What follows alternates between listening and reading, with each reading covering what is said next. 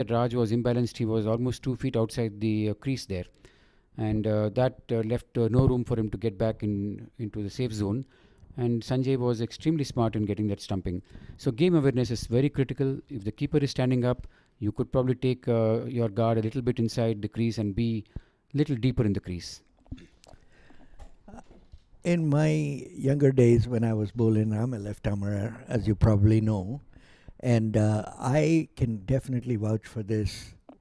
When I see people who are not in balance, I do talk to the keeper and I do bowl a ball intentionally down the leg uh, for him to keep and stump. And that has worked wonders for me, and I'm sure there'll be a lot of spinners who would join me in saying, yeah, that's true. That is again a very good point, Arun. For those listening in and wanting to learn from the game, it's very important to, as a player, observe what's happening around you. It's not enough. Oh, another good shot from Sunny Singh to the mid wicket region, right out of the park there. 6 runs more. Brilliant batting from Sunny Singh. This is poor bowling because that is not the length, like I said earlier. You cannot pitch it up to Sunny Singh. That too at such a good pace on this wicket. That is asking for big trouble, and Sunny Singh is not going to not take that invitation. Brilliant shot. Sunny is a very aggressive bat, and he has some zones that he hits on, Ravi.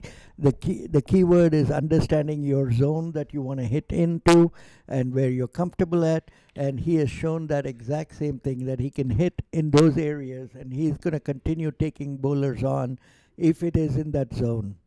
Dharma Gade comes back well this time around. He shortens his length and bowls it a bit slower.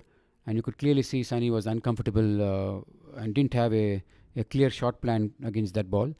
And he tried to just power it down, but took the inside edge towards the third man region for a single. That is the length and the pace to bowl to an aggressive batsman like Sunny Singh.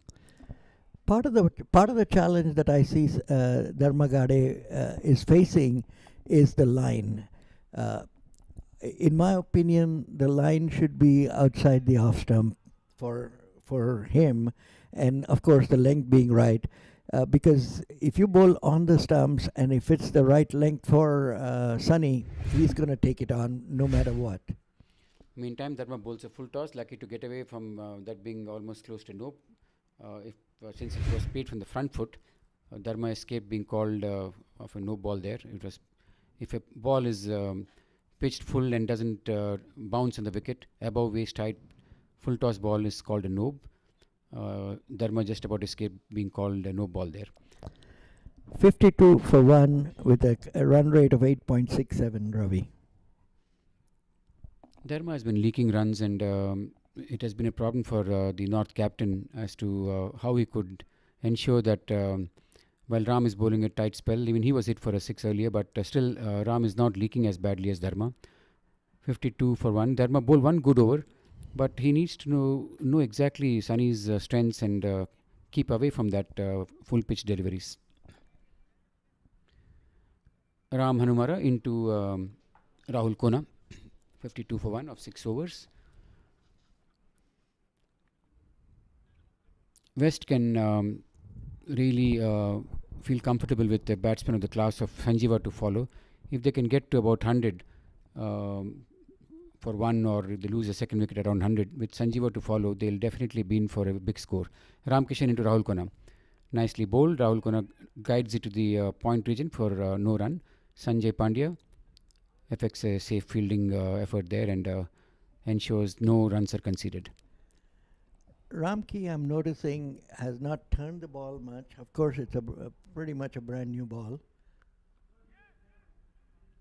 But he's bowling a good line, a very good length.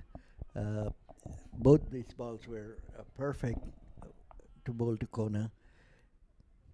Ramkishan into Rahul Kona. Very short of a length ball. Unfortunately, Rahul couldn't make much use of it.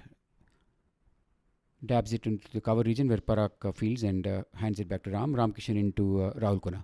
This is pitched on the leg stump, nicely deflected down the leg side. This should go for at least 2 or 3. I think they should go for a boundary. There's no stopping that on this outfield. Nicely deflected off Rahul's bat. That was a poor ball from Ram. It's a leg by. The umpire declares the leg by is there. Still, the ball was going down the leg side all the time, and Rahul tries to flick it and takes the pad for a boundary down the leg side for leg byes. 56 for 1.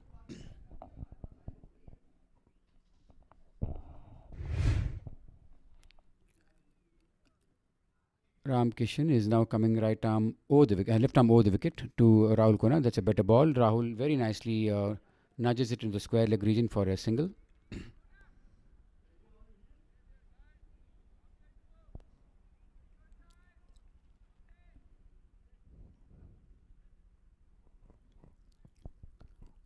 Ram Kishan is bowling left arm round the wicket to the right hander and left arm over to the left hander.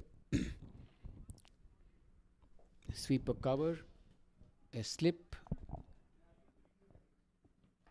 cover point, a wide mid off. There's a long on and long off. Short mid wicket, a wide mid on. That's the field for Ram. Very nicely bowled.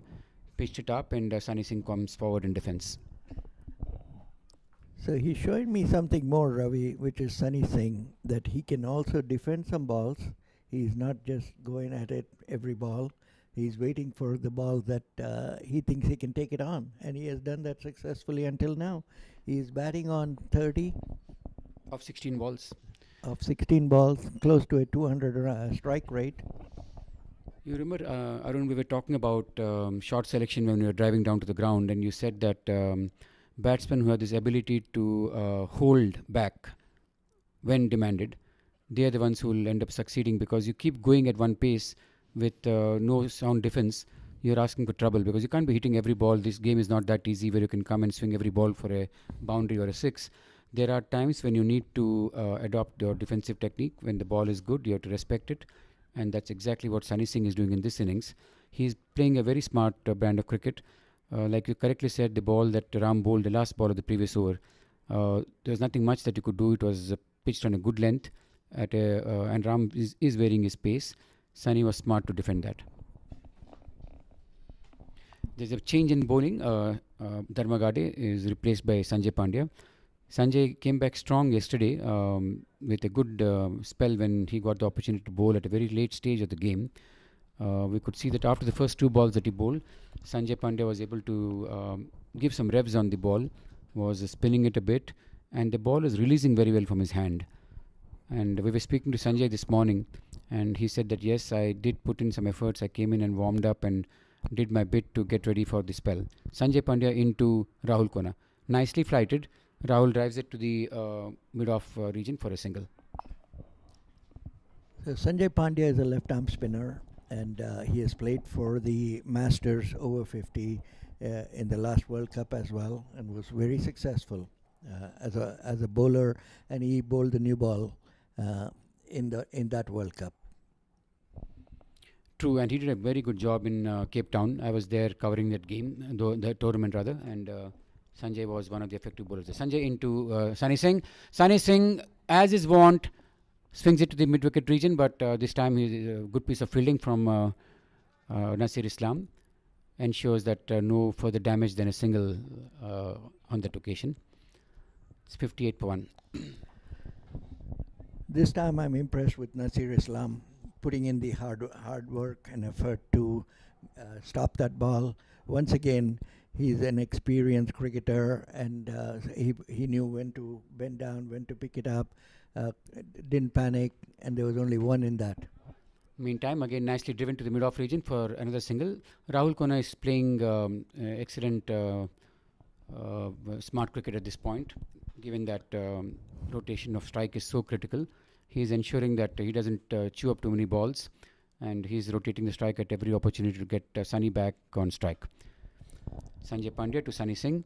Short of a length, Sunny goes back and drives it for the fielder at cover region, which is Fazal Alam, to move to his left and stop the ball. A single taken there. It'll be interesting for me to see how Sanjay Pandya adjusts to a left-hander and right-hander. Yesterday when he bowled, he was bowling only to right-handers at that stage, and he looked very good. Nicely bowled. Sunny tries to dab it to point region and misses the line. Was lucky not to get an edge there. You're right.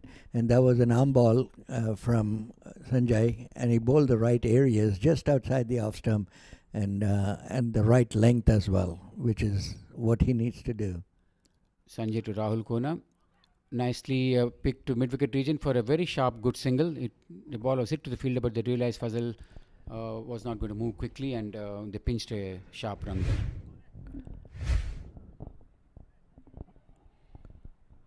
I like the start from Sanjay Pandit, though he went for a run in every ball. That was more of good batting than bad bowling. Each of those balls, both these batsmen were smart in pinching those singles. Was a good over, but very well batted by both these batsmen. There's another change in bowling. Looks like Chintan Patel is coming in. 62 for 1 of 8 overs, which is a very, very steady and good start. West, sorry, Arun. West does have some good batsmen to follow. Sanjeeva, who's an outstanding cricketer and who has a record to match his credentials and his stature. And Sajid is going to follow him. West has an Ashish Poddar, who has been a thorn in the flesh of all the opponents. Calm as ice and strong as nails. He's yet to come. And Ajay Garyali is another batsman. West does have a lot of batting. If this pair puts on some more runs, they can be off onto a good target. Arun, sorry, I was interrupting when you were saying something. Absolutely not. I think you things that you mentioned is so important, so critical. It'll be again interesting to see how these guys adjust to a left-hander at the wicket along with a right-hander. And what I noticed Kona do is he shuffles in, and he likes playing the mid-wicket areas and square leg. So he's a strong onside player from what it appears to me. That's one, and I also noticed him playing late, Arun, which is allowing him to nudge the balls around for singles. There you go. He played the ball very late and hit it to mid-wicket for a single. He's not committing himself to any particular shot till he is completely sure of the line and length. And then he comes into the line to play either on the offside, towards point to third man, or to mid-wicket and square leg.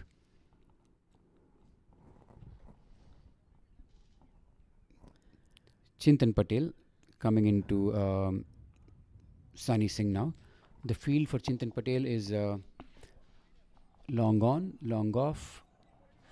And I think there's just two fielders outside. There is a point, short third man, cover point, wide mid off, square leg on the onside.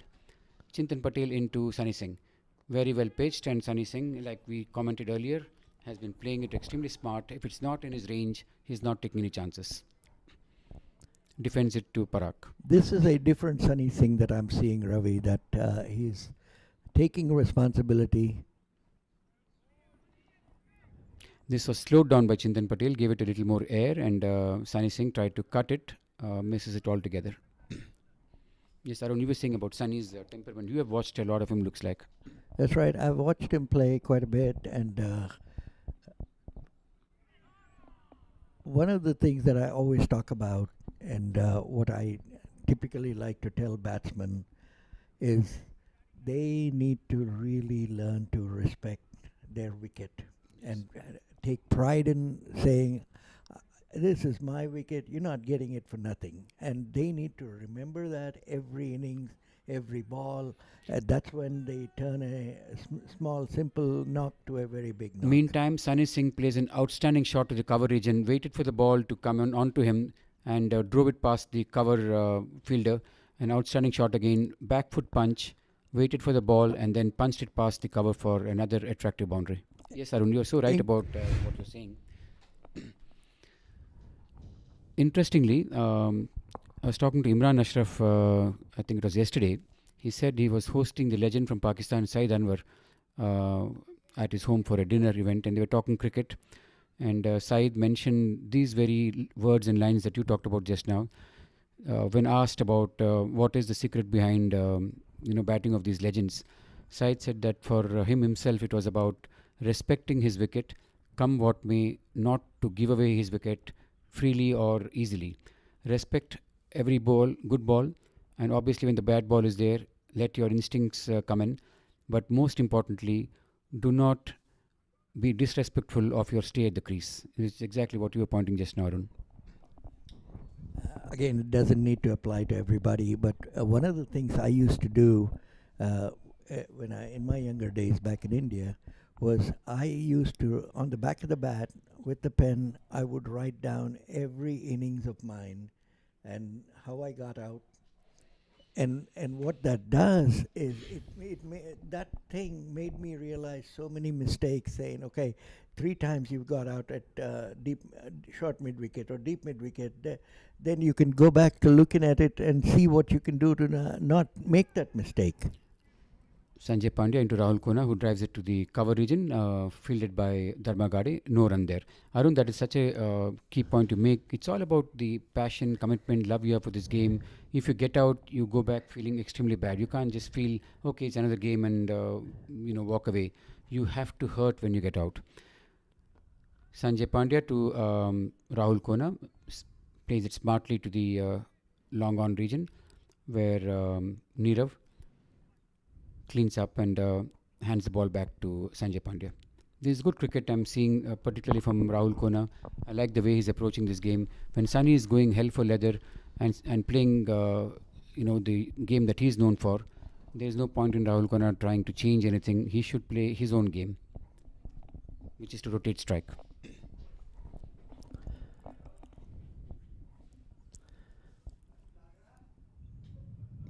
Sanjay Pandya into Sunny Singh. The longer Sunny Singh stays at the wicket, obviously the West will benefit immensely, and Sunny is applying his mind at this instance.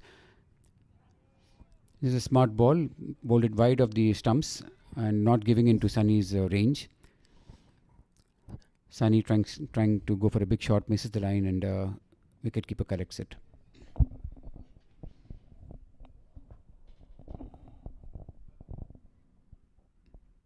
Very well bowled and very, very well played by Sunny Singh. Like Arun, I'm also extremely impressed with the way Sunny is applying himself here.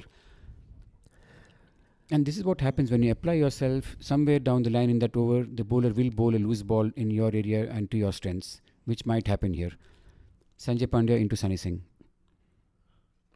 Sunny Singh goes back and punches it into the long off region, where Nirav Pandya strives in smartly to ensure there's nothing more than a single there. One of the things I noticed about Sunny Singh right now is he gets into trouble with the pad, with the bat coming in front of the pad. He locks himself. Both the feet he doesn't allow room for those two legs. He locks himself, which could, with a good bowler who attacks those areas, can get into trouble. He has to change his feet position a little bit, because right now both the feet are in line, but they're right facing dead straight to it, towards the other side, towards the umpire, and it's very troublesome because I think that could lead you into an LBW scenario quite a few times. What you say is probably very highly technical, Arun. My simple take on that is, if you have some shortages in your technique, if you can make it up with your temperament, that will sort of balance things out. You can't be bad on both. You can't have a poor technique and a poor temperament, and then you're not scoring any runs. Back again, 70 for 1.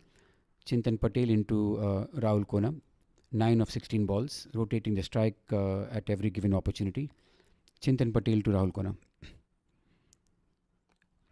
Pitches it up, very nicely driven to Chintan Patel converts what is a sure run into a half chance. That is the beauty of this man. Chintan Patel has that ability to get something out of the bag and create half chances out of nothing. The replay will show you that ball was a clear single, driven way past Chintan Patel, and Rahul Khanna obviously was going for that single because it was there. And Chintan Patel drives to his left, or to his, I think, right in this instance. Fields it and aims at the stumps. Unfortunately, misses the stumps in a pick and throw effort. And Kona was nowhere on the frame, on the screen. He was miles away. Yep. What was a sure single turned out to be a half chance. Well played again by Sunny Singh. Yes, I do agree with you, Arun, on the technical aspects. There are deficiencies, but he's really making it up with his strong mindset. Chintan to Sunny Singh. That's pitched up, and Sunny Singh hits it deep and hard to the long on region for another 6, to the long off region. If you notice there, Sunny Singh waited for the ball. It was flighted well up and slightly slower in the air. Sunny delayed his shot just that fraction, and then there you go. That's the delay in the shot I was talking about. Swings it past the long off fielder for a 6, for another 6. That's his third or fourth 6? Third 6? Yeah, very well bowled and equally well played by Sunny Singh. The more I see Sunny Singh in this innings, the more I'm impressed, because he's mixing caution with aggression, and that is such a critical component of a big innings. And that's exactly where I was going when I talked about this. You need to know where is your zone to hit and not take on anything and everything that comes your way, and absolutely keep believing in only one thing. If this is not in my zone, I'm not doing anything with it. I'll just defend it. It's a beautiful batting wicket, so defending should not be a challenge. So waiting for your right ball is the key word for batting, and batting long. And Arun, you have been a genuine true all-rounder who was an equally good bowler and a very effective batsman. You will agree that it's very difficult to control your blood rush after hitting a 6 of that type. You are in that adrenaline rush and you're trying to go after the ball. You have to tell yourself, look, let me play one ball at a time. And in this instance, Sunny Singh is really doing that. Yeah, I totally agree with you. Sanjay Pandya into Rahul Kona. Flighted ball. Rahul drives it very well past the bowler for a single. And this, by the way, is the difference between Chintan Patel and others. Chintan Patel would never let this run go, whereas others, typically others would. Beautifully put. Chintan Patel would save this in his sleep, whereas others have the trouble of, if you're not able to field off your own bowling, you're asking for trouble. Sanjay Pandya into Sunny Singh.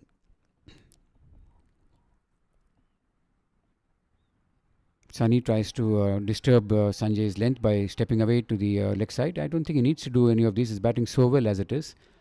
The longer he plays, the better it is as far as his team is concerned. And that's so right. Good observation. There is no reason for him to do that, because the number one thing as a batsman that people need to remember, the number one thing, no matter what you do, keep that head steady. Yep. That head steady is the key to hitting a ball, stopping a ball, or doing anything with that ball. And there's just no point in fixing something that's not broken. Everything is going so well for Sunny. These are not slog overs that you need to attempt any shots that are trying to convert something into a shot. The only reason, again, I'm trying. It's so bad to read somebody's mind, but the only thing I can think of that could be close. The only thing I could think of is I think Sanjay has made him a little uncomfortable. That's a good point. Very good point, Arun. You're right about third over and just 10 runs. I didn't think of that angle. You're right about that.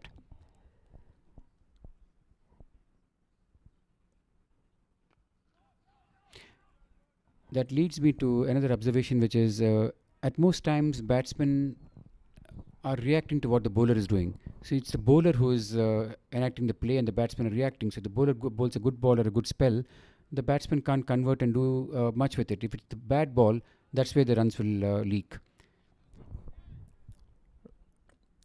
That's a wide from Sanjay Pandya meantime. And generally, a good batsman, Ravi, will find ways to make the bowler bowl to his strength and not the bowler's strength. And so that's typically how it's done. Yep. As you're saying that, Rahul gets a single to the deep point region. The more I see Rahul, people will get fed up with my repeating this, but I'm liking his entire approach, which is so calm. What I like is his composure at the wicket. There is no anxiety, there is no eagerness. He's just playing one ball at a time and is so calm at the wicket. Very true. 12 overs, 81. So they're very close to the 7 and over still. Yes, they are doing that. As long as Sunny Singh is there, runs will come, Arun. However well the bowlers are bowling, there will be the odd bad ball in the over. And and Sunny Singh has the ability to clear the fence. It's not just a two or a single or a double. It's six, which is the maximum you can get. And Sunny Singh has that ability to get those sixes very frequently. At one stage, Sunny Singh was a see ball, hit ball guy kind of player, and now he's showing temperament, and it'll add lots of runs to his credit as time goes by, because that is the only thing that he really needs to build, is the ability to wait for the right ball, and once he does that, it's going to be quite hard to stop him. As neutral observers calling this game, we would love to see a batsman adapt himself and, if required, slightly change his game and ensure that he plays for the team's cause, which is what Sunny Singh is doing here. Nazir Islam coming in, change in bowling. Nazir Islam bowled a good spell yesterday. He is another of those street smart cricketers who has this ability to deliver that surprise ball, the golden arm as they call it. He has always been there to take that odd wicket. He's not your 5-wicket haul bowler, but he does contribute with his wicket or two and the odd big innings, at times hundreds. But a batsman who can really impact the outcome of a game, a bowler who can impact the outcome of a game when he's bowling, and also when he's batting, is the same thing. He can impact the outcome of a game with his batting. First ball outside the off stump. Rahul tries to cut it and misses the line completely. Sanjay Patel collects it safely. Back to Nasir. Nasir Islam into Rahul, who drives it very nicely, easily and elegantly. Beautiful shot. That is as good a shot as you can get. I didn't think of that going to a boundary when he played the shot. Timed it so sweetly. Please watch this replay. Wonderful shot. Hardly any power in that. Timed it to perfection. Right past the non-striker, a very straight drive for 4 runs. This to me will remain one of the shots of the day, irrespective of what other shots I get to see. But this one is so well timed. Hardly any effort in that. In fact, I thought that just a single the way he pushed it. But it was timed so well, it raced to the boundary. Another good shot to the mid-wicket region. This also is timed well, but this time I think the fielder was a bit deep, and it is fielded well in the deep mid-wicket region for a couple of runs. Sunny is having a little bit of cramps, looks like there. He should be watchful. If there's a break coming up in another over and a half, and Sunny Singh should show the patience to ensure that he gets some recovery time during the break. Nazir into Rahul Kona. Nazir pulls it to the deep square leg region and they take a single. Dharmagade at deep square leg throws it back to the keeper.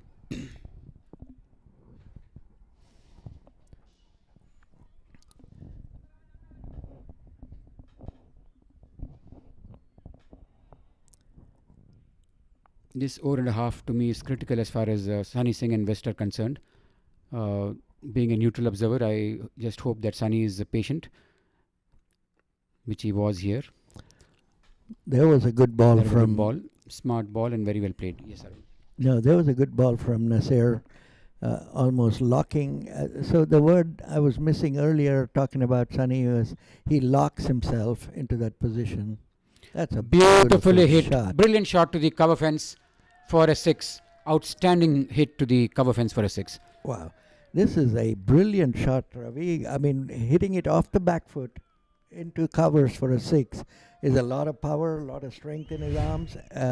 But the timing of that shot was fascinatingly good. It is all about weight transfer, Arun. When you see the replay, he hardly moved his either front foot or back foot. He just transferred the weight, bent his back knee, lofted that over cover. One of the shots of the day, like I said earlier also. This has been Sunny Singh at his very best.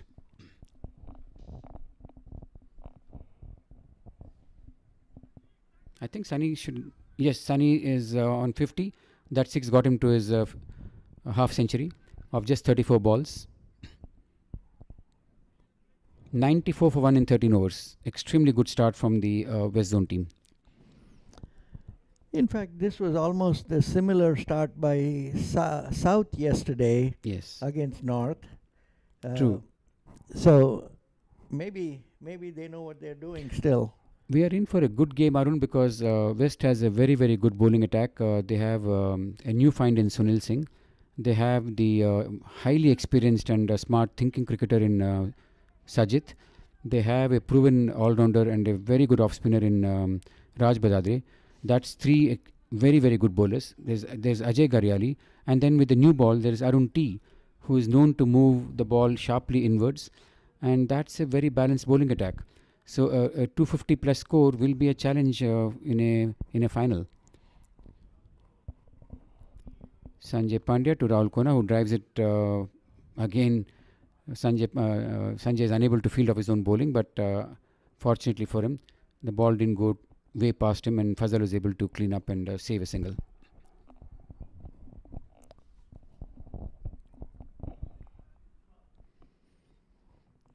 Sanjay Pandya into Rahul Kona, who is giving excellent support to Sunny's belligerent batting. Cuts it beautifully, but there is a short third one there in Rajiv Shah. You know, Ravi, who Rahul Kona reminds me of? He reminds me of Arjuna Ranatunga, just nudging here, nudging there, nothing big. That's a nice comparison, yes. No big shots, it's all about rotating of strike, and when the situation comes, I'm sure he will be able to play his big shots too. We've seen him do that. Meantime, Fazal fields a ball that's flicked to the mid-wicket region, and they run sharply for a single. There's been good understanding, Arun. If you notice, these two batsmen have not had any difficulty with running between the wickets. They have rotated strike well, and there's never been any hesitation. The calls have been good, and response has been good. You're absolutely right. Good observation there, Ravi. There was no fumbling, hesitation whatsoever. Nicely pitched up, and Sunny Singh waited to drive it to the long on region where Chintan Patel fields and hands it back to the bowler. He's 2 balls away from a drinks break, and easily this session until now belonged to the West. They are really sitting pretty at this stage of the game. 98 for 1 of 13.5 overs. Last ball before the drinks break. Rahul Kona drives it to the mid-off region. Chintan Patel fields that. No damage to the score. 98 for 1. We'll take a break. It's drinks time. Very good session so far.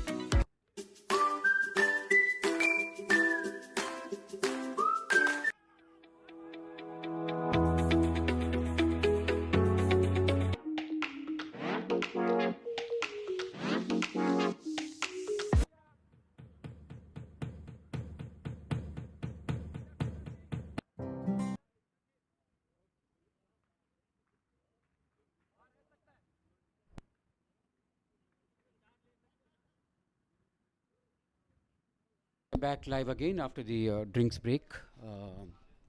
Nazir Islam seems to have some issue with his back, and Monty is helping him out with a stretch. 99 for 1 in 14.2 overs. Rahul Kona batting on 22 of 31 balls. Sunny Singh 52 of 37 balls. And the West are sitting really pretty at this stage of the game. They have worked hard to get to a very safe safe score in the first session. Before the drinks, Rahul Kona in time pulls it to the mid-wicket region, very nicely fielded by Uday to restrict the scoring to just single.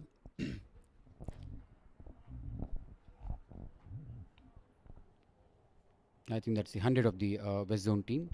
100 for 1 in 14.3 overs. That's a terrific start.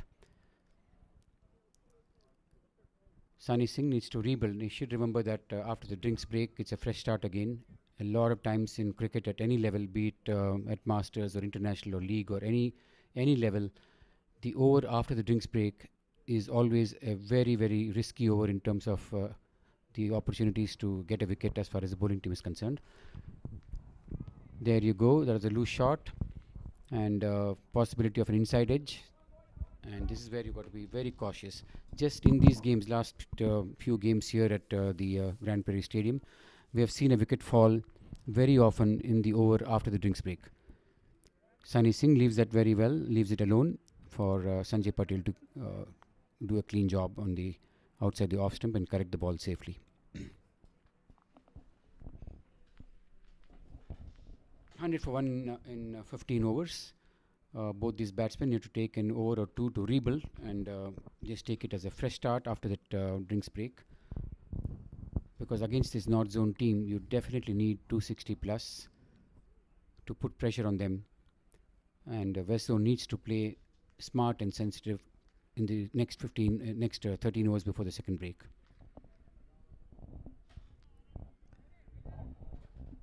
Sunny Singh batting on 52 and Rahul Kona on 23 of 32 balls. Sunny 52 of 40 balls. Sanjay Pandya has been bowling a good spell, 16 runs in 4 overs. Given the run rate is 6 plus, the fact that he's giving just 4 runs in over shows that he is doing his job pretty well, keeping it tight at one end. Sanjay Pandya to Rahul Kona. Nicely bowled. Rahul tries to flick it, misses the line, hits him on the pads. No run there.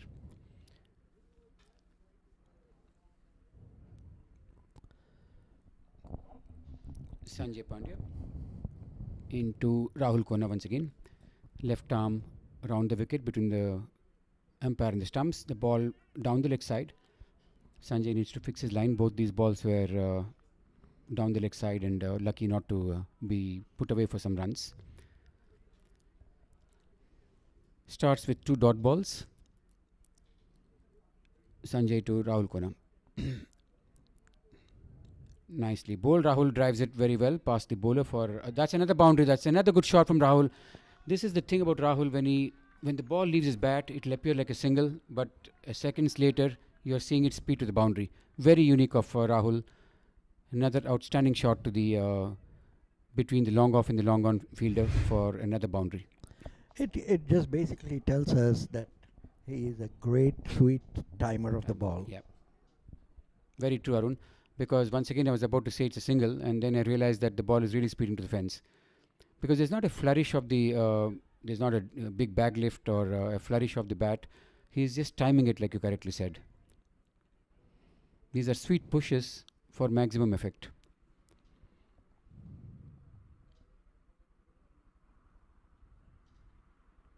What an innings Rahul Kona is playing, and taking the pressure off Sunny Singh each time. These runs are very critical because it lets the other batsmen resettle after a break. Or at any given time. At any given time, you're right. Sanjay Pandya into Sunny Singh, who defends at the back foot.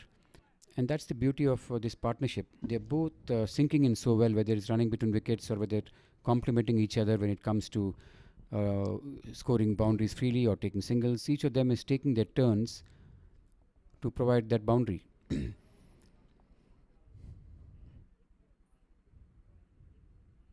Sanjay Pandya to Sunny Singh, who dabs it to the point region for a quick single, very smartly run. And he's having, And they might he's get having over a cramp. He's having a cramp. He's experiencing a cramp. And these are tough conditions. Back-to-back games obviously take a toll, but a lot of players have had these issues. The South team had a lot of them who were struggling with minor injuries and muscle injuries.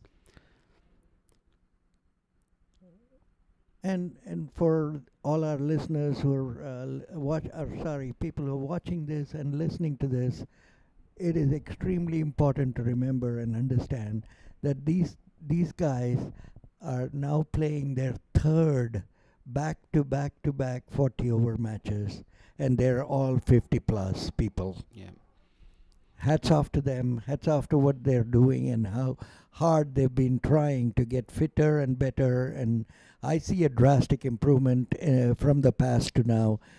People are a lot fitter. They're working much more, and that obviously helps build their game up even more.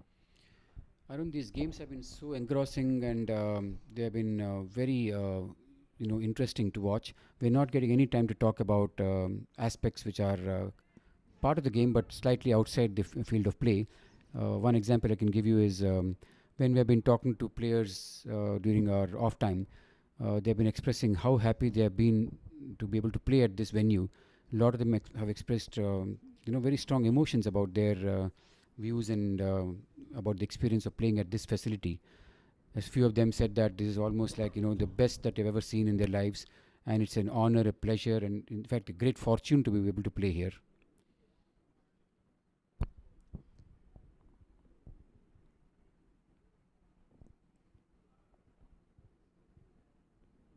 (107 for 1). Nasir Islam into Rahul Kona. Typical of him, nudges him to square leg. Beautifully played there. Least of effort for another single.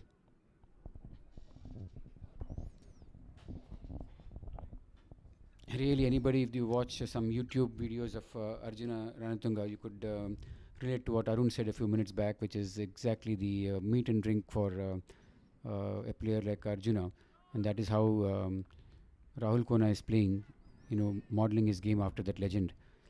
The single to the offside, the odd single to the left side, and then in between those majestic drives to long on, long off regions. Smart call. This time Rahul denies a single.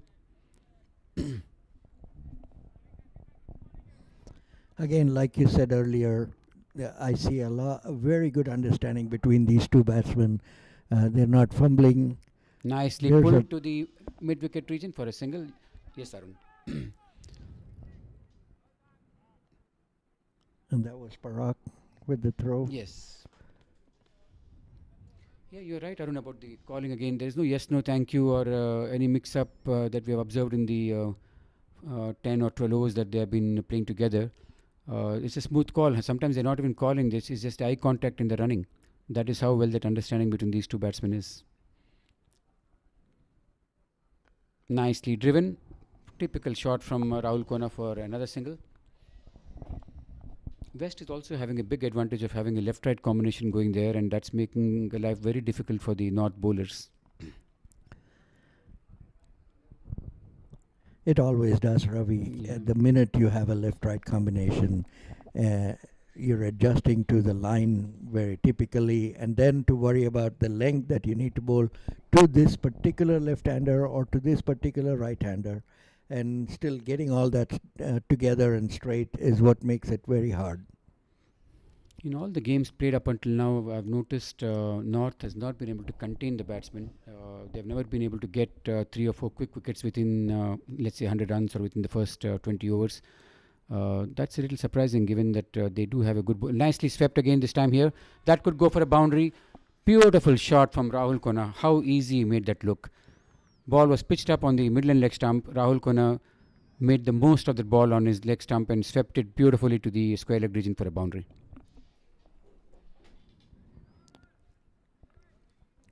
The run rate did come down, by the way, Ravi. I mean, now the projected score is 259, where it was 280 and plus 280 at one time.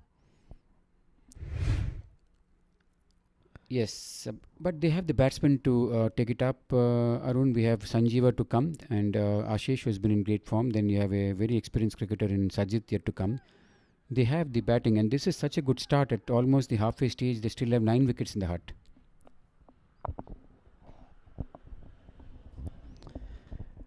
I am very impressed with their batting. And bottom line, more the batting means their temperament. They have displaying the right temperament, the ability to wait and see, ability to nudge and get the singles, find the gaps.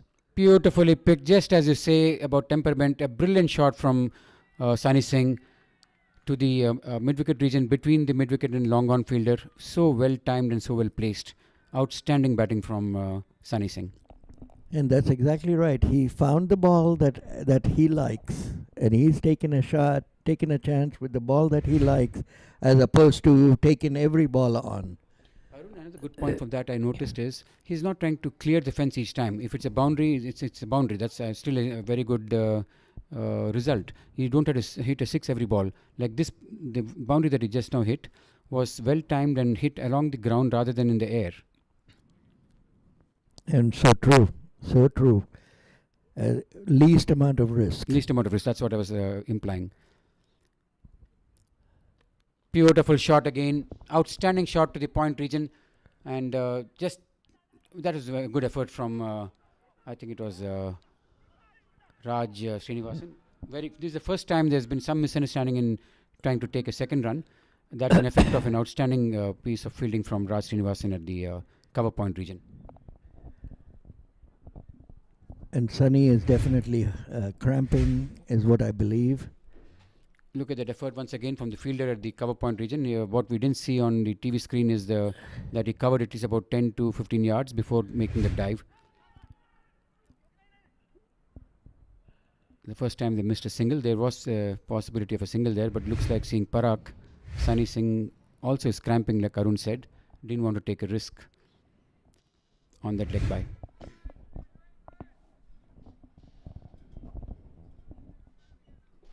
$120 for 1 in 18 overs. Rajiv Shah will be coming into bowl, looks like.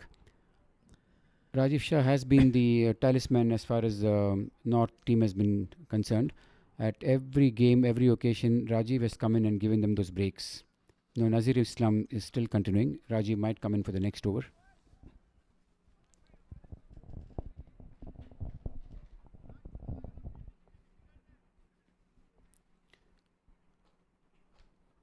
Nazir Islam into Sunny Singh. Ball pitched up, slower in pace, and Sunny showed the required patience and the skill to play a shot with taking more time. Delayed shot, as they would say. Drives it to the long off region for a single. 121 for 1. Nasir into Rahul Kona. 35 of 41 balls. Very effective innings from Rahul. Sunny to Rahul. Goes back and tries to cut it. I think he gets an edge there. That's the wicket that North badly wanted. It's a breakthrough, which North has been fighting and looking for quite some time. Rahul goes back to cut it, gets an inside edge and under edge. Nicely taken by the keeper. That's a wicket North was needing very badly.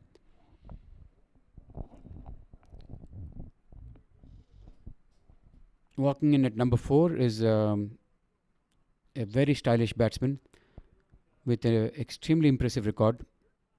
As they say, a batsman who's easy on the eye. Sanjeeva coming into bat. And this is a very, very critical wicket as far as North is concerned. Sanjeeva is a batsman capable of taking the game away. And he has the ability to stitch together a long innings, the required temperament, the stroke range, high quality and skills that he possesses. He's a package. He's a complete package. And he would be an extremely important wicket for for North, and a wicket that West would not want to lose.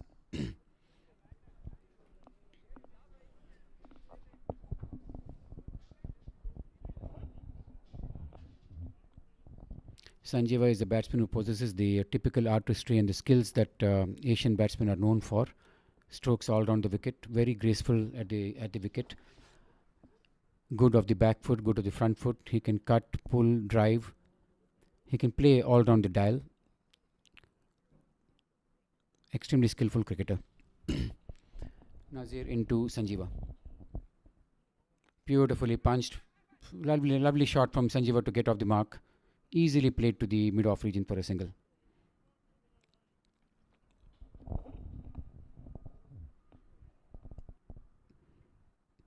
That is a sweet way to get off your innings and open your account. Nicely pushed to the mid-off region for a single. Nazir into Sunny. Having lost a wicket, West would want Sunny to be, mindful and not lose his wicket at this point. You don't want a bang back-to-back wickets. You want partnerships to be built. North would love that situation where there's a bang and 2 wickets fall in quick succession. Sunny Singh would be very mindful of that. Beautifully bowled, slower and equally well played. Sunny Singh waited for the ball to come on to him. He was launching into a shot and realized the ball was not in his zone, not in his area. Backed out of it, nudged it to the third man region for a single. I think Nazir also appreciates the fact that Sunny read that slower one and played it calmly. Nazir into Sanjeeva, beautifully bowled. That ball moved away from Sanjeeva. Sanjeeva committed himself to the front foot defence. That ball moved away.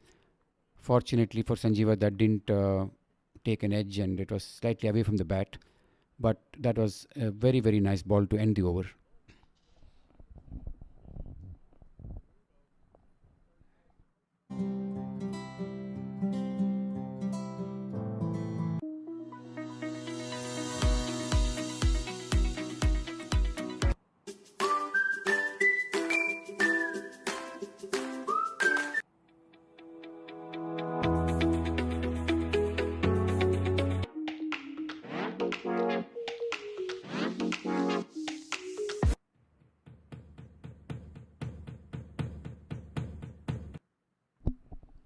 We are back again live at the game after a quick break for our sponsors' advertisements.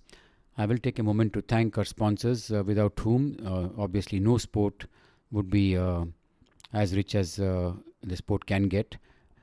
Sponsors are extremely important to support sport, and let me thank all the sponsors of MCUSA for their generosity and for their support. Rank bad ball from Rajiv Shah, who just come into the attack, and Sanjeeva hits it to the, I think it's not Sanjeeva, Sunny Singh, who hits it to the deep cover fence for a single. Rajiv Shah has been a very impactful bowler as far as North is concerned.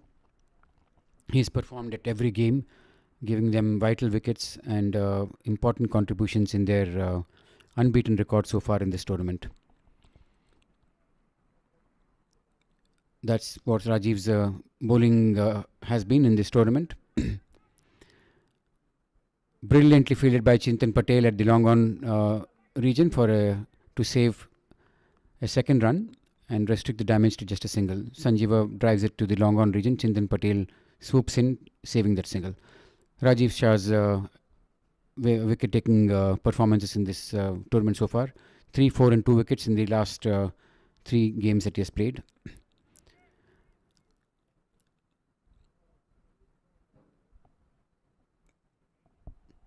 Sunny Singh batting on 64 of 54 balls.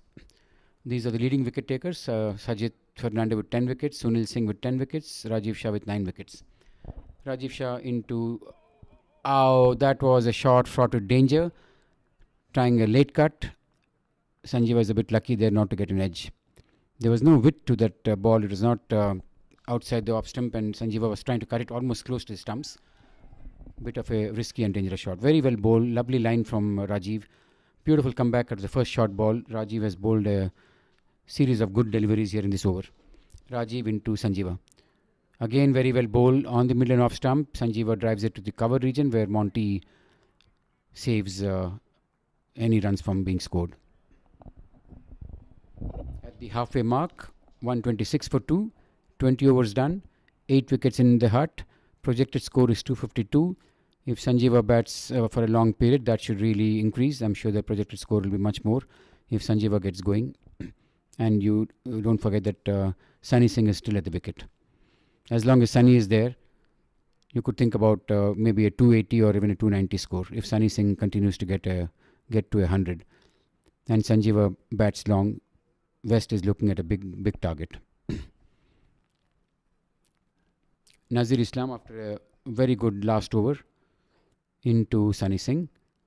Very nicely bowled, and that was an inside edge, and fortunately for Sunny Singh, the ball didn't ricochet onto the stumps.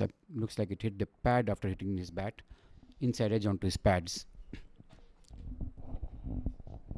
Nasir to Sunny Singh. Nicely bowled. Sunny goes back and punches it to the cover region, and that's a boundary. I think misfielded by the fielder there. Hit to the cover fence for a boundary. Hit with a lot of power. Slight misfield from the fielder on the cover fence. Uday Patel, I think, overran the ball and then tried to bend to his left, but by then the damage was done. He overran the ball. Nazir to Sunny Singh, pitched up, slightly slower in the air, and nicely punched to the. That is a close call. Sanjeeva going for a single.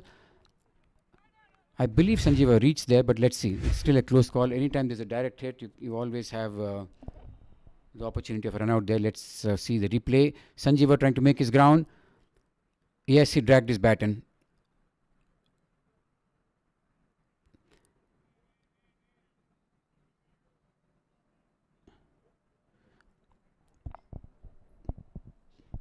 Only a slow motion replay, and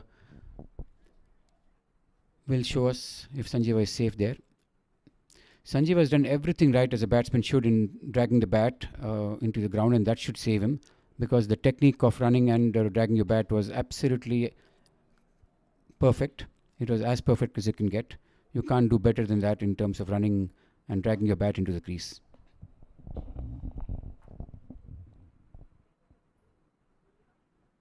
Outstanding piece of fielding. Close call, but my gut instinct says Sanjeeva is in.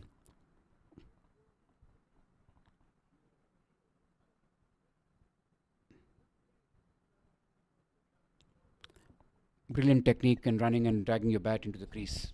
Those who are watching, please notice this is the way to drag your bat, and I'm pretty sure it's only that technique that saves Sanjeeva here. Yes, my gut instinct was right, and Sanjeeva is safe. It was a sharp single. The brilliance of the fielder there that made an existent single look risky. Nazir Islam into Sanjeeva. Close call, but Sanjeeva's technique saved him there. Technique of running between wickets and dragging your bat in.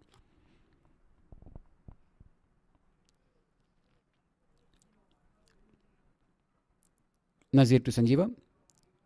Another good ball. Nazir is able to move the ball off the seam here. That's not as much in the air, but off the seam, and that is quite an expertise to be able to make the ball move that way. Good skill set to possess. Nazir Islam to Sanjeeva. Of the back foot, Sanjeeva pushes to covers for no run.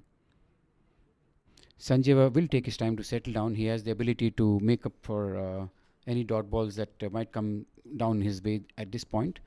Nothing to worry. He has all the shots to easily make up for that. He pushes the ball to covers for a single again.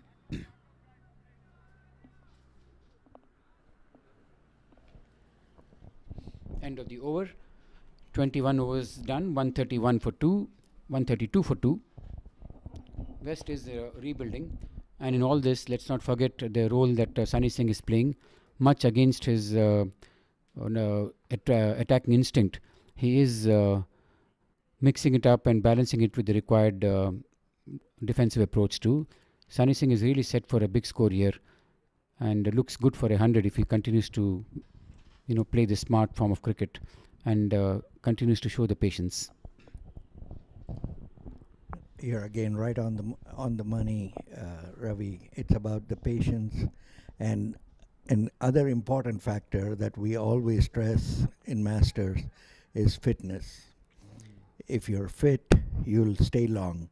If you're not fit, you'll play a shot that you should not be playing, and that's important.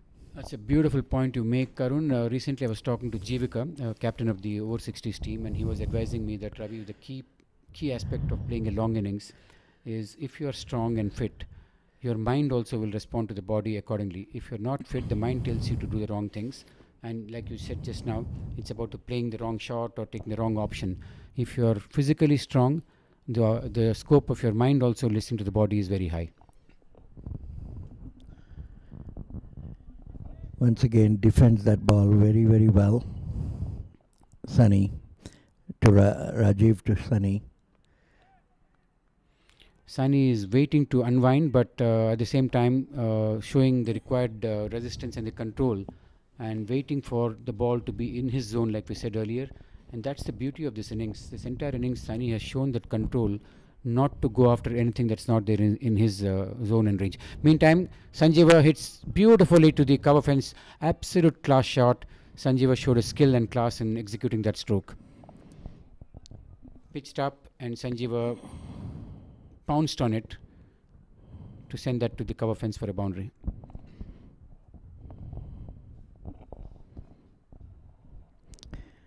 Sanjeeva 8 of 11 balls and Sunny 70 of 60 balls. Beautifully played, Sanjeeva, showing all the technique and the class that he possesses to come forward and defend it safely on a good ball that Rajiv bowled. Sanjeeva came forward with bat and pad close together, defends it back to the bowler. This partnership right here, the previous one was fantastic, and this partnership needs to take on in the same fashion, play at least another 10 overs, and that is when I think they'll coast to a good score, a very good score. Yes, with wickets in hand, Arun, even though the projected score says 251, we know that with wickets in hand in the last 10 or 8 overs, you can really up the ante and get a lot of runs.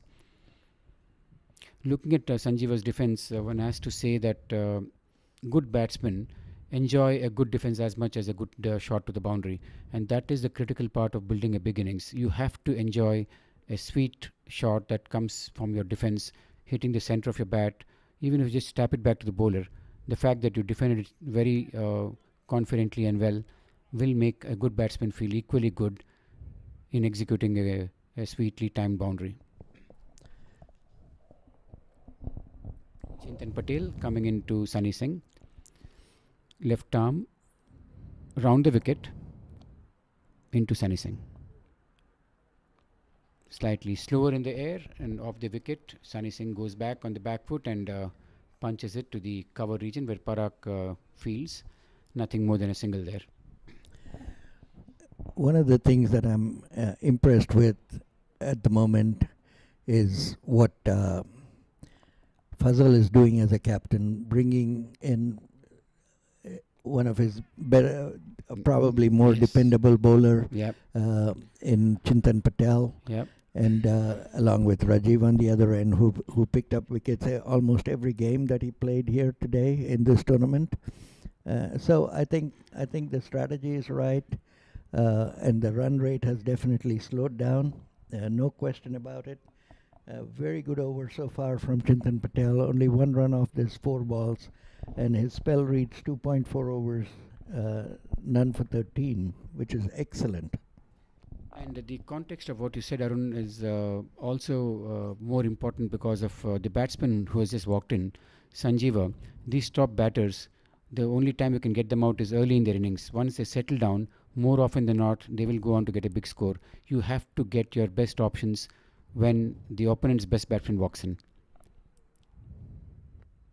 Chintan Patel into Sunny Singh, who nudges it to the mid-wicket region for a single. The more you look at Sunny in this innings, the more impressed you are with his patience and temperament that he's showing despite a troublesome hamstring, I wouldn't say injury, but that's just a nagging one for the point. But he's showing all the patience and the temperament to stay with Sanjeeva. keeping wickets intact and getting those runs, even 5-6 runs in over at this phase, milking the bowlers, is what's the need of the hour, and Sunny Singh is playing to that need. If you notice the very last ball of Chintan's over, Ravi, it was played to short mid wicket. It was not something that he could pick up and throw, and you notice that he just casually went to pick it up because he knew there was a single in that. That comes out of pure experience, and even with his abilities, he knew that that was a single there. Very well observed, Arun. That is what Sunny Gavaskar is always a proponent of the theory of conservation of energy. He would, meantime, Sunny Singh hits one to the long off region where Parak, I think, moves in swiftly to save the ball. But back to the very key point, it's extremely smart about a cricketer on where to spend your energy and where to conserve. There is no point in running after every ball. We see some fielders, in fact, just trying to be ineffective and losing their energy in trying to go after balls that are, anyway, there's a run there or it's a boundary. There's no point in wasting energy there. Meantime, Sanjeeva drives it to the between the long off. This should be a boundary. Brilliant shot, placed so well. Long off and sweeper cover were there to cut off any boundary shots that were hit in that region, but Sanjeeva placed it perfectly between these two fielders. In spite of Parak making a swift move to his left, he was unable to reach the ball in time. That's placement of the highest order. Great effort by Parak over there trying to save that boundary, but to no avail.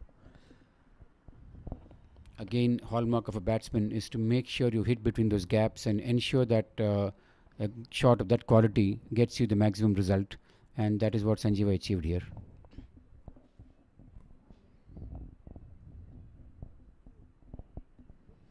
At this stage, Ravi, score, if the bowler gives less than 7 and over, I think he's keeping a good tab on controlling the number of runs, and typically, as we know, controlling runs generally in a one-day cricket produces a wicket. Yes, it does. Again, very smartly played. This is another thing that these top batsmen do, which is immediately after a boundary they try to look for a single, so that blood rush is under control. Such a good shot for a boundary, the previous ball, and next ball Sanjeeva dabs it to the vacant cover region for a single.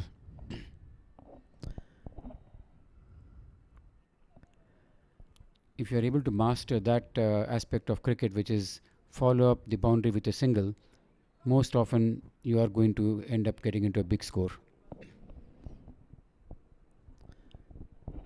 Rajiv Shah into Sunny Singh. This is the ball. Oh, there you go. Ball which was slower in the air. The first mistake that Sunny Singh made in his entire innings. Unfortunately, lifted his head. That's where it went wrong. If you notice the replay, Sunny Singh's head was not on the ball. Missed the line completely because he went for a big shot with his head in the air, and that's where he lost it. Absolutely.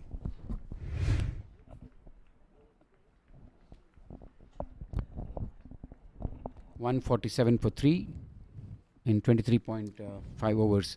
Yeah, definitely that hamstring injury would have played on his mind, and the first poor shot that he played, unfortunately, he was out.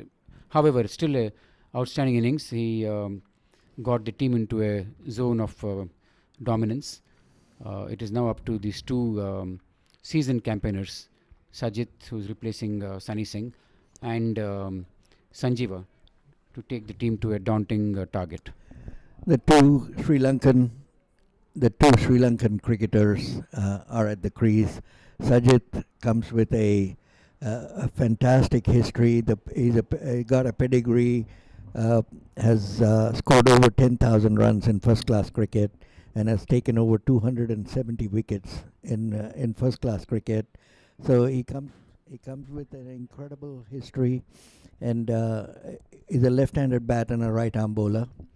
And so once again, there's a left-right combination going on here. So it'll be fascinating to see how it pans out. The record you spoke about just now, Arun, that is an absolute envy of any cricketer. What a record to have. Just 10,000 runs in itself is a massive thing for a batsman. You add 280 wickets to that. Now that becomes, I think Jack Kallis is the only other cricketer who can boast of a record matching what Sajid has done in first class cricket. Of course, Jack Kallis renowned all-rounder, one of the best the game has ever seen, has done it at Test cricket. Even so, Sajid's record is not to be taken lightly. That's a massive achievement. Rajiv Shah continues to be one of those bowlers who has a knack of getting wickets, and he's been doing a wonderful job for the North region, North Zone. Very short run up, but very impressive. What I liked about Rajiv Arun in all the games that he's played is his ability to vary the pace. And the one that he bowled to Sunny Singh to get him out was flighted, tossed up, but held back in terms of the pace, and which made Sunny play the shot early. One of the key challenges in cricket is playing the ball which is very close to you. The closer it is to you, the more likely that you're not going to see the ball, which is why a York is very tough. And this was almost a Yorker because he made it a Yorker. He tried to play it off the back foot, and it was overpitched for sure. But he decided to play off the back foot, and head was high, like you mentioned, Ravi. The head was up in the air. And this is typically how it happens when a ball is overpitched and you try to hit it off. You are not seeing the ball all the way through to your bat. Brilliant observation. That's a very good point, Arun, because if you miss the line of sight of the ball even for a fraction of a second, that's where you have the danger of and the risk of getting out. And when you pitch it right up, you will the flight of the ball is missed at some point in time, and the chance of your head going in the air, and once you don't see the ball, you're a bit desperate, and that is exactly what would happen there. For a fraction of a second, I think Sunny Singh lost sight of the ball. Chintan Patel back into Sanjeeva, who drives it to the long on region for a single. So one of the things I see happening is with these two bowlers, Chintan and Rajiv, both have about 4 to 5 overs left. And what that does is it's going to put a lot of pressure on the run rate. And I foresee that as the first biggest challenge that the West is going to face in this situation, which is trying to keep the run rate up. I agree with you. I think this is exactly where Sanjeeva needs to bring his A game up, because Sajid, we know, will rotate the strike and get the odd boundary, but he's not a player who will go for the big shots. Sajid will play it smart. Cut beautifully just as we talk. That should go to the boundary. He placed it so well between those two fielders. That's a teaser and went to the boundary while having two fielders chasing the ball. Beautifully placed by Sajid. Slightly short of a length. Sajid went back and just placed it. There's no power in the shot. It was beautifully placed. Nice wrist work towards the end there to generate all the power required. Minimal effort and maximum result. Exactly. That I was looking for that line, Arun. Minimal effort and maximum result is what was that sequence of events there. Chintan Patel into Sajid. Nicely back swept, paddle swept to the fine leg region for a single. The ball was wide outside the off stump, but he's so comfortable playing that sweep shot. It's very interesting how, like I mentioned earlier, the idea of a batsman typically should be you make the bowler bowl to your strength, and just by playing that cut shot to almost similar side, the ball was almost in the same direction this time as well, and he just chose to sweep it to deep backward square. Tells you how well he plans his game. And Arun, it also tells us how soon he was able to judge the line. A top batsman, one of the two things you need to do, either judge the length quickly or line quickly. If you can do both, you're obviously a tremendous player. But if you're able to judge one of them quickly, you get into positions. And that's what Sajid did there. Once he judged the line quickly, he got into position to paddle sweep it to the fine leg. Absolutely agree with that. Chintan Patel into Sajid. Deflects it to the fine leg. It might have wrapped the pads on the way. Could be a leg by. No. Umpire says that hit the bat and it's a single for Sajid. 8 of that over, just as we were talking about how these two guys might keep them quiet, these guys pick up 8 runs off that over. These are very highly skilled batsmen and with loads of experience of first class cricket, and they have been there and done it. And the game is well set for them. They have not come under a 30 for 3 or a 50 for 3 situation. They are batting at about 150 for 3, and the game is really royally set for them. And they are not someone who it's not a gift horse looking in the mouth. They will accept this gleefully and build it from here. 6 and over gets them to 240, but I think I would be very surprised if they score less than 280 if these two guys stay at the wicket. Sajid will play the anchor and supporting role. He'll ensure that he's going to go at run a ball. This game will depend heavily upon Sanjeeva Veerasinghe's stroke play and his ability to hit the ball to all parts of the ground. And with, like you said earlier, Sanjeeva's batting 2 is about minimum effort and maximum result. He's so easy on the eye, as they say. A class batsman to watch.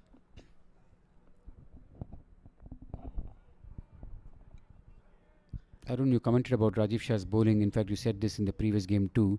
Rajiv Shah has been a revelation. I have played with him in the Nationals, but in this tournament he's come and upped his game substantially. He's been varying his pace, he's been bowling beautifully and very, very effectively. Sajid sweeps it to the square leg region where Paresh fields, and they get a single. Once again, sweeping a ball outside the off stump, and he's comfortable with that stroke. I've seen him play that umpty number of times. And if you happen to look at it, it's kind of it looks quite hard for people to stop that shot, for somebody that has a good sweep shot. True. Another easy single, push to the long on region, and easy single taken by Sanjeeva and Sajid. Sanjeeva is easing himself into the game, just like I talked about Paresh yesterday. These are batsmen whom you will notice that they're at 30 suddenly, and you'll hardly realize that they've reached the score. Sanjeeva was on 17 of 21 balls, and you hardly felt he got those runs. And here is Sajid, 8 of 8 balls. Like you said, run a ball. Yes, he's batter. He's a easy run a ball batter who will not have any trouble in doing that. 158 for 3. Projected score is 245, but like I said, it'll probably be more than that. Oh, that is a big wicket there. Rajiv Shah is having a time of his life and impacting every game with his bowling. Sanjeeva underedges that, trying to go for a cover drive. A huge wicket. Huge wicket. Once again, that shot was, his eyes were not on top of the ball, and he just lost it, as you can watch now. Yep. He could have leant into that ball a bit more. I think he didn't lean enough, didn't bend enough, looks like. Yeah. And what Arun said, that's where the eye was not on the ball. It could be. But whatever, it's a massive wicket as far as this game is concerned.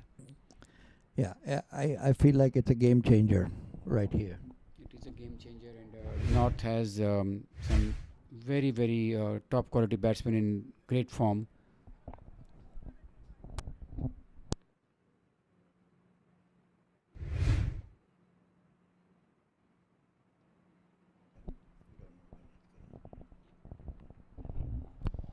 Yeah, Arun, having watched these games up until now, and having followed Masters cricket and been a critical component of the management team who runs the show for Masters, as we stand at this point, what do you see and where do you see Masters going in the coming 2 years? What is your vision for the immediate 2 years? I mean, it's a loaded question. I can see the vision. I don't know how far we'll get there. I think one of the critical things is going to be how we train our players, make them far more effective than how they are. A, by fielding, and fitness. Those two key criteria need to improve without a question if we want to be a team that could win a World Cup. And I think that's our primary goal, Ravi, to win a World Cup and put a stamp in the world circuit of international masters cricket as one of the top teams, and that's our goal. Very well put, Tarun. I'll dwell more into the topic, but what you say is so critical because if you look back at India's growth in cricket and dominance now, 1983 World Cup was a watershed moment for Indian cricket. So also the 2025 World Cup win for the women's cricket will be a watershed moment. I'm pretty sure that if MC USA could go and get one of those championships under our belt, whether it's over 60s or 50s or 40s. 40s is going for a T20 World Cup in Pakistan. Any of these will be that huge turning point in terms of growth for Masters cricket. I'm totally with you on that. And in order to get there, Ravi, there are multiple components that we need to work on, which we are working on. Of course, fielding and fitness has become a key statement that Parag has spread that word around to everybody. And the next thing is something that we are absolutely looking forward to is the ability for corporate America to support Masters, because what Masters has done has focused on and has worked on becoming fitter. People over the age of 40, 50, 60, and even 70 are now playing to get fitter. And so the healthy lifestyle is a huge part of where Masters is. Meantime, a brilliant shot from Ajay Garyali going back and punching it past the point region. Look at the bat speed there. Outstanding shot from Ajay Garyali, who replaced Sanjeeva. We will come back to the very important topic that Arun is addressing, but the shot that Ajay Garyali played there required us to get away from that discussion and focus on this outstanding cut shot to the point region. Yeah, Arun, just to add to what you were saying, I myself have noticed in the 60s tournament that was held here about a month back and the one that's going on here, and that's where I'll try to bring in the importance of sponsors. When you have facilities, infrastructure, and the quality of the grounds at which we are playing, we'll come back to that as there's a drinks break. We will let me continue on that line of thought which talks about the importance of sponsors. When you have facilities of this nature, players are motivated, compelled, and in fact encouraged to up their game, up their fitness, and their performance levels. We have seen the quality of batsmanship, be it fielding, and also the effort from the bowlers has gone up a notch, a few notches, not just one notch. When they've come and played at the Grand Prairie Stadium, they've all looked at matching the qualities here with their gameplay as well. And that's where it's so important to have better facilities and a better infrastructure, and that can happen only when you get sponsors.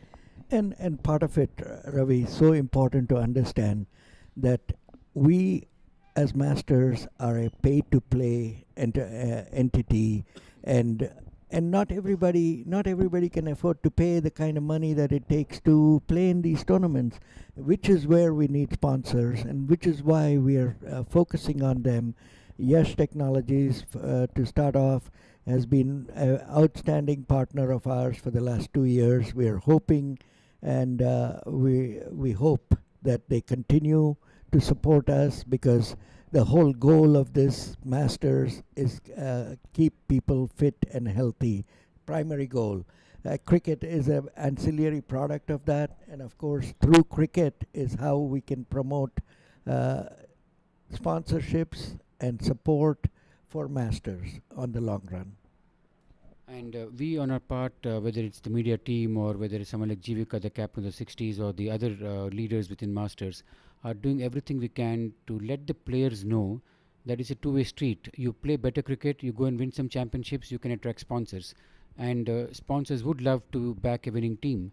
And that's where the criticality comes in, where the players also within Masters circuit take that responsibility and say, look, the better I play, the more sponsorship that will come in. It is a two-way street. Absolutely. And we, I would fail if we did not mention the other sponsors like Zen Wealth has been a great supporter, iSpace, uh, to name a few, and eClinical. eClinicals has been a great supporter of us in the first 2 years in a big way, and we're hoping that these people continue, and we also hope and we're trying to approach other sponsors. Our Facebook has now become a humongous hit, and it's going to be helpful for some of our corporate America to join hands with us and take this to the next level. And as we grow, there is a lot for the sponsors to get back in terms of the visibility and where Masters is going. A good example we keep talking about it is the tournament we had in Dubai. 180 players from all age groups, 40s, 50s, and 60s, went at one point in time to Dubai and played our zonals there last year. And that is visibility, because you talk about other IMC bodies. Most other games are played within their respective countries. There's never been an occasion where a whole contingent of 180 players traveled to a different country and played their local tournament in a neutral venue outside of our country. And that was thanks to quite a few sponsors, including Zen Wealth, Yash Technologies, of course. Wonderbots was another great sponsor for us. So it takes a village, and we are working on it. If there are anyone listening to us and who feel like they may have a lead and a contact, we would love to hear about it. You can reach out to any one of us, either Ravi, my Arun, any one of us. You can reach out, and we'll be glad to approach them. Absolutely, Arun. And access points, as we know, are most critical in forging a relationship. And anyone with access points to potential sponsors, please do help us out. It is a win-win situation where the sponsor will get benefit out of the presence that Masters Cricket USA is building and getting the required respect and reputation in the community. All our matches, all our games are live streamed. And so, in every live stream, we have our sponsors up there. And we travel all across this country and across the world as well. Like we do have this upcoming in the next week. Our over 40s team is going to go to Karachi, Pakistan to play in a World Cup with 14 countries. It's an amazing event. And immediately after, we have our over 70s going in February to New Zealand to play their World Cup. And following that, we have in March, we have our over 55 going to Cape Town, South Africa to play a tournament there. And then next comes another huge one, which is our over 60s World Cup in August in Toronto, Canada. All incredible tournaments, lots of eyes on it. So it can be a very, very useful ROI for interested companies. Totally agree with you. Visibility is increasing by the month and by the week, so to say, as far as Masters' presence in the IMC circuit is concerned, Veterans Cricket Circuit is concerned.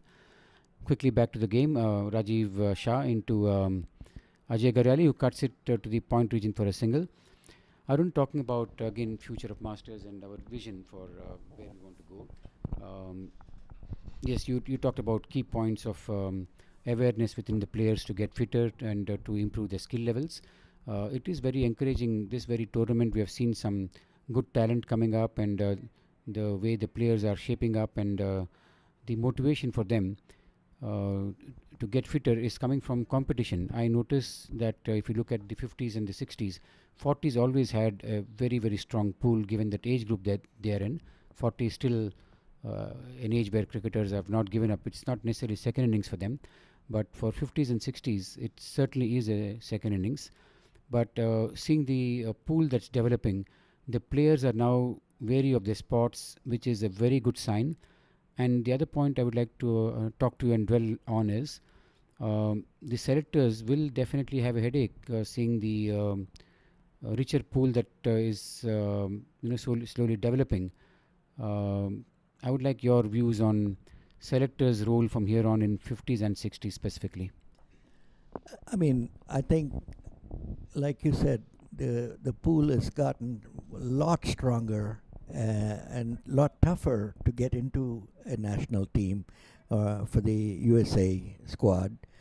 Uh, and games like these, the zonals like these, with close games, have continuously will continuously put pressure on the selectors to find the right people, because we can never be right on that, because it's always a possibility of two guys that the selectors might look at, and to have to pick only one will is always a very tough thing, but it's a happy problem in a way, and I'm hoping that we will have a pool of selectors, and it's to start off. This is a non-profit entity, and there are no paid employees, and with that, these selectors will be viewing all these games, and that is the key word. They will be looking at all these live streams or the games that YouTube will have, and then go through it and start eliminating people and start picking the right people. A good ambassador of the quality of what we do in Masters, improving by every tournament and by every event, is seen in the quality of these pictures that you are seeing on this stream that is being live streamed, the game that's being live streamed. Hassan has been a very, very able servant of Masters, a very committed, passionate servant of Masters. This game and this entire tournament have taken the streaming quality to a next level, matching the very best that the world has to offer. Clearly, this is world class streaming by Hassan, beyond words, extremely fascinating. Uh, I mean, to get to this level, to be able to get replays at that pace that he's able to get back to us, and to the umpires. So it has really improved the quality of cricket, and of course, all our players are absolutely astounded with the quality of streaming, because I've talked to all the folks, and every one of them swears by Hassan and his team. I forget to mention the team. True. It takes a village. Yes. And Hassan has a team, and Hassan's team. Meantime, there's a stumping appeal there, and umpire has given him out. Ajay Garyali, same problem that you mentioned, Arun, about any ball going down the leg side. Batsman loses shape and balance. You're asking for trouble. It was almost a replay of what happened to Raj Badadre. The ball was going down the leg side, and Ajay Garyali tried to glance it to the square leg region and loses balance and gets off. The back foot was in the air, and he had to balance himself by going forward. That cost him his wicket. As you can see from that replay, he had no balance, and this is a key word for any batsman. Stretch your leg just enough that you have balance, and balance is the key word here. If you do not have that, this problem can always persist and haunt you. And we should not forget again the tremendous glove work of Sanjay. Anything down the leg side is a tough one to collect and then effect a stumping. Second time Sanjay has done that in this game. Extremely smart and skillful wicket keeping there. Skillful, absolutely agree.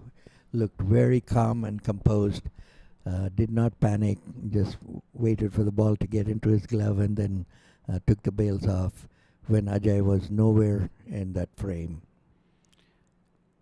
The man with steely nerves walked into the wicket and takes a quick single of the first ball to Parag. There was some risk in that single because the ball was hit straight to Parag, and Parag picked it, but in trying to throw, the ball slipped out of his hand. We will come back to the topic we were discussing because that's of such importance as far as Masters is concerned, and then focus on the game after a couple of minutes. Arun, the sponsors swear by one word, and that's the word that they want to live by because their brand name and their image is associated with anything that they sponsor. And in that context, that word quality that we were talking about, whether it's streaming quality, whether it's the quality of game that we play, whether it's fitness, whether how we look on the field, everything will boil down to quality. And it's in that context that all of us who are playing this game for Masters have to take up and own up to one responsibility: get fitter, get better at your game. Please ensure that anyone who's watching sees quality in what we do out there. You're again 100% right on where we need to be, and we thrive and we pride ourselves in saying the quality that we as a brand, not more than the cricket itself, as a brand, we have built that quality, and people that know this entity, who have seen it, who have played with it, played in it, would all swear by the fact that we are a very transparent body, and we invite all our sponsors to be a part of it and see how transparent we are and how well we take care of these folks. That about 95% of the people in every survey that we do keep reminding us that we're doing a fantastic job, and that's over thousands of players that we have, which speaks volumes about this body. And talking about corporates and sponsors associating their brand and their image with Masters Cricket USA, I'm so proud about one thing that I've observed in this tournament. I have not seen one dissent from any player against umpiring decisions. In cricket that we see in other leagues, international level too at times, you always have seen a player show some dissent against those calls made by the umpires. But in this tournament, I'm so proud to see we're playing the final game of the tournament. Not one player has shown any dissent. You're absolutely right. And like I keep telling people, if we do the things right, if everybody is focused on one goal, make Masters the greatest body in all of international Masters cricket. That's the goal. And that's a very high bar with countries like England, Australia, New Zealand, South Africa, and Zimbabwe, India, Pakistan, and Sri Lanka involved in it. It takes a lot to get to that spot. But believe me, we are walking, and we are definitely walking at a brisk pace towards that target. Meantime, Sajid executes an outstanding shot to the mid-wicket fence, a sweep to the mid-wicket fence. Terrific shot from Sajid for a boundary there. We will see a replay soon. We were, conversing about some other topic, but back to the game. Each time there's a specific good shot or a ball that got a wicket, we are coming back to the game. Sajid executed an outstanding shot and repeats that again. This time goes squarer for Ramkishan to field. Sajid batting on 19 of 17 balls. That's the sweep I was talking about, where he hit it to the mid-wicket fence for a boundary. If a batsman has the ability to sweep from mid-wicket to square leg to fine leg, that's very, very difficult to contain him.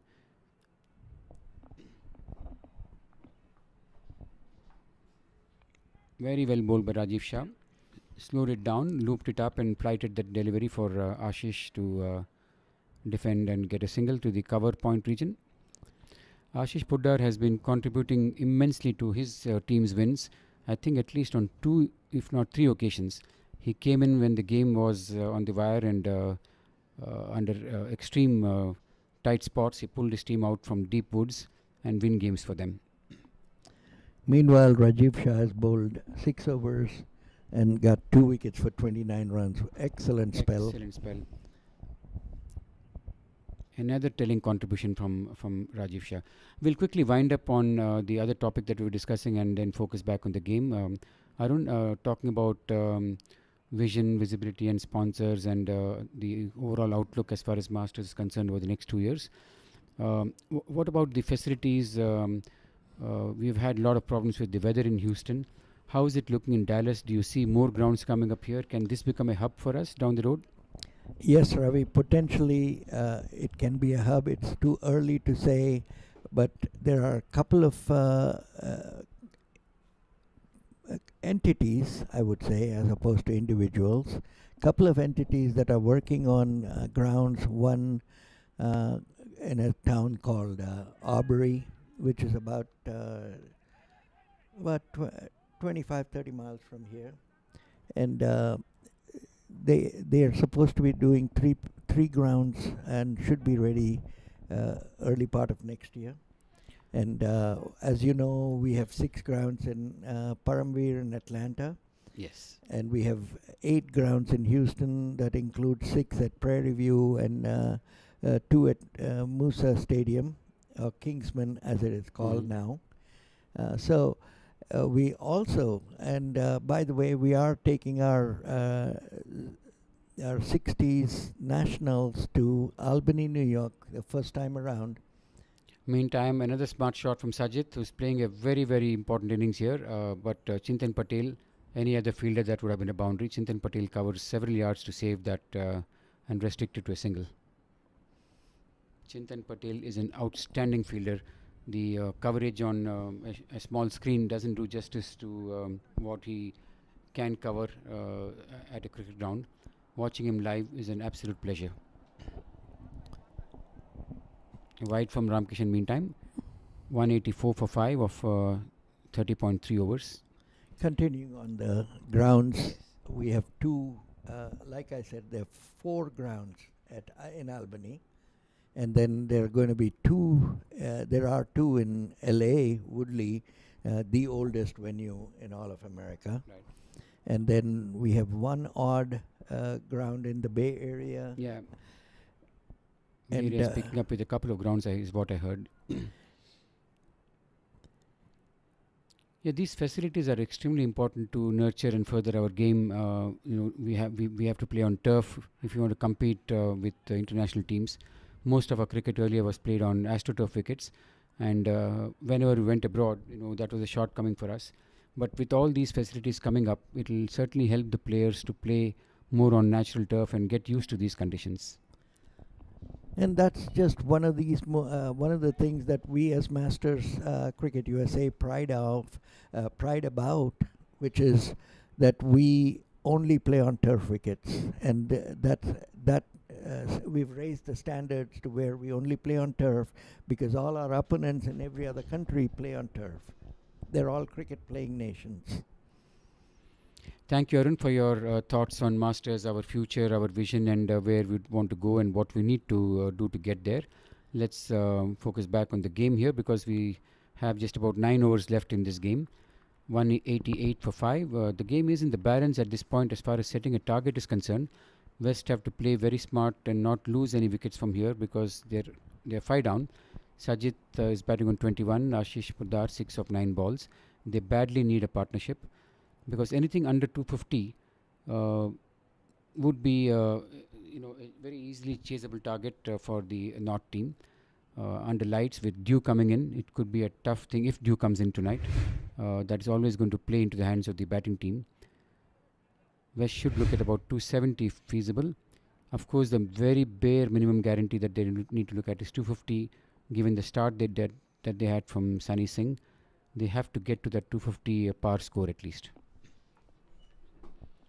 Projected score is 244. That's about where the minimum par score that they need to reach. Rajiv Shah bowling his 7th over. Another very important contribution from Rajiv Shah. He's been a consistent performer. Yesterday itself, Arun was talking about how impressed he was with Rajiv's varying of his length, line and pace.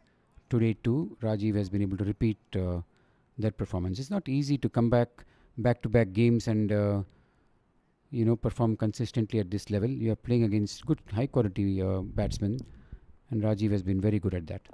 One of the key things for that to happen is clearly a repeatable action, and he's got one.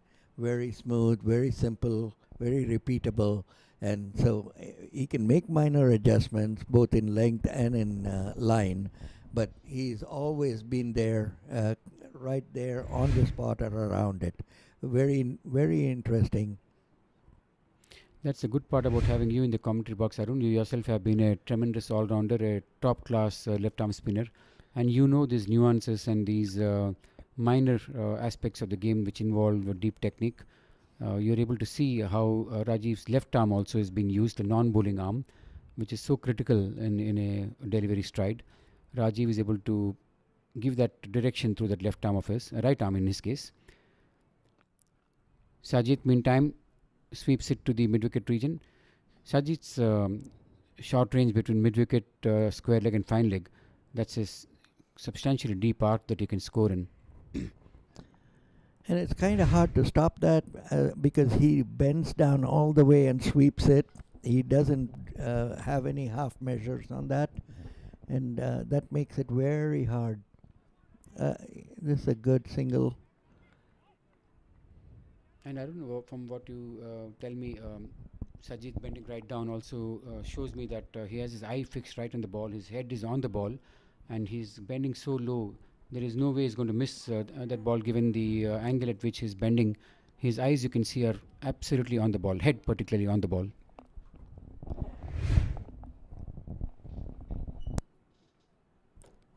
I think Rajiv just gave 2 runs in this over.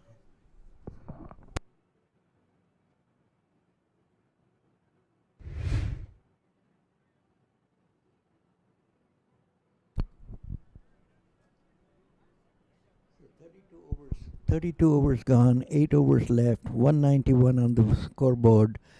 You were good at it the other day, yesterday in predicting the score. So what do you see as the score right now? Final score, Ravi? You don't luck out always, Arun bhai. I think yesterday was I took a pot shot and it landed very perfectly well. 304 is what I said, and they got 304. Let me see what I can make out of this score. 8 overs left, 191. I'm saying 250. No, I'll correct that. I'm saying 240. I think that's more feasible because I personally, I mean, I would like to see it, but I personally doubt if this pair will continue because as the overs are getting over, they will take some more chances and there's more likelihood of another wicket falling. 8 overs, 50 runs is still a steep target. In fact, I might have to, look at the target again. 240 is still steep. So, you know what? I'll make a final call. They'll get 232. I say they go past that. My target becomes easier because all I'm saying is it'll go past that.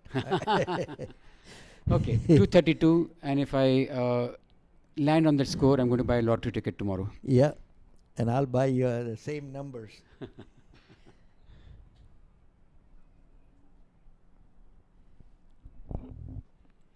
And this is something that we were talking about yesterday or day before about the lottery ticket. Yesterday, I'm sorry. And look at Ravi's thought process.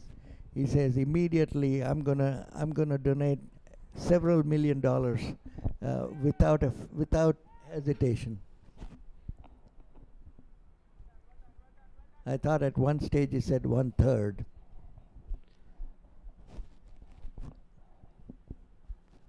More than happy to give 1/3 if I get a lottery, Arun bhai. What do you do with the money that the lottery can get you? Let Masters thrive and let Masters continue to provide joy and enjoyment to so many in our family.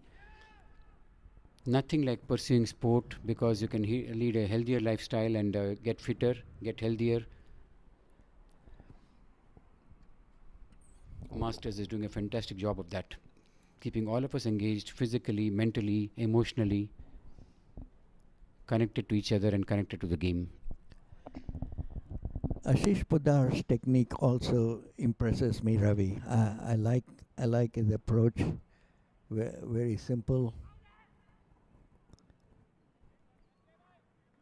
A very good over from Ramki because he kept it outside the off stump, just at the right length where cutting is hard because the ball is a little close for you to see it and then cut it, and you don't have too much of a time, as opposed to slightly short where he can see it and then cut it. So this is one of those tough spots for any batter to be cutting the ball because it's just the right length that it takes your eye off the ball, and because it's a little closer, and then when you start cutting, you don't see the length or the height. From what you say, Arun, this is a perfect combination of not just the length but also line. You have to get them both right to keep the batsman quiet. You can't be erring in any of them. Ideally, minimum is to get a good line. That's the bare minimum. And if you're able to add a good length to that, then you're really in top control. Absolutely. Here's Rajiv Shah bowling, going to bowl his last over. 7 overs, 2 for 31. On the contrary, sorry, Arun, on the contrary, the poor bowling is one where you have the length and the line both go wrong. That is asking for deep, deep trouble.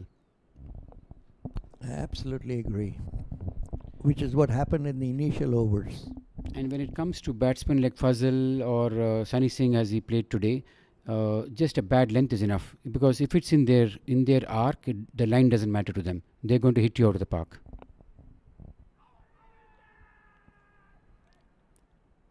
For once, Sajid misses on his sweep shot. I think, like Arun mentioned again, this was pitched a bit up, and good chance that Sajid might have lost the ball for a moment. And that's correct.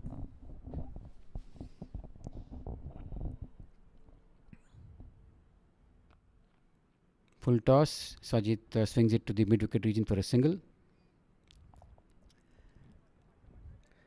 And these low full tosses are not easy to put away, because it's close to getting to be a Yorker, but it's not.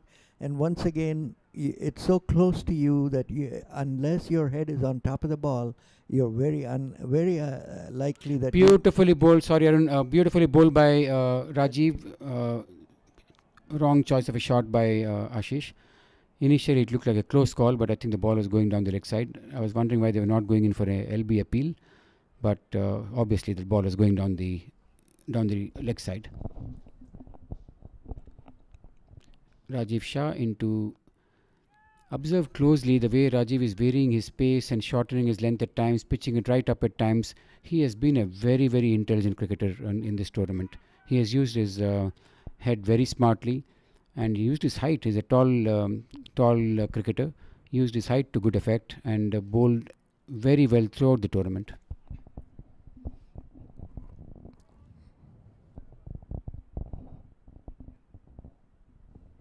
Last two balls of Rajiv's spell in this tournament. 34 runs in 7.4 overs and 2 important wickets. Another good ball, and Ashish drives it towards the cover region for a single.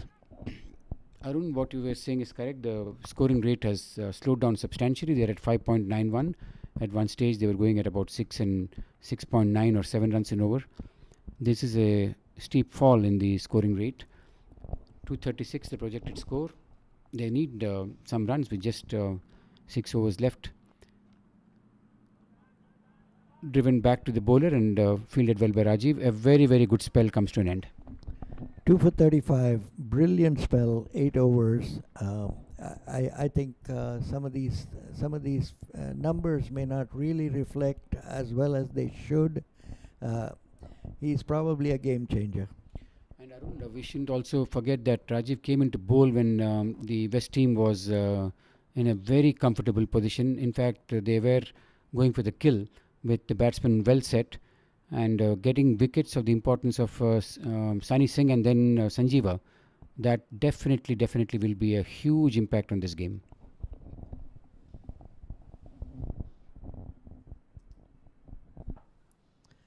Who do you think are the batters left to follow? One is I know Arun is still yet to come, and then there is Murali to come. I'm not sure if there's somebody other than Arun who can tonk the ball. The other batsmen, to the best of my knowledge, are ones who can rotate the strike and give Sajid support, unless I'm missing some name. I do know Arun can hit the ball hard. But if you want to get to 240, 250, you need somebody who can really clear the fence. 6 overs to go.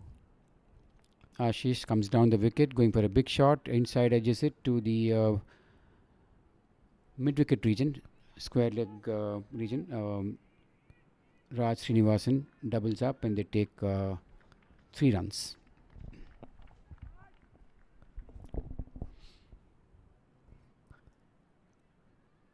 This is what it's going to take, a lot of fitness, running those extra runs. Yep. And that's how you build the score up at this stage.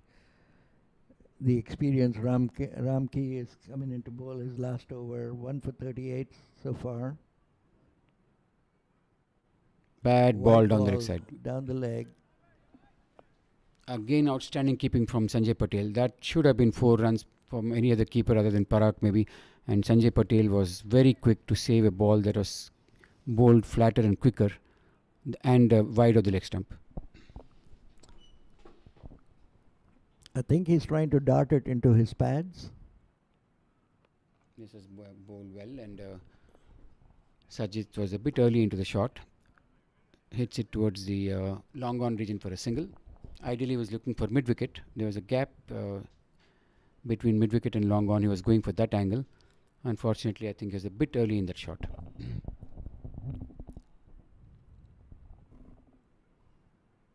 Ram Kishan to Ashish, slightly wide. Umpire calls that a wide. And Ashish almost lost his balance. Lost his shape and balance, you're right.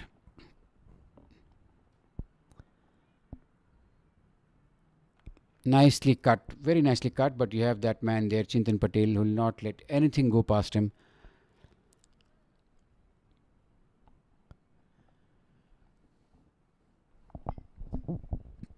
.206, 207 at this stage. 207 in the 35th over. 33 balls to go. Even run a ball should get them to 240, round about there. Ouch!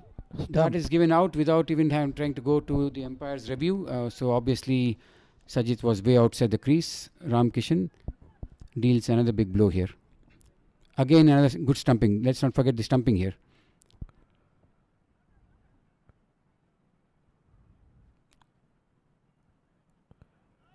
That's a terrific call from the umpire. You need to have clear, good eyes to make that call without having to go for a TV replay. Outstanding umpiring. Wow. Hats off to Jatin on that call. You need sharp eyes, 20/20 vision to make that call. And not go for a review. On a close call, but he saw it and it's right. The call is right. Arun T, the batsman we were talking about, who has the capability to hit some big ones, is coming into bat. West is in a spot of a bother here and looking in trouble. They may not get to that par score of 230, 240 if North is able to get those last 2 or 3 wickets quickly. They look like they're ready to wrap it up. Yeah.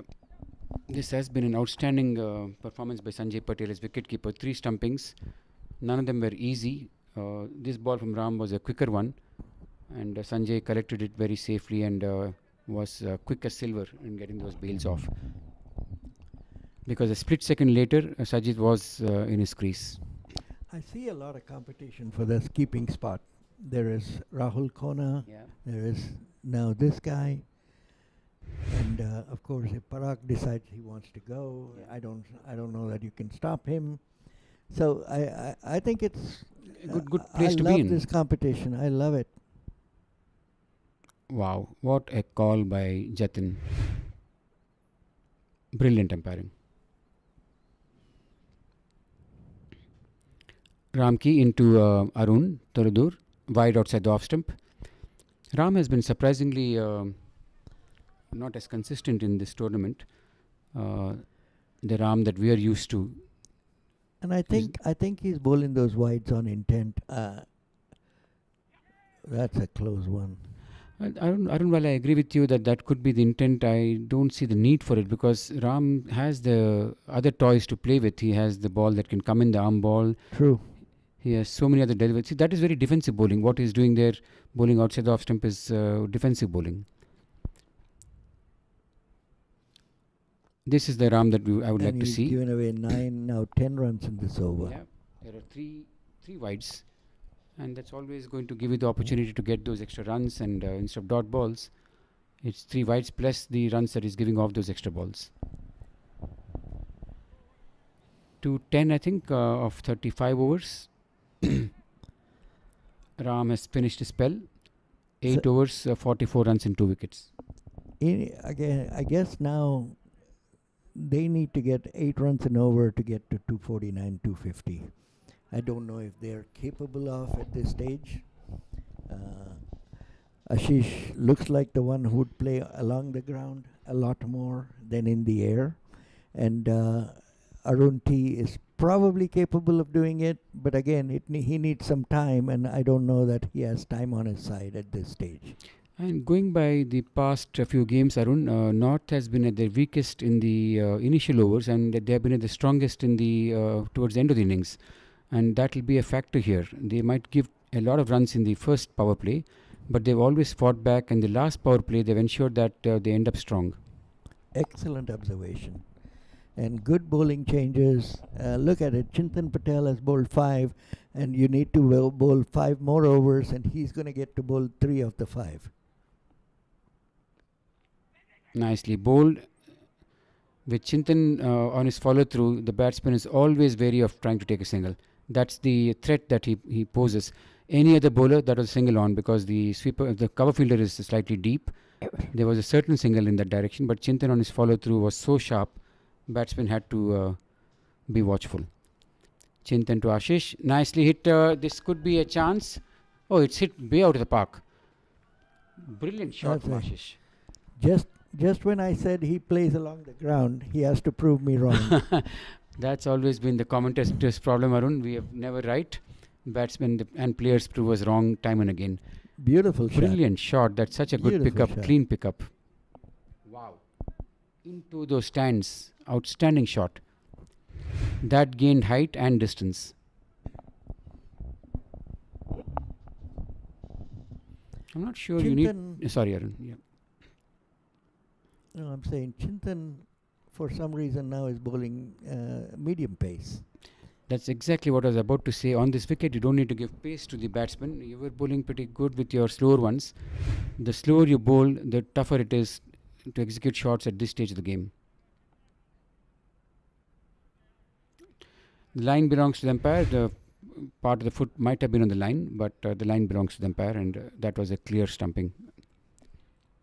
Chintan Patel to Arun T. That's a better ball. Slower one, and Arun T glides it to the third one region where Fazal makes a good stop. This is the if you want to bowl medium pace, I would prefer to bowl. I would you to bowl at this pace, which is slower in the air and on the wicket, rather than bowl really quick, which comes onto the bat and the batsman can have a mighty swing. It's even if he mishits and it takes an edge, that ball has more chances of going to the boundary. Especially for somebody like Chintan, who has the ability to bowl the spinners. Yes. Well bowled again. Deflected to the point region for a single. Arun, it will be interesting to see the remaining 4 overs, how they are distributed. Obviously, Chintan has 2 more overs to go, so he'll bowl those 2. Ram has finished his spell. Nazir Islam might be the one that they'll fall back on. That's correct. Because another experienced bowler. An experienced bowler. Rajiv has finished his spell. Ram has finished his spell. Dharmagade has not been someone the captain can go to. Has not been dependable. I think it'll be Nazir Islam will come back. Chintan Patel for his last ball is over. Yorker length. Perfect ball, reminding us of what he did to Fazia Bazi the other day. Last over, I think he defend 18 runs. The first ball was wide. The second one was hit for a 6. That made the game a bit tight, and but Chintan came back with 4 Yorkers. And that last ball was a lot slower than the other balls. And like you said, him bowling the slower ones is probably going to be more effective at this stage. For 2 reasons. One, I believe you get better control. Number 2, the batsman is very eager to hit the ball. And so by slowing it down, you are very likely to make him make a mistake and pop the ball up in the air. That is well put, Arun. There is no point in playing it at the batsman's strength and making it easier on him. As a bowler, your job is to ensure that you make it as tough on the batsman to hit that ball, that too in these slog overs. And like you predicted, Nasir has come on to bowl. Nazir into Ashish. Look at that. Quietly, Ashish has got 24 of 28 balls. Again, it just didn't appear that he was getting that many runs. That's the quality of these batsmen who silently under the radar are effective. Again, another good shot. But this time the fielder is able to get in time, and Nirav saves a boundary. Single to Ashish Poddar. 220. Ashish on 25. Over to Arun who is capable of some big hits. We've seen him get those runs at a quick pace in earlier instances in international games as well. Arun beautifully hits it to the square leg region. That should be a boundary. That's a boundary. That's a smart shot. Very useful runs at this stage. Very useful runs, and that was maneuvering. Probably is the right word there. He maneuvered that ball to the square leg region.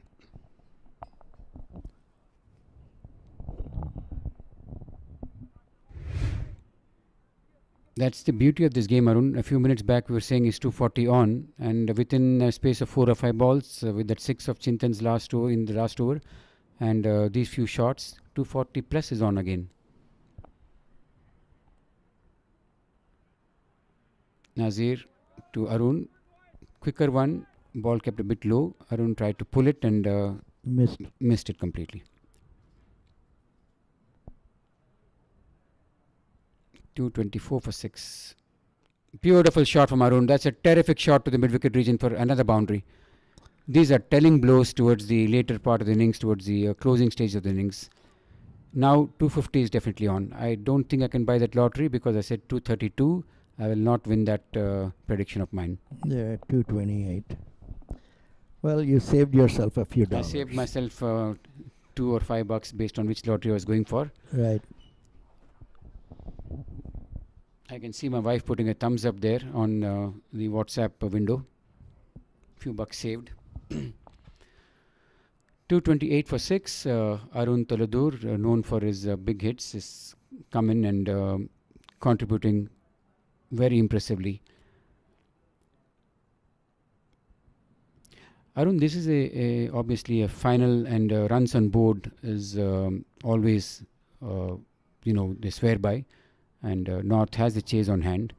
Anything in 240 or 250. Arun again hits this to the long on region for a single. Arun, anything in the 250 region, the adage of runs on board will come in because North has a chase on hands.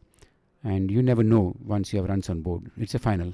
And like you said, the West has a decent bowling lineup. West has a decent bowling lineup and they've been in a good rhythm. Sunil Singh has been a brilliant shot there. Unfortunately, Fazal gets under that ball. Gained height but not the distance to be caught in long on. Takes a good catch. Fazal took a good catch, you're right. Judged it well and took a clean catch. Clean as a whistle. This was the time for Ashish Poddar to go for it. Fazal took it very comfortably, took a very good catch comfortably. That was technically so right, the way he judged that ball, got his hands above chest level, under the eyes as they say, watched the ball go into his hands till the last moment, till it was caught. So Nasir finished his over 2 for 38 in 6 overs. He's right around the run rate mark. 229 for 7 of 37 overs, 18 balls to go. Arun Taladur at the wicket, and I think it is Murali Dharan who's coming to bat. They have 2 Muralis. They have 2 Murlis. This is not Murali Posanapalli. I'm pretty sure of that. This must be Murali Dharan, if that's the full name, if I recollect. It's not Posanapalli, that much I'm sure. Murali Parmeswaran.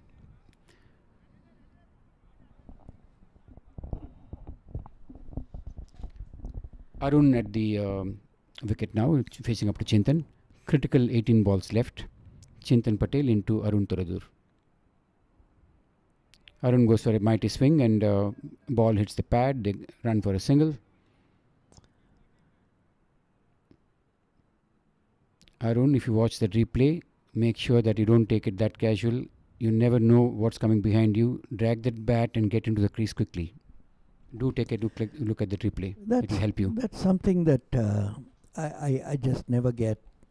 A simple discipline of dragging your bat every time. They ran a quick too.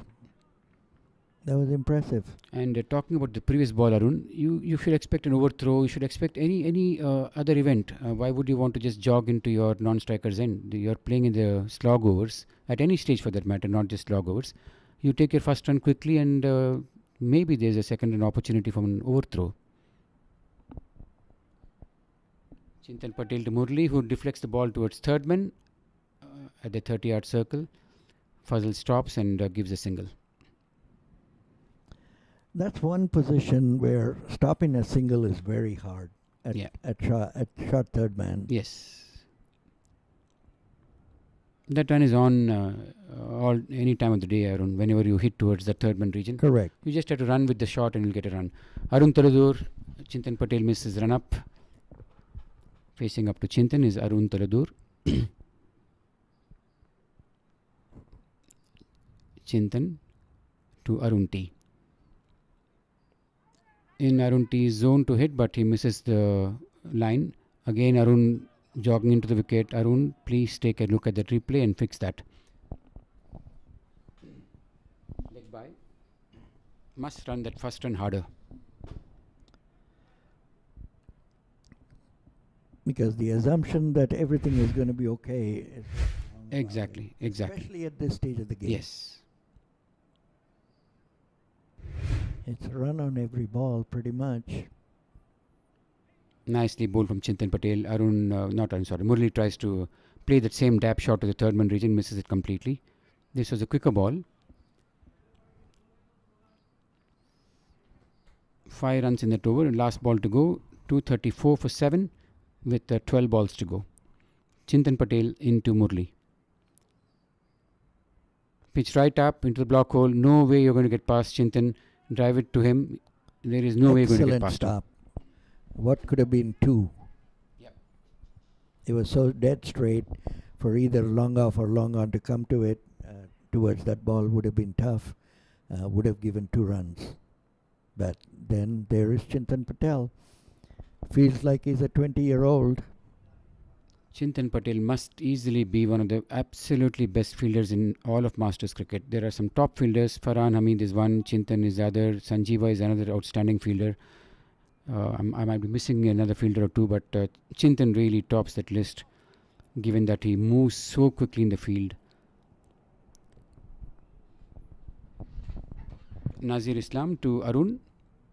In Arun's zone, and Arun hits it to the long on region for a single. Fazal does a good job there. Seems to have hurt his hand.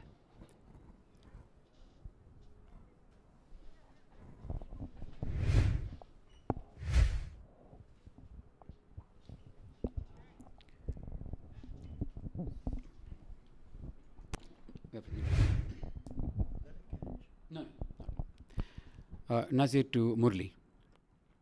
Cuts it away to the cover region where the fielder ensures it's nothing more than a single.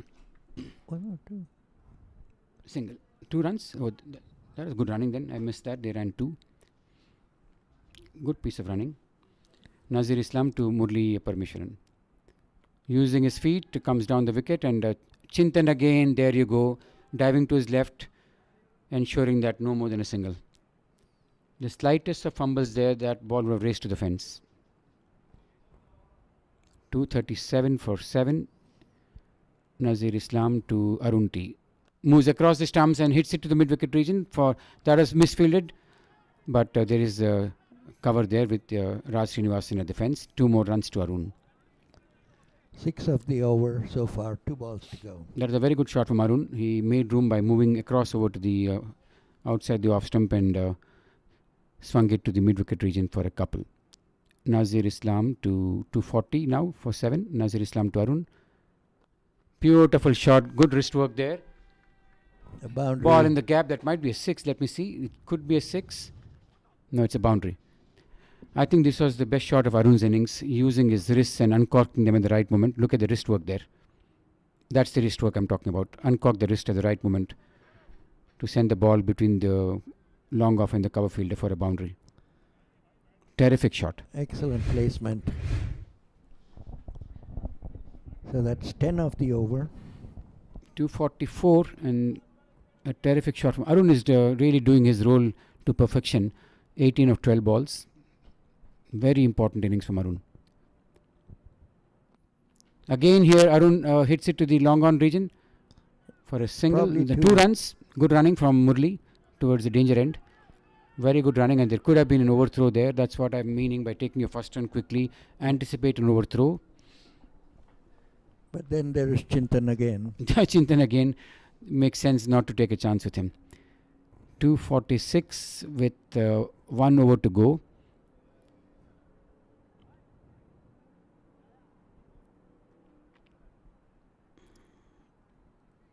I think that was 11 or 12 of that over. West certainly have reached a par score, if not little above par. I wouldn't call it a daunting like a 280 or 290 that we saw yesterday. However, this being the finals, runs on board is a very, very critical component of the game. And 246, given West's very balanced bowling attack, is going to be a challenge for North. I'd love to see this last over from Chintan and how he yorks and controls. Short of a Takes an length. edge. They'll probably run for 2. Only 1. It makes more sense for Arun to take strike, your namesake, at this point, and not taking it 2 is a smart one, because Arun is hitting it hard and striking the ball to all parts of the ground now. I'm still going to support Chintan on this, that he'll probably stop them from getting a lot of runs. So let's see. That's a bad ball. Terrific shot. That should go for the boundary. Wonderful shot. Very well fielded. Very, very well fielded by Nirav. Saved 2 runs for his team.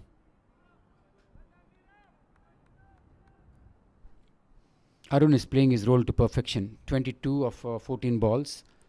Excellent cameo. Excellent cameo, and very, very critical runs at this fag end of the innings to take West to now a very, very good score. Not necessarily match winning, but So certainly looks challenging. like they'll go past 250. Yep. Third ball. Hit towards the cover fence again. Nirav comes in again to field that ball.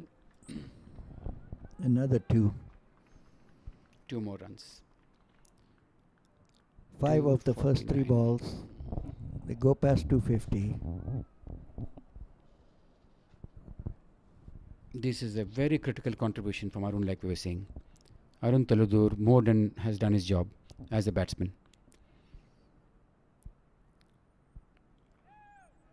Edges it to the third man region for a single. Arun Vitala, sir, you have been an all-rounder, and you would know how important it is for a bowler to get some runs under his bat, because that confidence rubs off onto you when you come on to bowl.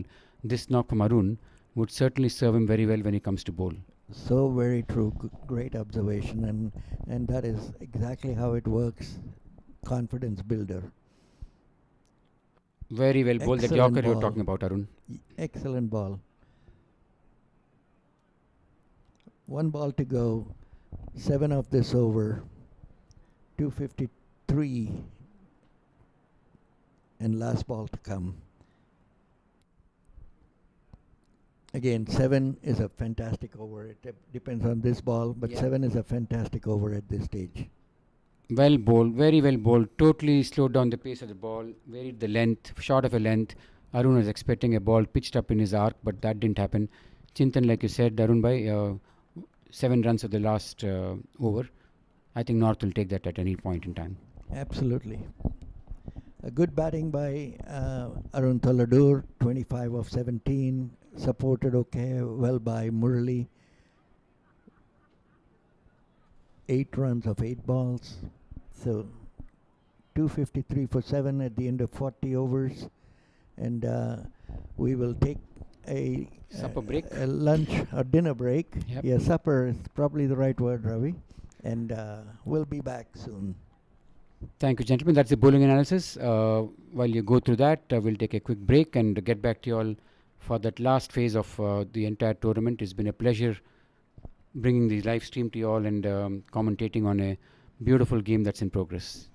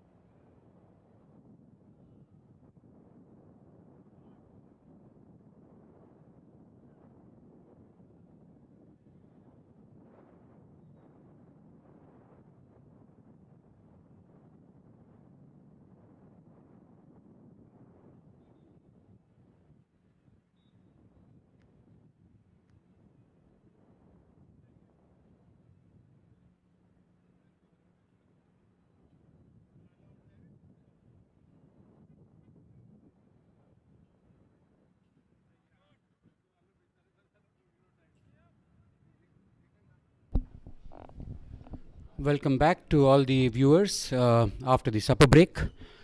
The game is beautifully set up. 253 is the score that the West team has got. Target 254 for not to go after. Arun Toradur will be opening the new ball for the West team. Monty and Raj Srinivasan are the openers.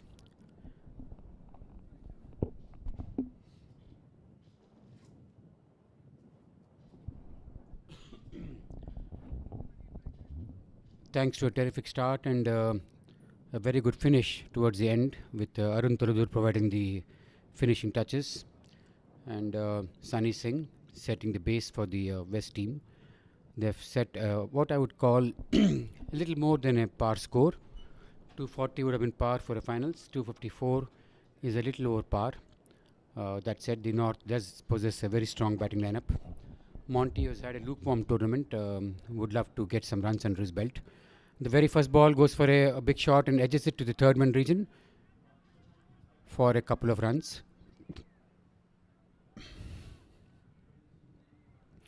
Arun takes the ball away from the left-hander and gets it into the right-hander. He has a very telling in-swinging delivery.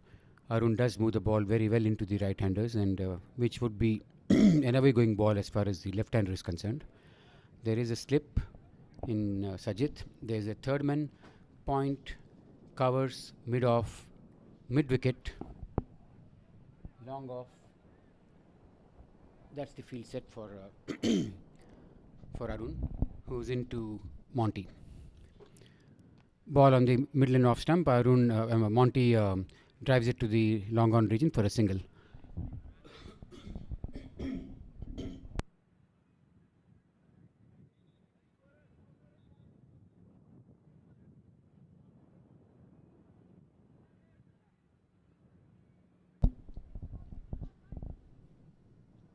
Game is very well set for us viewers to watch for the next 2.5 to 3 hours.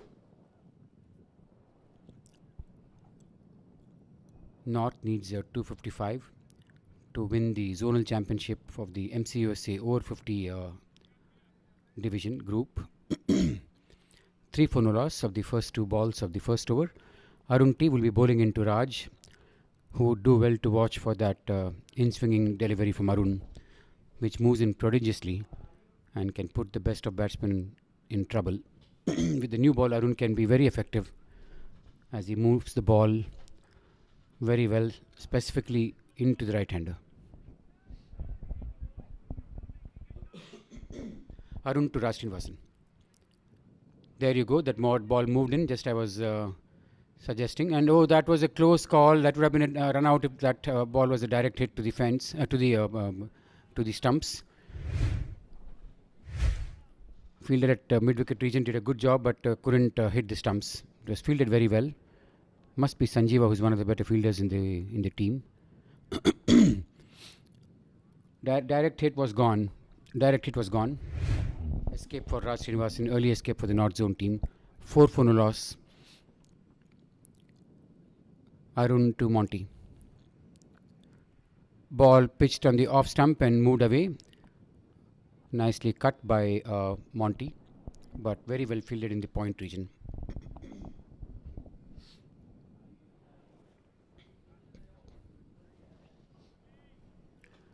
Arun Toradur, 4 runs in his first 4 balls into Monty. Ball on his midland leg, beautifully driven to the mid-wicket region by Monty off his legs for a brace, 2 runs. That's very well run between Raj and Monty. It's a large field and not easy to throw from the fence. Not many in Masters have the throw. Farhan is one of them who can throw from the deep. Not many fielders in Masters. Sanjeeva has a very good throw, but most often once it goes to the fence, you can run another run on that throw.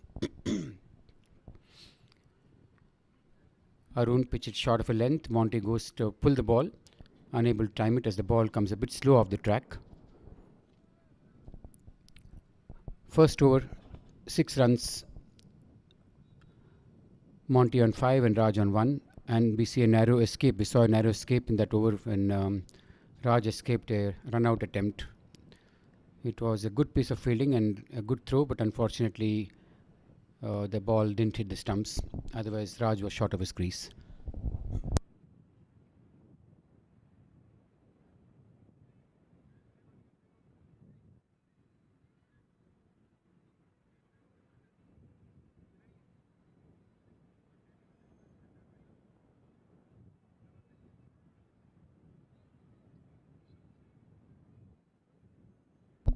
Apu Chacha, an experienced bowler from the West region, is sharing the new ball with Arun.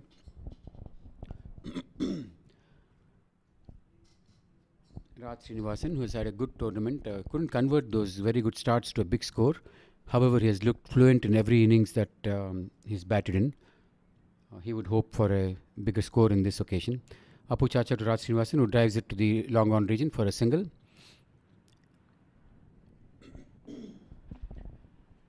Ajay Garyali at long on fields that ball cleanly and hands it back to the bowler. Apu Chacha, left arm. I think he might go round the wicket to the left-hander.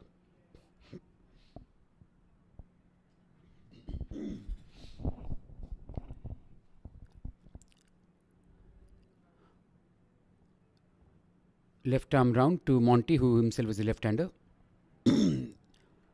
Apu Chacha is an experienced cricketer who has played a lot of league cricket in the West Coast. Steady bowler, keeps it simple.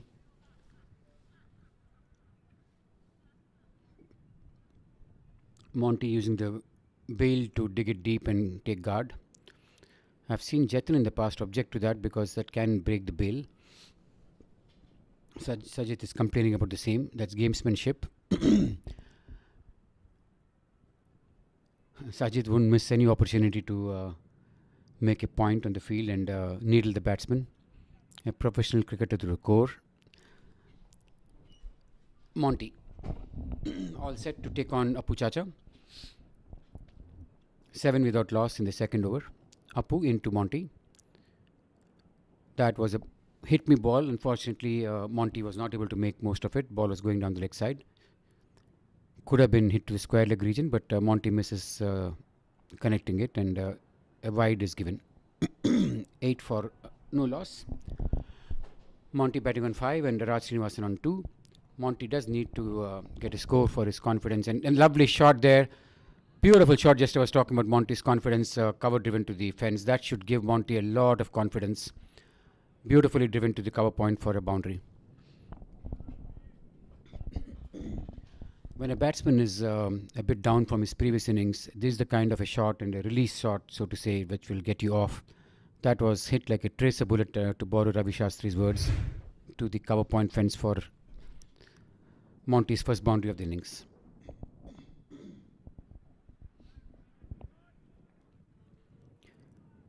"12 without loss, Monty on 9. Should take a lot of confidence from that shot, like I said. Apu Chacha into Monty. Monty deflects it to the mid-wicket region. They should get 2 here. They do that easily. Sanjeeva, one of the finest fielders in the Masters circuit at deep mid-wicket, throws the ball. One bounce into the bowler's hands.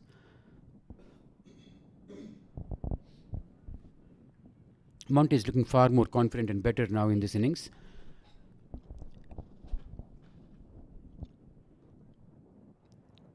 Apu into Monty. Ball pitched up. Monty goes for a big shot that could have been driven to the cover region instead of going to the mid-wicket and play across the line. One way to get out of a bad lull in form is to hit your way out. It might work, but it's driven with risk at all times. Apu to Monty. Nicely played. Pushed to the mid-off region where Sunny Singh fields, and there is no run. Last ball of the second over. Apu into Monty. There seems to be some dew. You can see Apu wipe that ball, and dew always is a challenge as far as the fielding team is concerned. Apu into Monty. Ball pitched up, and there goes Monty. Hits it to the Long on region where he gets a single, nicely fielded by Murali.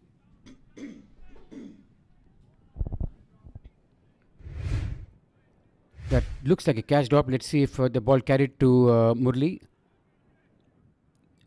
Yep, it dipped a bit, but catchable. Murali could have run in a bit to convert that catch, but he was stationary and the ball dipped and he dived forward, but unfortunately for the West could not convert that chance.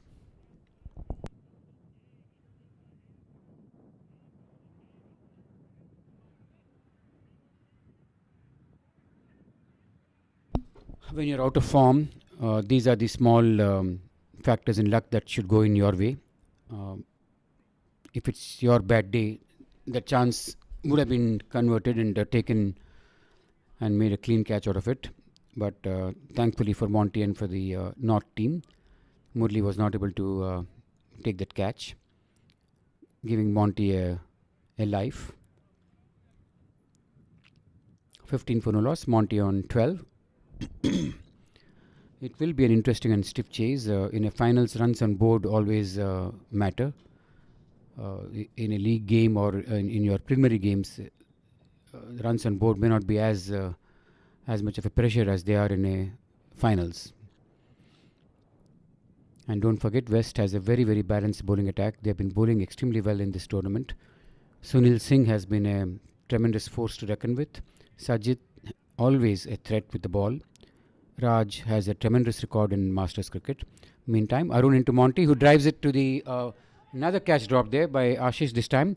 That was hit hard to the mid-off region, and that ball seems to have stung Ashish's hands.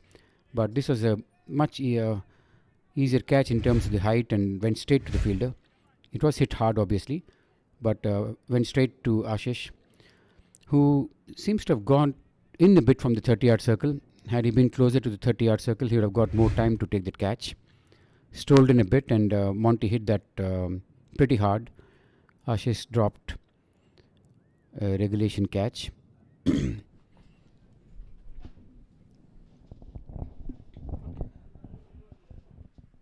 Will this day belong to Monty with 2 catches of consecutive balls being dropped? That a batsman out of form who needs this kind of luck. Monty badly needs this. Very, very well bowled from Arun. Extreme ball impact outside the off stump. Arun is really known to get that in-dipper going and predominant in swing. You have to play Arun late and watch for that ball that comes in. It starts off from outside the off stump, ends up somewhere middle and leg stump. You have to be very careful. Arun to Raj Srinivasan. Ball comes in again, darts in very sharply. Raj plays it to the mid-wicket region for a single. Arun is almost like a fast off-spinner. Most of his balls dart in very sharply. You have to be careful and play the ball late. Do not attempt to cover drive him. That will be at your peril. Arun should not be cover driven because you will certainly miss the line. When you see the ball outside the off-stump, you will assume that here is a ball that can be played into the point or cover region. But it swings in very late and it ends up on the middle and leg stump, and you have to be very watchful. Play him like an off spinner, play him to the mid-wicket square leg region, you're better off. Meantime, Monty cuts it to the point region, takes a second run. Like I said, once you hit to the deep field, more often than not, if you're smart and run your first run quickly, you will end up getting your second run. Look at that in-dipper from Monty. Impact outside the off stump. Raj is smart in playing that at the front foot. If he had gone back, a chance of LBW would have been very high as the impact would have been within the stumps. That's a good idea to play Arun off your front foot and play him towards the onside, not the offside. Arun, last ball of his over to Monty. With the new ball, Arun is a threat at all times. Arun to Monty. Very nicely played to the point region, nicely fielded. No run there.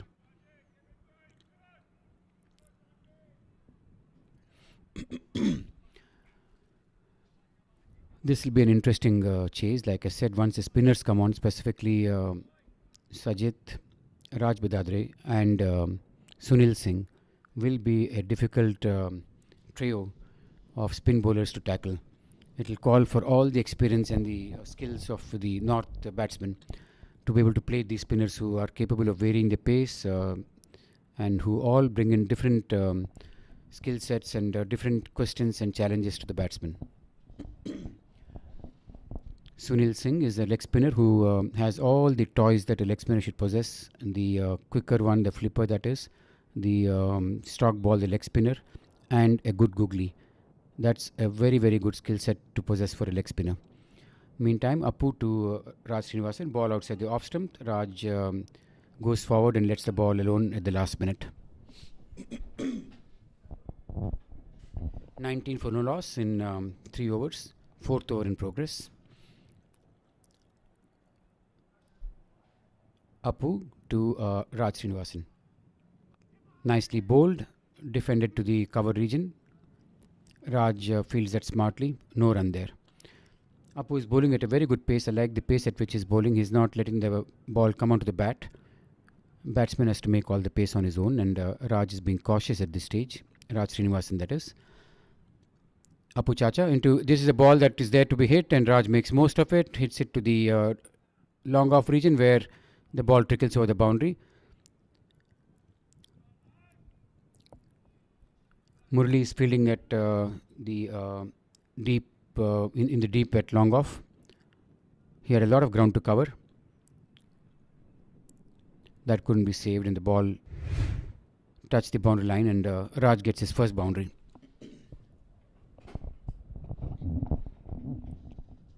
Apu Chacha from the pavilion end to Raj Srinivasan. Short in length, nicely deflected to the square leg region.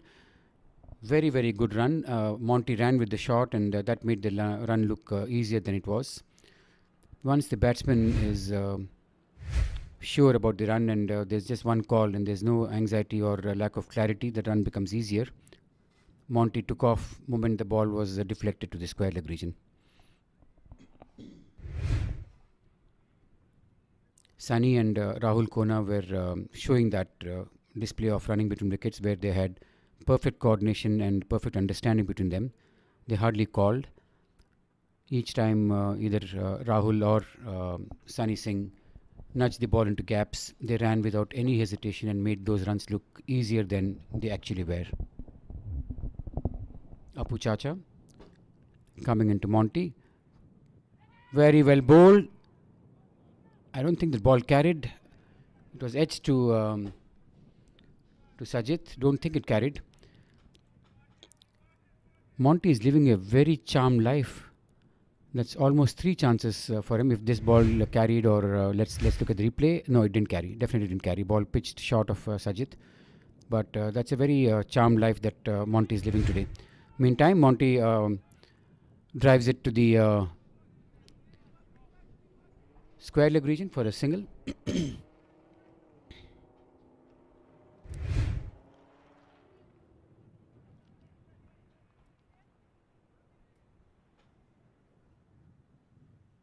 That's the catch that didn't carry to Sajith.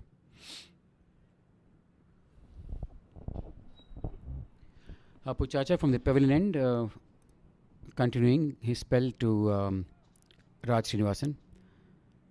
Pretty chilly out there. Can get cold towards the later part of the night. Apu to Raj Srinivasan. 25 for no loss. Very nicely bowled. Good length ball. Raj goes back on the back foot and pushes it to cover where Raj Badadri fields, and that's the end of the over. 24 in 4 overs.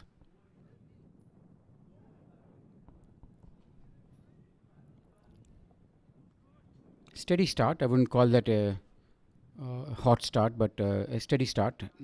Monty has been very lucky so far in this innings. He'll look forward to making most of the good fortune that he's faced till now.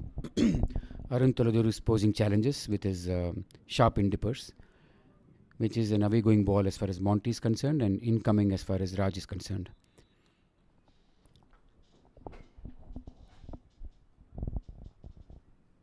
Arun to Monty.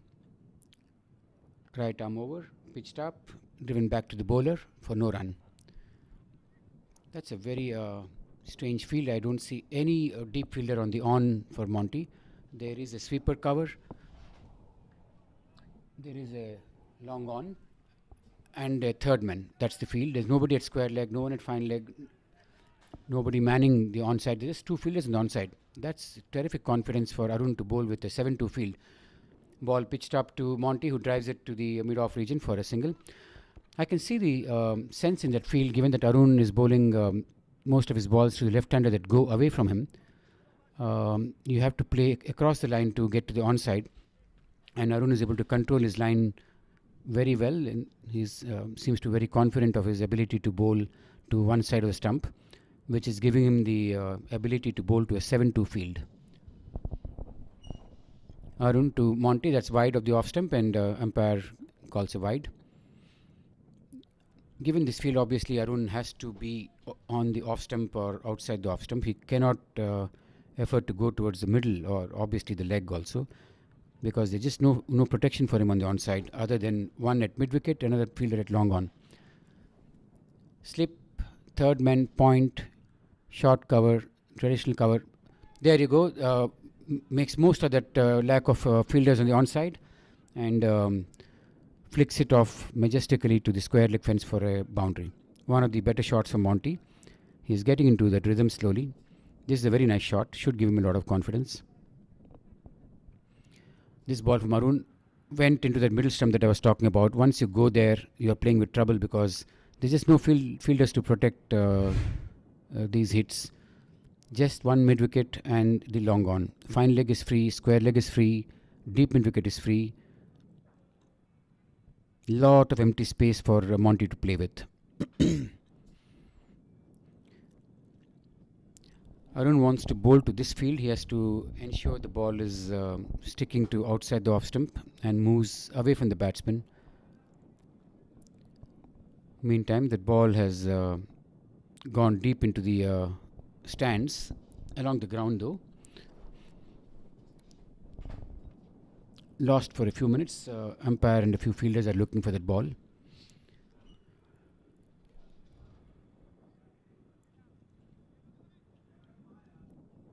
While it takes some time for the ball to come back, I'll reflect back on the innings of West and the bowling effort from North.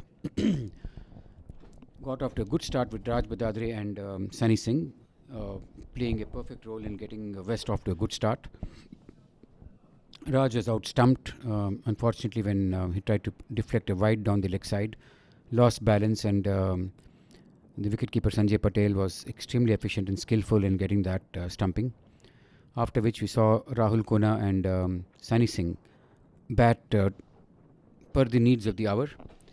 Sunny exceptionally, in particular, was exceptional with his temperament and patience. Known for his big hits and known for his ability to clear the fence. Sunny showed a lot of patience and a lot of calmness at the crease in waiting to pick the right ball. Only balls that were in his zone, he picked them to hit out of the park, which helped the cause of the West team in building a very, very defendable, strong target. Sanjeeva, unfortunately, was out inside edging a ball to his stumps.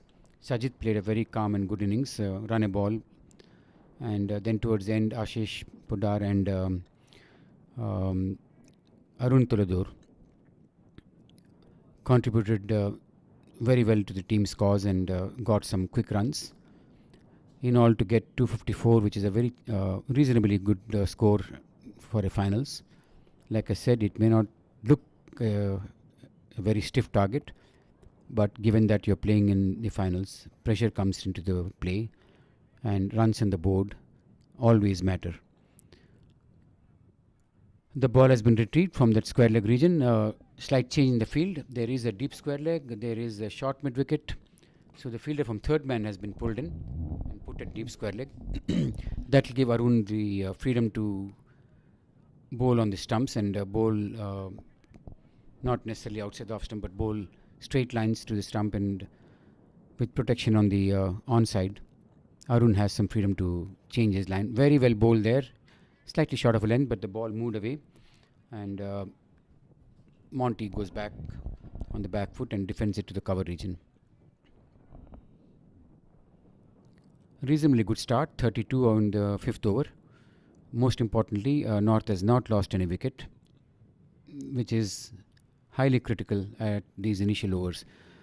Ball pitched up, Monty goes to cover drive it, misses it altogether. Like the expert commentator was sharing the mic with me a little while ago, Arun mentioned, if you pitch it up, go right up where the batsman can lose sight of the ball for that millisecond or microsecond, and finds difficulty in executing a shot, and that's exactly what happened on the previous ball. Next ball, Arun, good length ball, slight shape in getting it away from the batsman. Monty tries to go for a big shot again and is beaten all ends up. Monty has not found his complete rhythm as yet. There are those few good shots in between deliveries which indicate that he's getting into rhythm, but they are followed up with shots that he's unable to execute, and he's getting beaten. Between those good shots, you have these deliveries which Monty is not able to cope with. 22 of 22 balls, Monty will still take that, so will his team, North Zone. 32. The good part is Monty is still at the wicket. And this great game is such that it just takes a ball or two to get all your rhythm and your confidence and your skills back to the fore. Monty will hope for that, as Apu Chacha coming into Raj Srinivasan. Short of a length, ample room to cut. Raj will not miss on that. Takes full toll of it, sends it to the point boundary for 4 runs.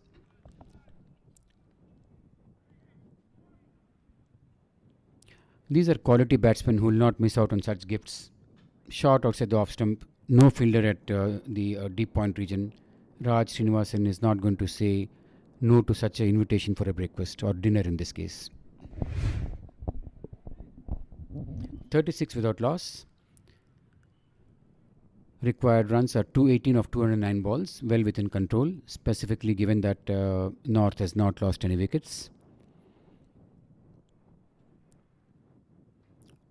5.1 overs, 36 without loss. West has bowled pretty well. I wouldn't say that they gave too many loose balls. The one that was bowled just now, the first ball of this over, was one of those rare loose balls.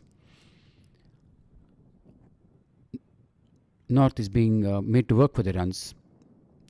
Another ball that was short of a length but kept low this time, and Raj didn't want to take any chances. Lets it go for Rahul Kona, who has been one of the impressive wicket keepers in this tournament, to collect. Very well bowled this time, pitched good length, slightly up to the batsman, and at a pace that would cause trouble if Raj had gone for a shot.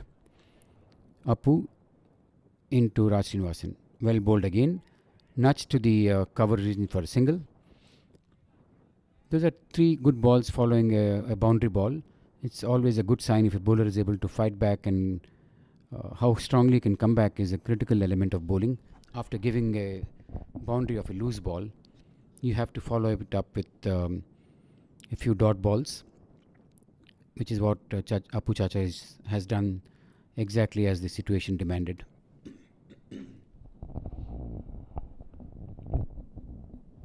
Apu Chacha into Monty. 37 without loss. Apu to Monty. Shot, asking for trouble, and Monty pulls the ball for Sanjeeva to execute an outstanding fielding effort there from Sanjeeva. Throws very well. 2 runs to Monty. It was Sanjeeva's brilliance that saved a boundary there. Ball was hit to Sanjeeva's left. Pulled to Sanjeeva's left. Sanjeeva moved very quickly and dived to stop the ball from reaching the boundary. Apu to Monty. Ball outside the off stump. Very well driven. Terrific shot from Monty for a single.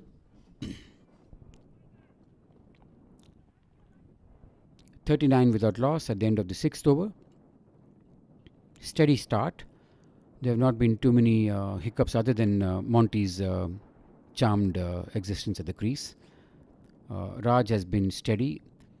13 of 12 balls. Monty is getting more of the strike. Raj has been very steady and been cautious in building his innings. Monty has been a bit flamboyant and trying to get out of his slump with some aggressive approach to batting at the crease. Meanwhile, Arun Toladur, 17 runs of 3 overs. He's bowled much better than what those figures indicate. He has troubled the batsman. He had a catch drop of his bowling. And he's been darting those balls into the right-hander very efficiently. Arun into Raj Srinivasan. There you go, that ball darts in again, but nicely played by Raj off the back foot. There is no chance of a single. Raj Badadre does a very good job of saving a run there.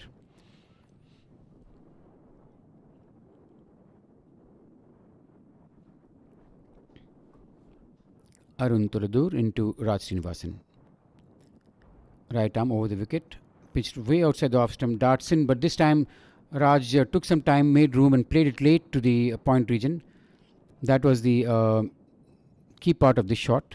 Played it late, waited for the ball to do its stuff of moving in, and then cut it very well to the point region between the cover and the point fielder for a boundary.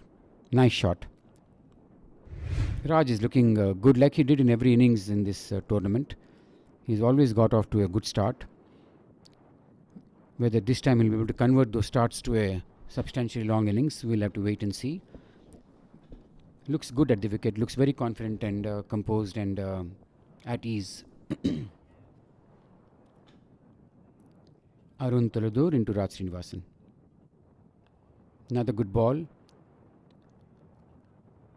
Excellent bowling from Arun. Every ball almost is challenging the batsman in terms of the movement he's getting off the wicket. Sharp in-dipping deliveries. His round arm action, I think, is what's causing this ability of his to dart the ball in. Arun into Raj Srinivasan. Very well bowled again. That swung in the air this time, as against the earlier balls which were nipping in off the wicket. This one swung in the air. That shows that Arun is capable of seam as well as swing when it comes to getting the ball in. That makes it doubly challenging. Excellent ball from Arun. Very, very good spell. Deserves a wicket for all his excellent bowling. Arun to Raj Srinivasan. Another good ball. This time Raj goes on the back foot and defends it. Very, very good spell from Arun, like I said. Challenging the batsman at every instance. Asking a lot of questions of Raj's technique. Up until now, Raj has been up to it. Giving all the right answers for Arun's questions. Arun Toladur, beautifully bowled, swung in the air. Raj has to defend it. Raj is playing a smart game here in terms of respecting those good balls. That's very important aspect of building an innings. You have to respect good bowling and wait for those bowlers to tire or for the ball to get old. Do not take any chances when not required. 7 overs, 43 runs. That's a very decent start. There is no point in taking any risk, and Raj is playing very smartly, given that Monty is going at a decent pace at the other end. I'm joined back by Arun Vitala, who had a longish supper break. Arun, sir, what is it that took you so long? Nothing much, Ravi. Just trying to organize and take care of things post-game. As you viewers know, most of you from Masters know, Arun wears so many hats. He has to handle so many aspects of administration, and that too with the finals coming to a closure. I can well imagine what Arun's hands are full with. Meantime, Apu Chacha into Monty, pushes it into the cover region for no run. The initial overs, you can say that neither team has taken any upper stride or a big stride towards the target. Both teams are well within the game. Just as I say that, a short ball to Monty, who pulls it to the mid-wicket region. He'll get a couple of runs there. So like I was saying about Arun's multiple hats that he wears, there's no pie in which Arun's finger is not there when it comes to activities involving Masters cricket. And as you can imagine, a tournament of this nature, it takes so much to get it coordinated and get the tournament underway. And Arun and Sushil have been pillars of strength, and Vinod has joined them on this tournament to help them out. And these gentlemen have been providing human service, and they do so much at backstage. You hardly get to see what they're doing unless you get involved in their activities. But one can imagine what goes on in conducting a tournament of this type. Welcome back, Arun, into the box. Thank you, Ravi. And nothing, it takes a village to run such a tournament, so there's lots of people involved. Yes, and I have my hand in it, but there's a lot of people who take care of things just as well. Just to give you all an idea of how the day winds up and how it goes, last night, the previous game last evening ended at about 10 or 10:30. Then you go out for a quick grab, a dinner. Some people go out for the faluda, that's very famous in these regions. And then by the time you get to your rooms, it's about 12:30. I peeped into Arun and Sushil's room just to see how they were doing. It was around 1 last night that we all got to sleep, and Sushil was at the ground by 7:45 in the morning to get the next game underway. That is how hardworking and how busy the schedules are. There's hardly any time to get some sleep, and Sushil is called Rambo for a reason. And whether it's his physical body or his mental strength, a combination of both, Sushil has been an extraordinary servant of this institution. I mean, I couldn't agree more about Sushil. What he has done in the last, let's say, 5 months, it's beyond anybody's imagination. That he does all this and takes care of his own life and his job and his family and everything else, and it's incredible. There can't be enough words, enough attributes that I could talk about this incredible guy, a true servant of masters, with a fantastic smile all day, every day. He was not well the last few days, and he still never stopped coming. It's Amazing. really unbelievable. And like Sushil, there are other people who are behind the scenes, the age committee members, apart from the main executive committee of the master's body. Each age group, whether it's 40s or 50s or 60s, and the 70s now, has their own age committee members who put in human service to ensure that these events are executed to the best of their abilities. Meantime, a slash from Monty to the point region, and 2 runs as Ajay Garyali chases that ball and ensures there's nothing more than a brace there. 2 more runs to Monty. But to get back to these servants of masters who are selfless and committed and passionate about their work, the age committees, the 50s age committee, for example, is the one that's behind this tournament. So much planning goes into every small activity within a tournament of this magnitude, and hats off to the members in those committees.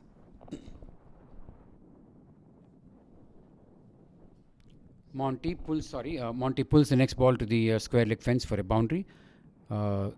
Every minute that Monty spends at the wicket is going to add to his confidence and get his skill level back. He has been going through a lean patch, and every minute that he's spending here will add to his ability to build a big innings. Yes, Arun, sorry, go ahead. No, this, I think both these guys are very aggressive batters, and so getting a wicket is probably very critical for the West at this stage. But these things happen, that people have a cameo, have a great knock, and Monty is very capable of doing it. There you go, that stumping that we've seen, 3 of them in the first innings when North were batting. Down the leg side, Monty loses balance, like Arun kept saying about the balance factor here. This could be a close call. Let's see if Rahul... Brilliant work from Rahul. Monty's foot was in the air there.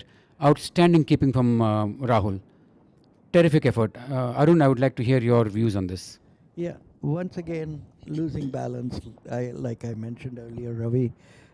But what brilliant work by Rahul Kona, who not only batted well, had a great partnership, and now this.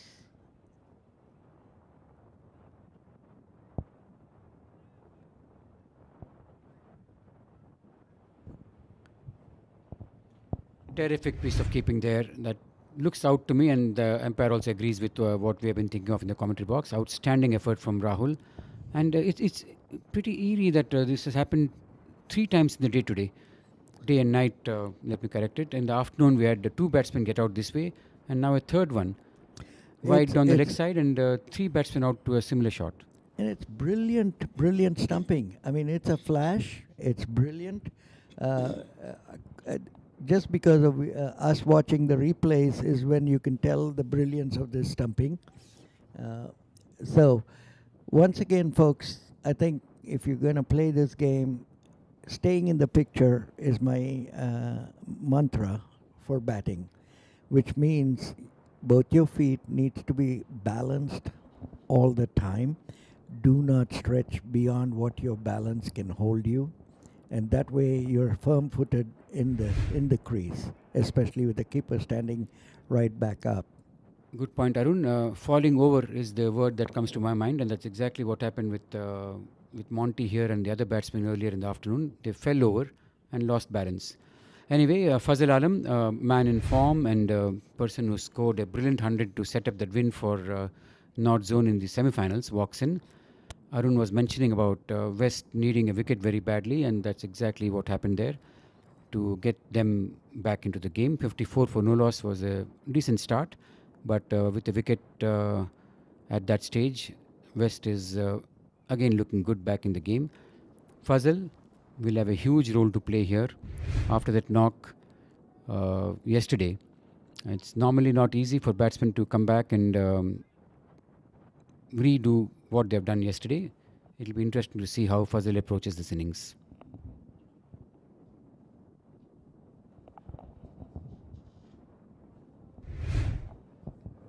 You could see him clearly falling over.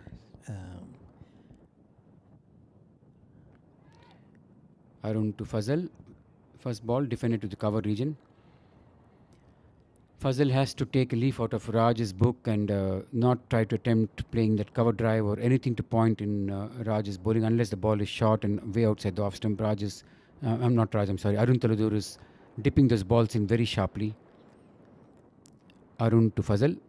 There you go, very well bowled again. The ball darts in and Fazal taps it past the bowler. Arun Vitala was making a very important point about Chintan Patel's fielding of his own bowling, and that example again can be seen here. Ball was driven past the bowler. If it was Chintan Patel, I'm pretty sure that would have been fielded. And that is so critical in any game, especially in today's world where you see such fascinating fielding all over when you're watching games on TV. And it's got to become a critical element for us in Masters that we practice fielding as well as bowling or batting. And the one big thing that we can do is we can definitely get better in that area. Well, I don't know that we can get very, very good technique-wise in batting or improve our bowling drastically. We can do better. We can probably bowl some spot bowling, but fielding is something we can definitely improve on, and we need to absolutely make sure we do that as Masters. And Arun, you'll agree with this other comment, which is while a game is going on, there's always a game within a game. Fazal has just come in, played two dot balls, and you get him off strike to release the pressure. When a new man comes in, you want him to face as many of your deliveries in the initial phase. You don't want to get him off strike. And that single would relieve pressure, any pressure from Fazal. What a brilliant ball that he beat him up, all ends up just outside the off stump, cutting in, probably didn't miss the stump by much.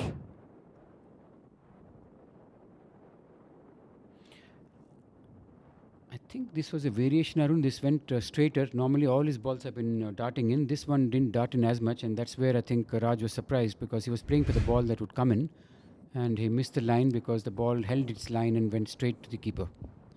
Absolutely right. Good read of it. Again, Arun bowled a brilliant over.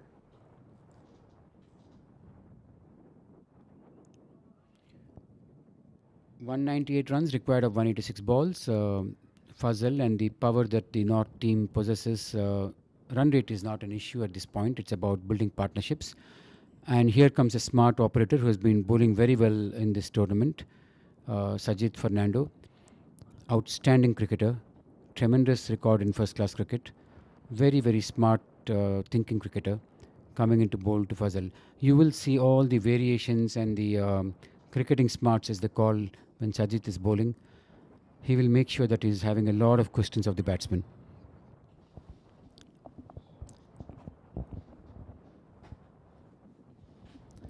He's got one slip. He has a slip, he has a long on, he has a mid wicket. He's just having two fielders on the. No, there is a long off also. So long off, long on, mid wicket. Slip, point, cover, cover point, and a wide mid off. That's the field. Sajid into Fazal. Pitches it short of a length. Fazal pushes it to the one short mid wicket fielder. No run there.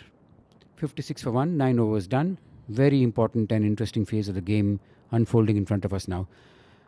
Short of a length, Fazal pulls it between long on and mid wicket. That's a boundary. Very nicely placed. There were two fielders there. There was a long on and there was a mid wicket, and Fazal placed it beautifully between these two fielders. Nice way to get off as far as Fazal is concerned. He looks just like he's continuing his innings from yesterday, the way he played that shot. Nice to see a lot of spectators who were from the earlier match that finished in the afternoon. Stay back and watch this game. That's the replay of the shot I was talking about. Fazal pulling it between long on and mid wicket for his first boundary. Ranga, I can see him there. I can see Jignesh. Sajid into Fazal, ball pitched up. Fazal nicely pushes it for a single. If Fazal can continue doing this, which is follow those boundaries with singles, that's the Jivika mantra of playing cricket. I've seen Jivika do this in Chennai time and again, and he always talks to me about this whenever he talks about batting. Try to get a single after a boundary, which will calm your blood down in terms of the adrenaline rush that you would get from a boundary that you have hit in the previous ball. Back to this game, Sajid into Raj Srinivasan, who dabs it to third man. No run, as Murli is there to ensure no run is given.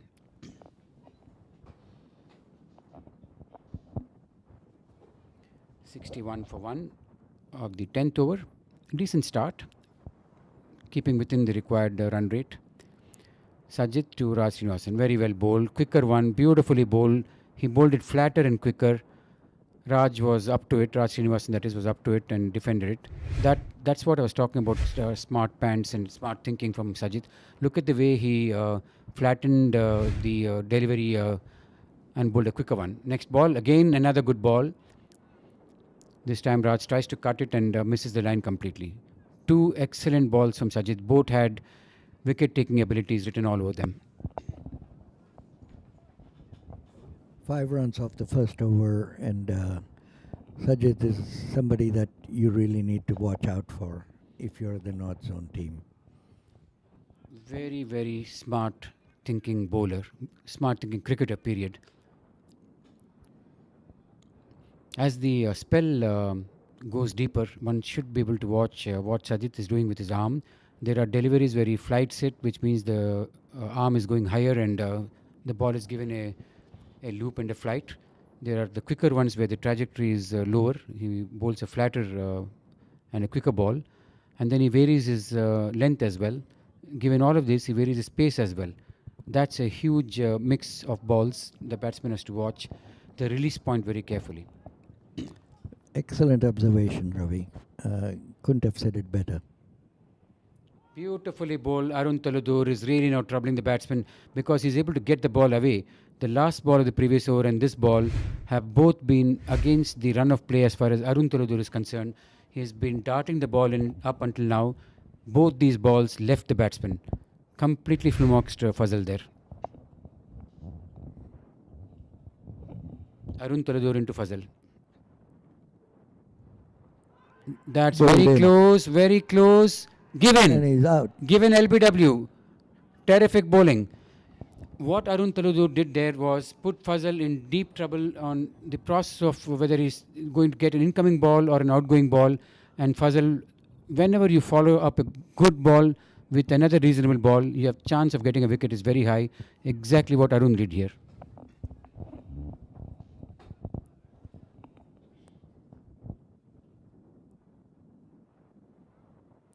It was definitely hitting stumps. That was hitting stumps, and I think that was a very, very smart ball. He bowled his strong suite of incoming ball after that away going ball, the previous one. This will now test the North Zone batting depth with Fazal gone.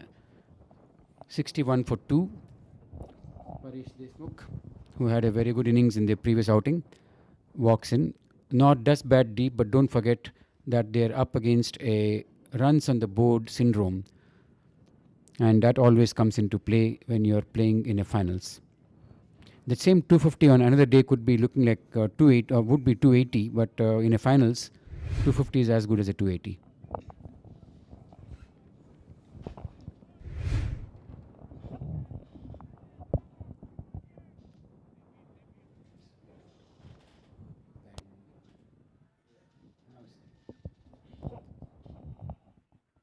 Band moved again to the right.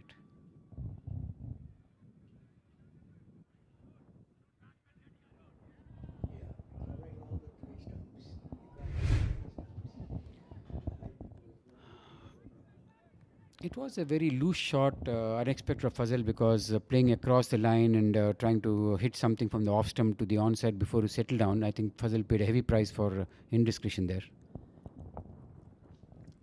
In comes a batsman that is very, very impressive for me, Ravi. This guy can bat. Uh, he knows how to pick the right balls. So let's hope the North get the most out of his batting. Arun into Paresh, lets it go outside the off stump. This is the ball I'm talking about. Arun is now getting the ball to go straight, and that will be a big challenge for the batsman, because you are guessing now whether the ball is going straight or dipping in. If every ball is dipping in, the batsman knows what's coming. That is what happened in the first 4 overs that Arun bowled, but this over has been getting one to, there you go, this ball came into Paresh. So now the batsman is doing a guessing game. Will it go straight and up, or will it come in? And the best part about his bowling right now, the last over and here, the last two balls of last over and here, is the length that he's bowling. It's perfect length, and the line has been very impressive. Beautiful cover drive from Paresh. Deserves a boundary, but you have a challenging situation where that fielder um, moved it pretty quickly to save the ball close to the boundary. That was Balbir Singh. Pretty safe, 2 runs. Nice shot for Paresh to get off the mark. Once again, a big shout out to my umpire, Mr. Steve Buckner, for being a part of Masters. Meantime, very nicely played by Paresh. When the ball is darting in, play to square leg or mid wicket, which is exactly what Paresh did in this instance. End of a very successful over. He's got both the wickets, 2 for 33 in 6 overs. Excellent spell from Arun. We spoke about Arun as we built up the North batting innings, and we said that he will certainly be a threat, and Arun has lived up to that. Even when he batted, Arun made a significant contribution with the bat, and now with the ball, getting the danger man Fazal, and Monty was having a charmed life. 2 wickets from Arun, which were both telling blows.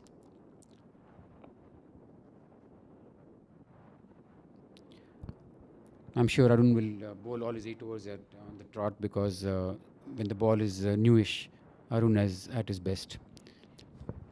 And that's correct. And, sometimes captains tend to take away the ball from one of their strike bowlers, but he's just got a second wicket and he's bowling brilliantly. I would definitely keep him on. Yes. Very well bowled by Sajid. This is a floater that goes away from the batsman.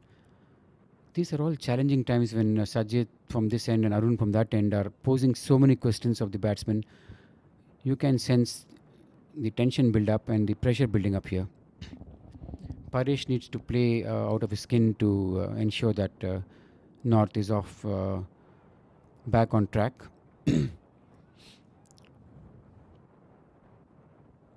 Raj Srinivasan playing steadily. West will pose a challenge with their bowlers. North should be on the guard and not take it easy at any stage. Oh, there you go. That's a catch. Oh, dropped. Arun drops a catch after taking it. Nice thick edge into the bucket hands of Arun. Unfortunately, it came at a good height. Arun didn't have to bend or move anywhere. It should have been gobbled. Yeah, and the old adage, catches win matches. At this stage, that would have been a fantastic catch to take. Quite simple, didn't have to move much. Arun, I'll point something out when the replay comes again. If you notice what Arun Toladur was doing was, he was moving while the batsman was playing and your head is not still. Once the head is not still, your chance of taking a catch, whether you're batting or fielding, head has to be still. When the replay comes, you'll notice the mistake Arun Toladur committed there.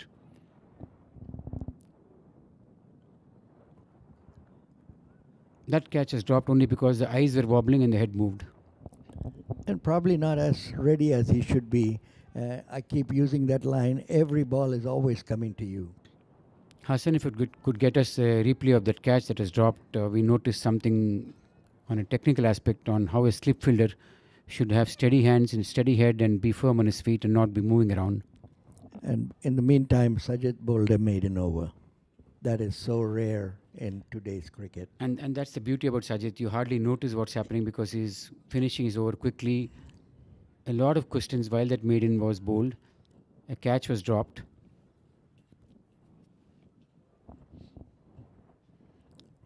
And like we predicted, Arun is coming back Arun, to bowl his seventh good over. of Raj, the captain, to continue with his strike bowler who's going through a very good spell. If you can get that replay, Hassan, it'll be nice to see what we're talking about in terms of slip catching.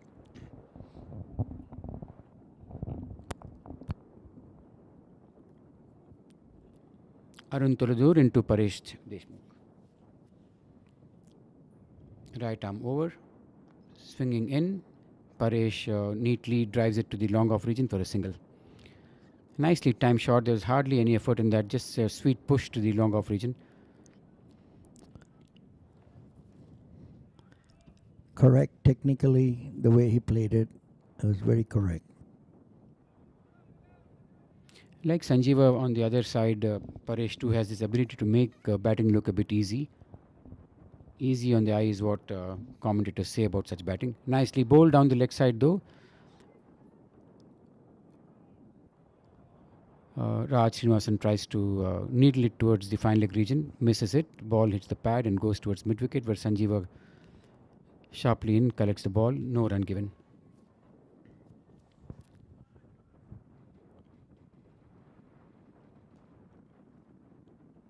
Arun Toladur into Raj Srinivasan, who's playing a very patient innings today. Arun to Raj and nicely flicked off his toes for a boundary.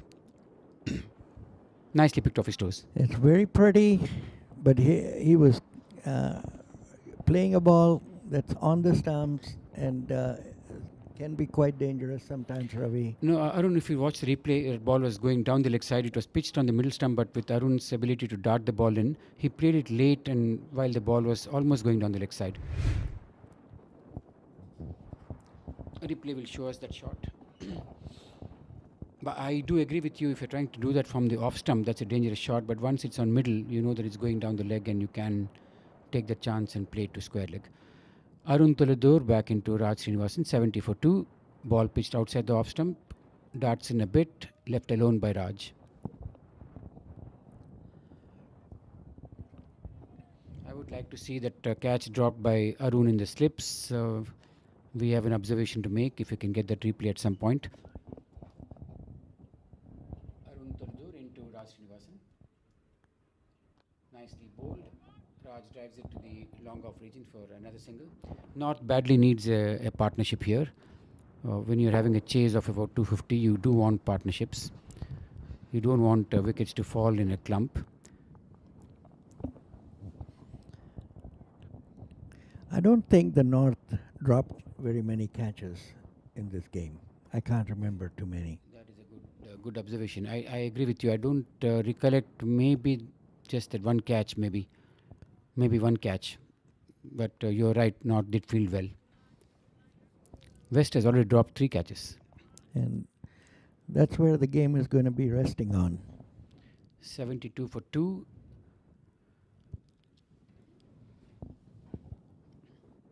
Arun to Paresh. Nicely cover driven. Past the field in the covers.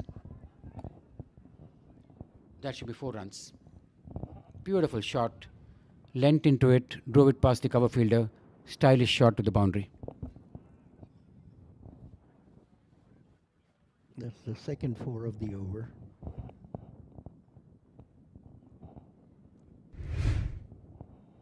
This game is very heavily dependent upon what Paresh can do. If he could stitch together a good partnership with Raj and Paresh can get a biggish score, at least 60 to 70 runs, I think that will help the cause of North.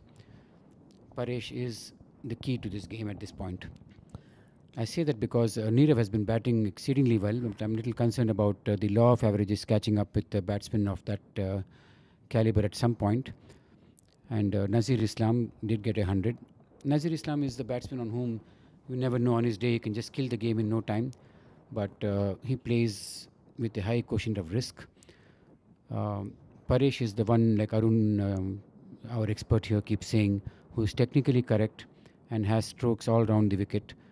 And in that context, he becomes a very important and critical element in this batting order.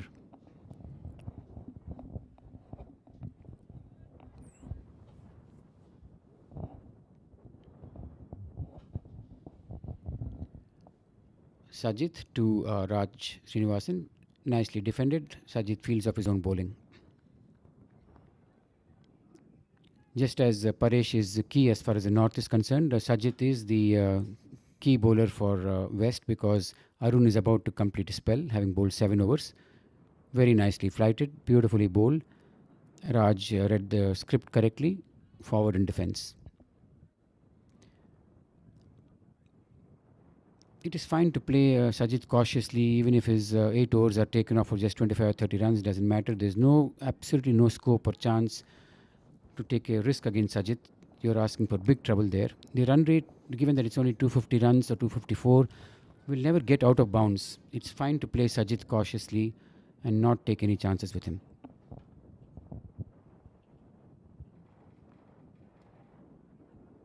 Yet another good ball by Sajid. He bowled a maiden over the last over, and he's got 4 dot balls in this over. Amazing bowling. And Sajid is really playing with the minds of the batsmen. I do like Raj's current approach of playing Sajid cautiously. Another good ball. Raj goes back and pushes it back to the bowler. Wow. 3 overs for just 5 runs. The previous one was a maiden. This also looks to be heading towards a maiden.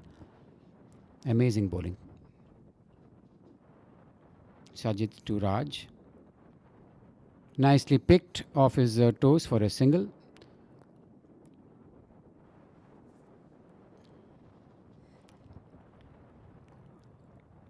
Single of the last ball spoils that effort towards the maiden. 77 for 2 in 14 overs. That's a break, the first break at the 14th over mark. 77 for 2. We'll take a quick break and come back to you all.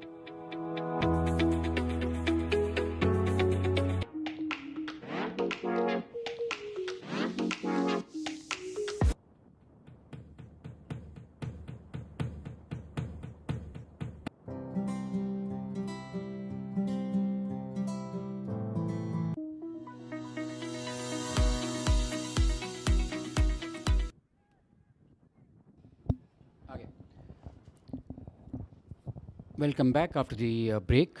Um, One of the key bowlers of the tournament, as far as West is concerned, Sunil Singh is coming into the attack. So they have held back 1 over of Arun Turadur, who has bowled 7 overs. This is the replay that we were talking about, where Arun Turadur dropped that catch. Look at him moving even before the ball is delivered, and the head was not in position at all, not in line with the ball, which led to the catch being spilt. Arun was moving as the ball was being delivered, which had his eyes and head wobble. Meantime, Sunil Singh into the attack, and very first ball creates half a chance. Raj Srinivasan using his feet, coming down the wicket, trying to establish an early um, control over the bowler, using his feet and coming down the wicket, hits him to the long on region. Ball doesn't carry to the fielder. Raj gets a single. This is another critical phase of the game. Sunil Singh has been bowling exceedingly well in this tournament. He's been a surprise element because he's new to the Masters circuit, and not many batsmen have played him earlier. And when that's a good attempt from Paresh. To a leg spinner, that reverse sweep is always a good option to deploy. Paresh tries to reverse sweep, doesn't connect, and Rahul has been, who has been keeping very well, was blocked by Paresh in that instance and concedes a bye.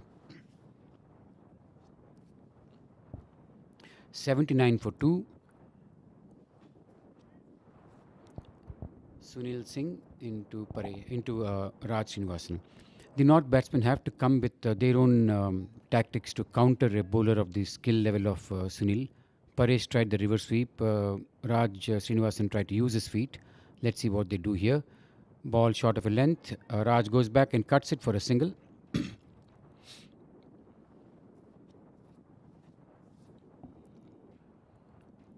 It's very critical of batsmen to have their own counter plans to skillful bowling that Sunil has been deploying in this tournament. If you let Sunil bowl to his plan A, then he will be all over you. But if you are able to use your feet or reverse sweep or do things which Sunil is not expecting, that's when you can get Sunil off his core strength. Meantime, Paresh flicks this to the square leg region for 2 runs. 80 for 2.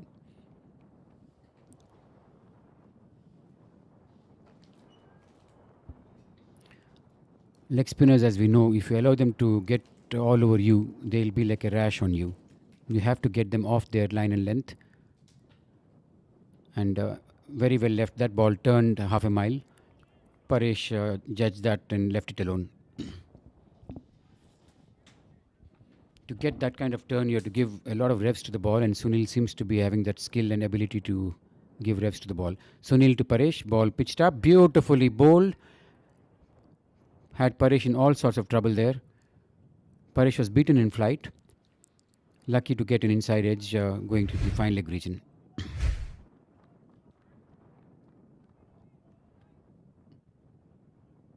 This is a classical leg spinner's ball because it dipped and had Paresh play early and had him in trouble.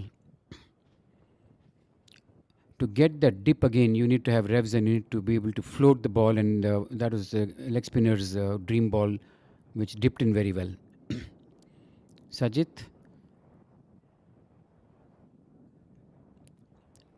This spin twin combination of Sajid and Sunil Singh is the perfect recipe as far as West can put on the table to challenge these North batsmen who have had a good run till now. Having watched most of these games, I must say that the West bowling seems to be the most balanced attack that I've seen. Arun is bowling so well. The spinners are not letting the batsmen get away with any free shots. There are hardly any loose balls. Look at this analysis. 6 runs in 3 overs from Sajid. A very good over from Sunil Singh earlier. When you have pressure built from both ends, the batsman has nowhere to go. There's no point in one bowler bowling very well and other end the bowler giving away runs and leaking runs. But with the West Zone team, you notice that they have bowlers to put pressure from both ends. Meantime, Paresh nudges this to the fine leg region.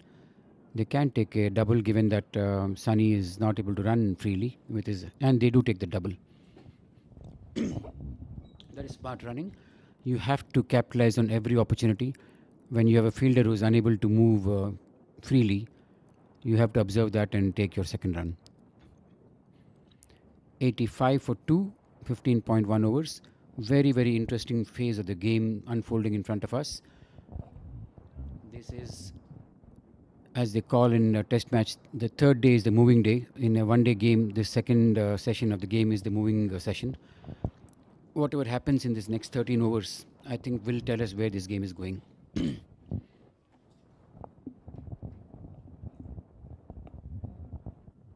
Sajid to Paresh.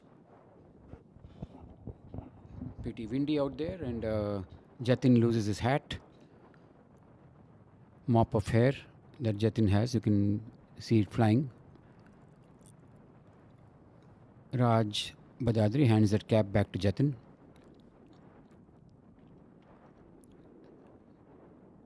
Sajid is calling his sweeper cover in a few yards. I can sense that because of the wind direction, I think it's against the wind if you have to hit towards cover. So Sajid called his fielder a few yards in. Beautifully cut by Paresh. Very nice shot. Equally well fielded by Murali Posanapalli, using his feet to good effect. That ball was travelling, and we know that the outfield in Grand Prairie is merciless. You cannot recover the ball once it goes past you. Sajid to Raj. Nicely played. Forward defense. Unbelievable analysis. Fourth over, only 7 runs conceded. Apart from those runs, the questions that Sajid is posing and the wicket-taking balls that he's bowling, one shouldn't forget that aspect too. There's constant pressure on the batsman. Meantime, Paresh is trying to delay the game a bit and give the batsman some breathing space and some time, as Sajid is reeling his overs very quickly, going past his 6 deliveries in no time. It's pretty windy out there.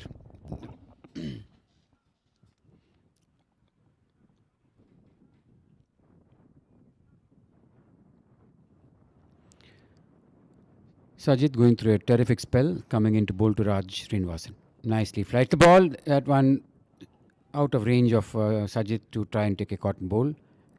Hit towards long off for another single. In his 4 overs, not one batsman has been able to hit Sajid and play him comfortably. There is not one shot that has been played authentically towards the boundary. Terrific spell from Sajid.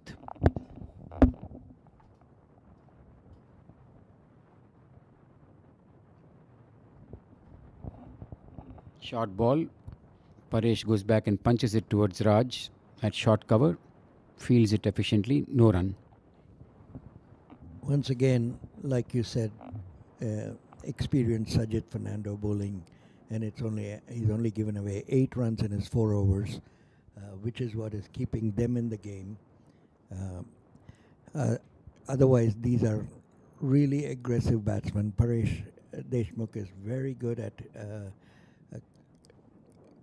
hitting the ball, getting a lot of runs, capable of hitting it all around the wicket, including reverse sweeps, paddle sweep, which he displayed yesterday. Absolutely. And what Sajid is doing, Arun, is thanks to the tight spell, he's giving Sunil the chance that batsmen have to take a risk against him, which always implies that the bowler is in with a chance to take a wicket. With all those maidens and dot balls that Sajid is bowling, there is pressure on the batsman to try and do something extra at this end where Sunil is bowling. Nicely cut the short third man region for a single. You can see the run rate pressure building up now. The required run rate is inching up to 7 per over, all thanks to Sajid. Still under control. 7 is not too bad on this outfield, but you keep going this way, 7 can become 7.5 in no time.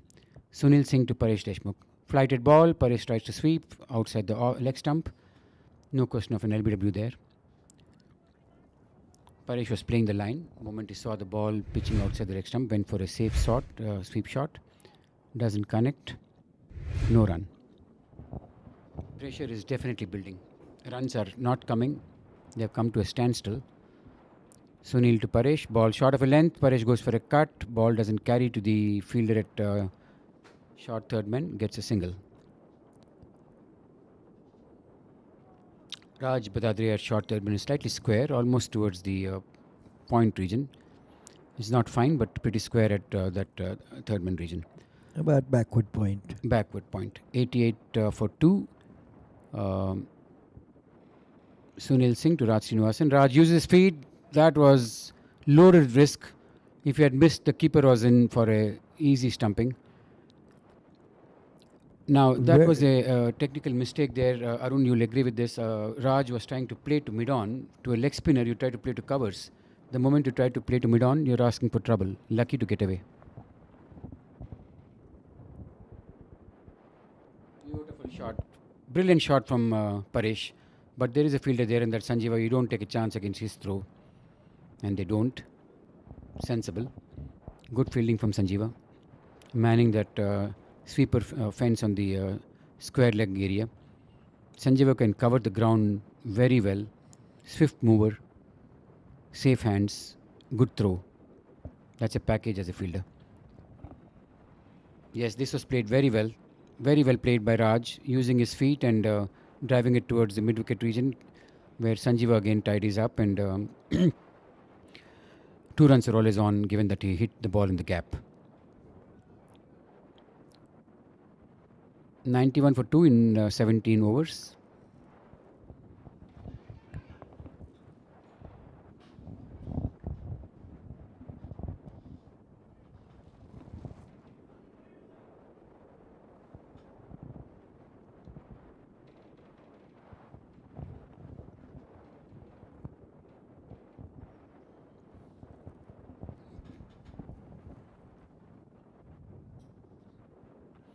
North will be mighty pleased not to lose any wickets at this stage, given the quality of bowling that's coming over to them. Sajid has been bowling an exceedingly impressive spell, posing all kinds of questions to batsmen and challenging their technique and their temperament. If North can escape this phase without losing any wicket, run rate is not a major issue at this point. More important is to not give any wickets to Sajid, who has 4 more overs to bowl. I think that catch could be turning into a very, very important one for the West team. Yes. Shot pulled to the square leg region for a boundary. Terrific shot from Paresh. Paresh, skillful batsman that he is, he has just shown there that if you give me an invitation, I'm here to accept it. First loose ball from Sajid in his 4 overs, 4.1 overs. And Arun, you raised a very good point just a minute back about that catch, and this is what happens when a bowler is going through a beautiful spell. If a catch is spilled, at some point the bowler will lose his patience, and that's what happened to Sajid here. Beautifully back cut, very nicely cut to the third man region. That is stopped by the fielder there and Raj runs very well for a 3rd run. Very good running there. Yesterday too, this pair, Arun, if you recollect, Raj when he was batting was running very well between the wickets. Very true. That adds to your total in a very, very deceiving way when you're fit and you're running fast between the wickets, and recognizing the 3rd run is first critical and not give up on it. Sajid to Raj, who cover drives it beautifully in the gap. There should be minimum 2 runs. Ajay Garyali turns around and fields the ball. Just 2 runs there. Raj is playing a very, very important innings here, Arun. Typically, his role has been to thwart the danger of Sajid, and up until now, he has been very efficient in doing that. You have to keep a danger man like Sajid at bay. Sajid to Raj, flights the ball, nicely nudged to the short cover region, no run. Both these batters look very fit and very eager to take runs. Lovely cut shot from Raj. Half stopped by, I think it's Sunny Singh in the slip. 1 run. Again, if you look at the score, Arun, Paresh Deshmukh 22 of 19 balls. He hardly looked like he scored. and he's at off to a start in 22 of 19 balls. Fluent batsman, easy on the eye, very good technique, appears determined. Paresh is a very, very important resource as far as North is concerned. And when we talk about anything in the commentator's jinx on Saj, he's now given away 10 in this over. Yeah, commentators are known to put the markers on there, and Sajid has given 10 runs in this over. Nicely played, waited for the ball, played it very late to the point region. There should be minimum 2 in this. These guys run well between the wickets, and as they've shown yesterday, and they are doing the same today. Arun talked about fitness, very important aspect of the game.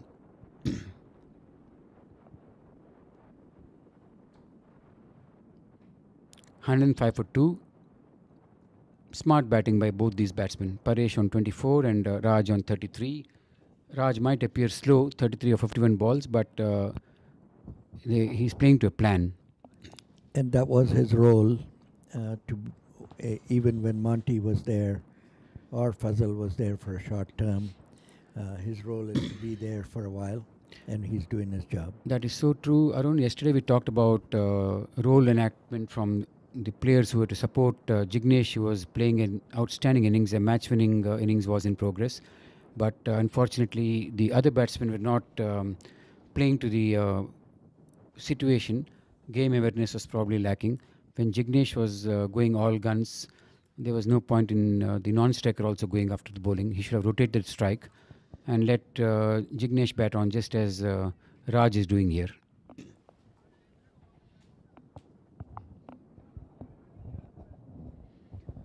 Change in bowling. Instead of in place of Sunil Singh, Raj Badadre is coming into bowl. I would have felt, Arun, what do you feel about this thought of mine? Instead of removing Sunil Singh, Raj could have given Sajid a break and could have come from the other end. Sunil Singh should have continued here. I think it's a great observation and great comment. I think I would have done the same because Sunil is the one that can get wickets.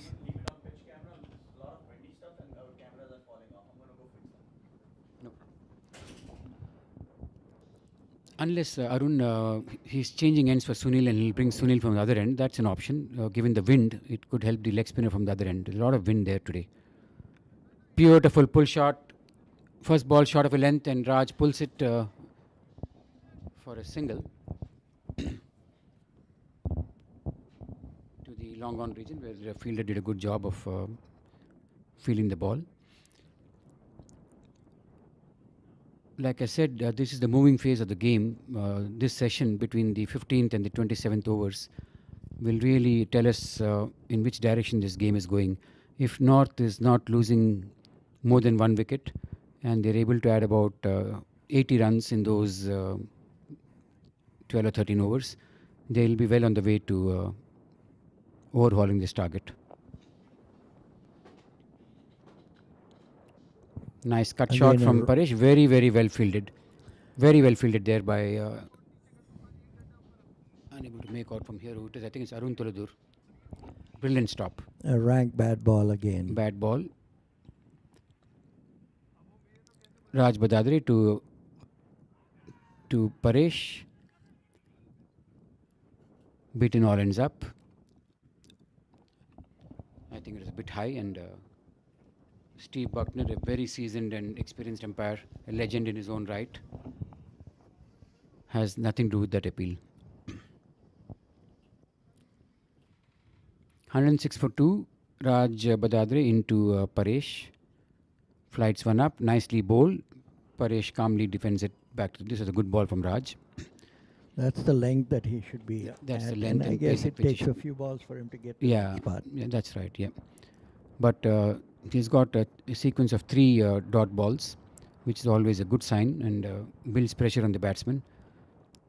106 for 2. Raj into Paresh.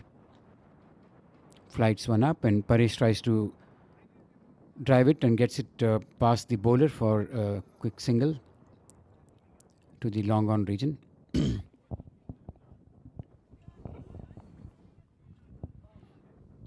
Only 2 runs this over. That's a decent start up until now. If you can finish strong with a good last ball, this should be a good over for Raj. Raj into Raj. Beautiful shot. Good use of feet. Raj Srinivasan hits it to the long on region where it's neatly fielded by the fielder there. Just 3 runs off this over, which is a good over at this stage.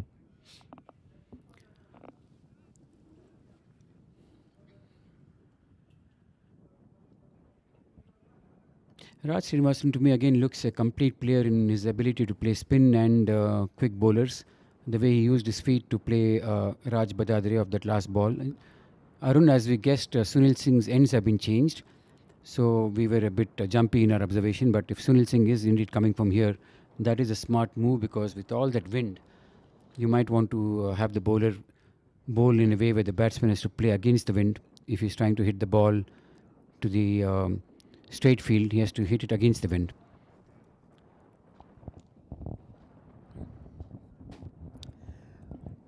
If it is so windy, one of the things that the bowler needs to watch is a ball carrying over to the batsman a little further up than you think, and so you have to be careful on controlling that. Yes.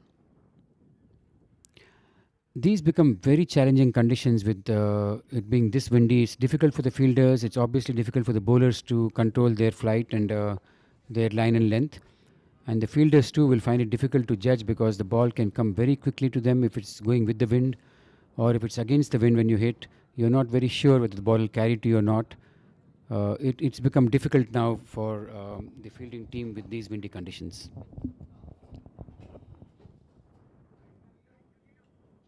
Short of a length, Raj goes back and cuts it. Very well fielded in the point region by Raj Badadri. No run there. Arun, it also calls for smart batting, as in if the batsman is hitting with the wind, he knows that he can clear the fence. If he's hitting against the wind, he's got to be cautious and not hit in the air. And alongside that, and that's the tougher ball to bowl, because see, this one, the wind carried him further.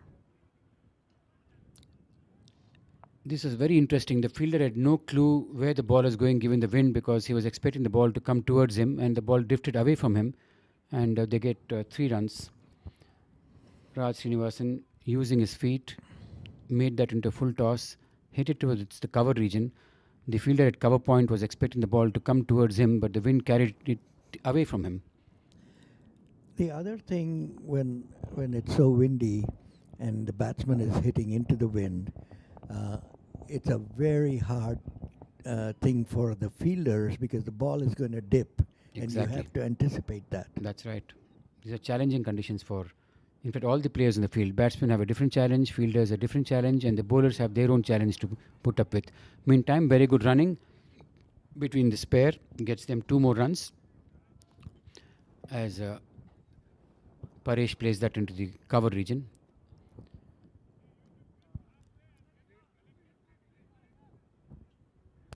Leg spinners will find it even more tough, Arun, in these conditions, because as it is, leg spin is a tough art to master and execute. And when the conditions are against you, leg spin will become the toughest art to execute. Especially in this kind of age group, because leg spin requires a lot of practice. Yeah. And it's kind of hard for people who are not professionals to spend as much time as they would need to or like to in the nets. Well said. Meantime, a ball slightly short in length, and Raj Srinivasan goes back and cuts it for a single. This intelligent cricket that both these batters are exhibiting is what's the need of the hour. There is no need to go for any risky shots. It's about milking the bowling at this stage. It's about getting 30-40 runs more, and you can get those in singles and doubles. There's ample time still left in the game. Paresh plays it very nicely, front foot defense, showing solid technique there.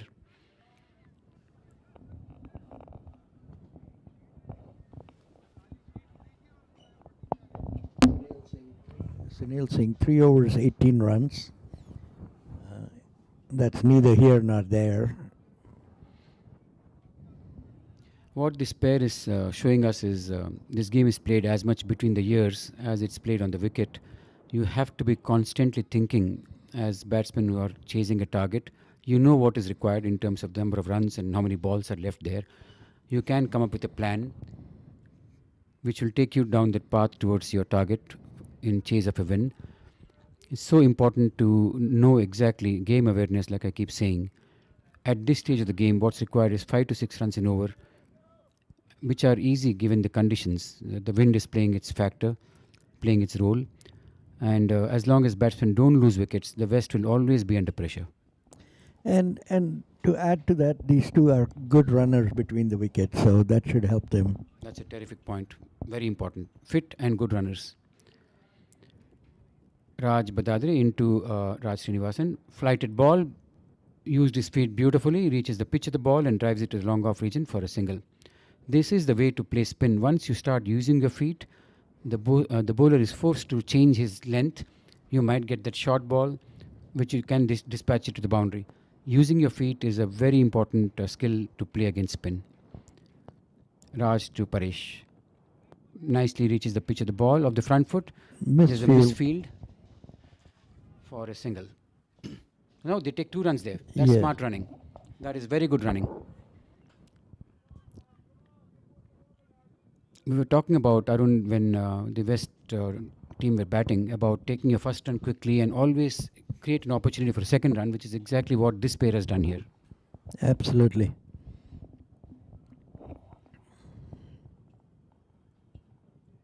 Raj into Paresh. Beautifully driven to the long on region for a single.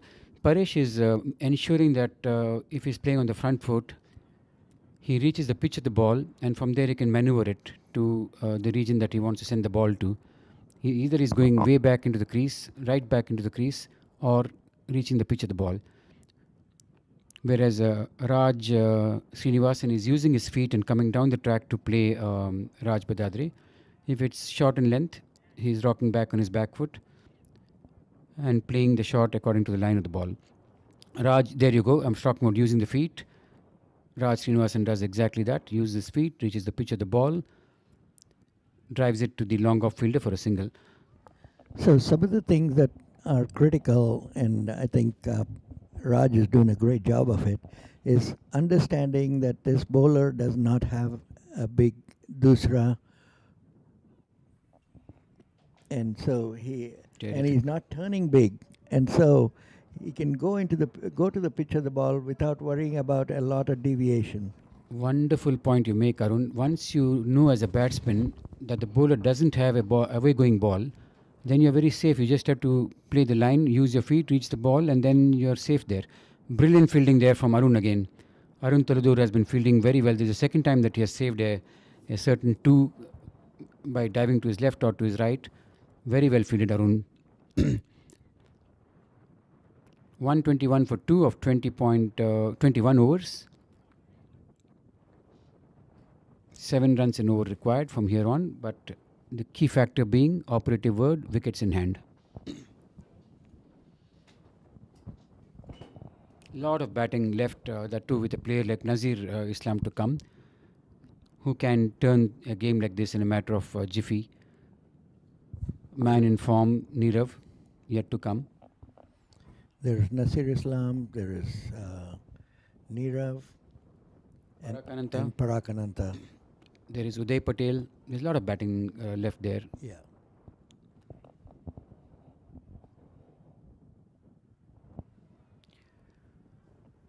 Might have been a wide. Raj was smart in not trying to go after a ball, and that turned quite a bit again. Sunil Singh is turning the ball. In fact, probably the bowler who's turned the ball the maximum in this tournament.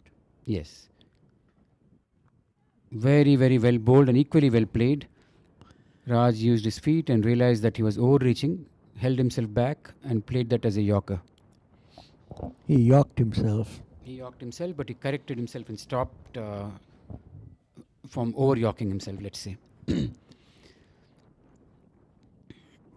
Sunil to Paresh Deshmukh. Nicely bowled, turned big again. Paresh goes back and punches it to the cover region for a single.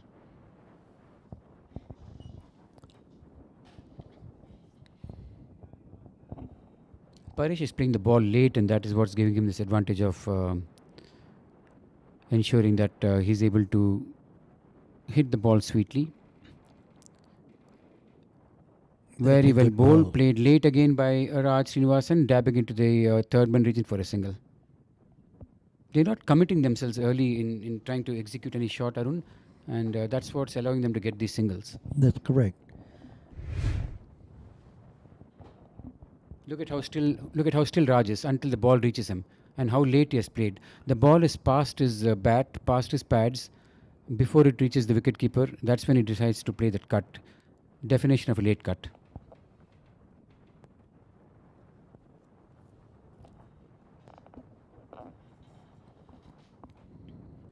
Meantime, Raj plays beautifully again to get a boundary. Beautiful shot. Patience will ultimately result in a positive way for you. You have to be patient. I think it was Paresh who played the shot. I'm sorry, not Raj. Paresh on 36. Replay of that shot. Reverse sweep between the legs of the keeper. How finer can you get? Reverse sweep between wicketkeeper's legs. Terrific shot from Paresh.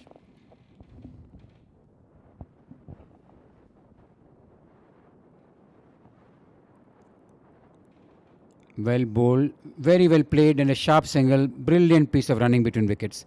Outstanding understanding between these two batsmen. 8 of that over. North is clearly controlling the game at this stage. I don't see any issues for them to take this game comfortably. As much as we always talk about, it's not over until it's over. But at least at the pace at which they're going and the method in which they're using and applying, it makes it.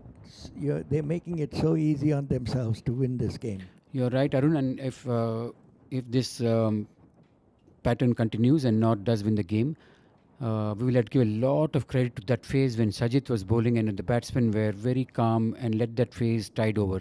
That is a critical element of building an innings. There will be times in a game when you need to know the bowlers on top of you, and you need to let that time go by and not lose a wicket during that phase. Raj Badadre to Paresh, who beautifully deflects the ball towards the long on region for a single. The important aspect of that phase of the game was Sajid was all over the batsman. Immense pressure, dot ball after dot ball, two maiden overs, And a catch. and a catch dropped. Other end too, Sunil Singh and Raj were bowling very well, but both Raj Srinivasan and Paresh kept their wits about them, read the bigger picture very well, ensured that if they don't lose a wicket, at some point in time the bowlers will start losing their patience and start bowling those loose balls. Exactly how it panned out.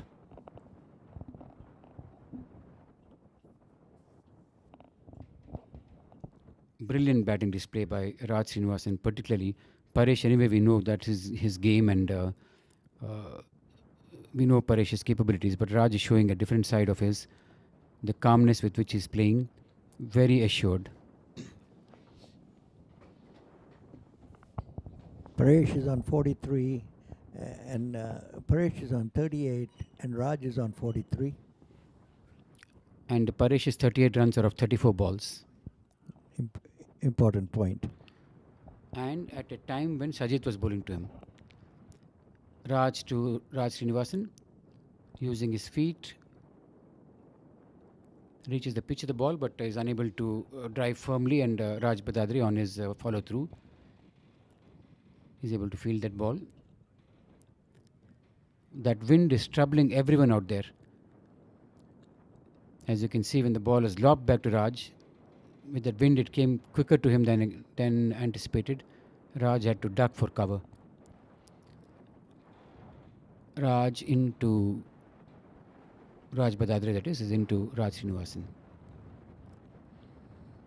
130 for 2. Like Arun said, North is really well entrenched to have this game well under control. And they ran a single on that. They ran a single on a ball that was hit straight to the fielder. And that can happen only when you run with the shot, as they say. The moment you play the shot, you look up towards the non-striker who's responding to you. There was no call, they just ran. Perfect understanding. Raj Badadri to Paresh Deshmukh, beautifully driven for a single. Milking the bowling at this stage is exactly what is the requirement of the situation. Both these batsmen are playing the game as per the need of the hour.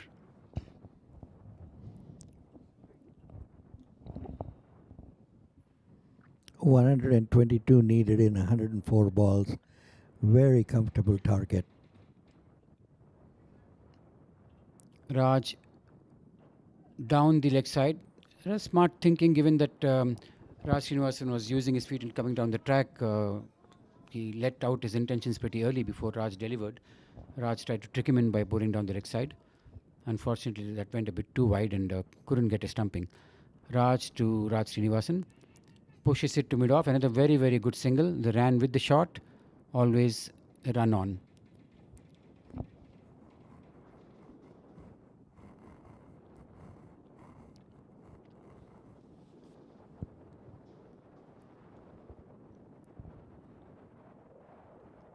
After losing Fazal, which is always going to be a critical loss to the team, these two batsmen have used their heads and their abilities to get North right back into the game.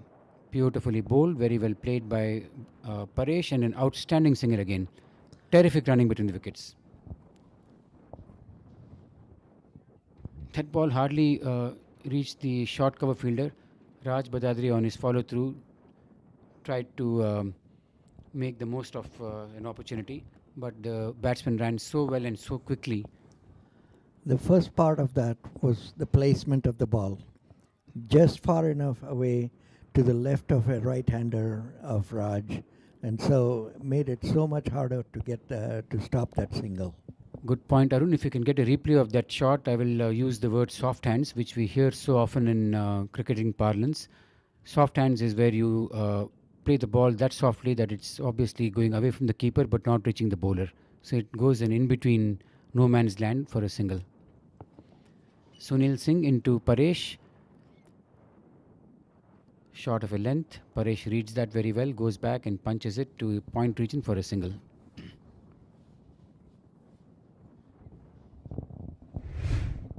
The replay is coming up. You look at the soft hands that I'm talking about. Paresh goes back, dabs it to cover. Ball takes its own time in reaching Raj on his follow through, making that single very easy. And it was to the left of the right-hander. Yes. And so he had to turn around to pick it up, which makes it that much harder.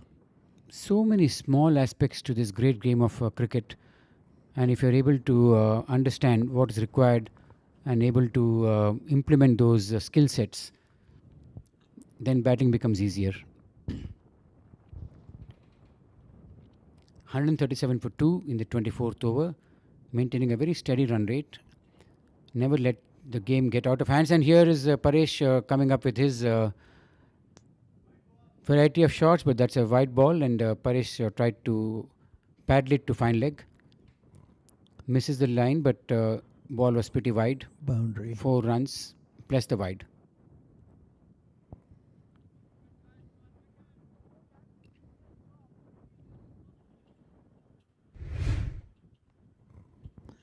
So that's 5 runs added.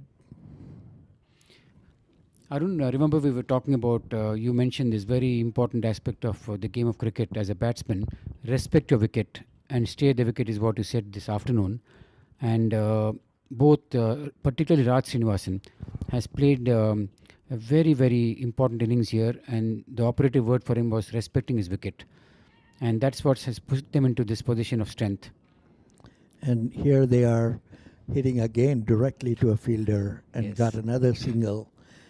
I'm very impressed with the running between the wickets, Ravi. This is a backbreaker and a heartbreaker for Yep. the West team Yes. because they're unable to stop those singles.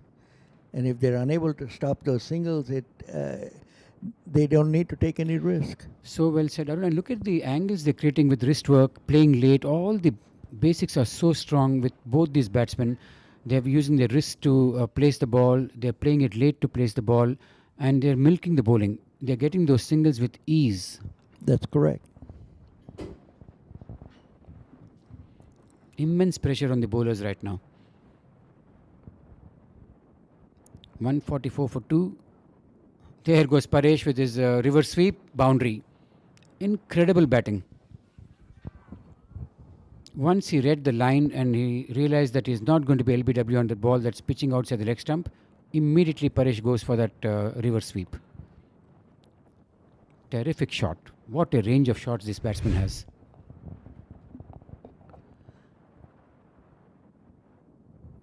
That is high class cricket.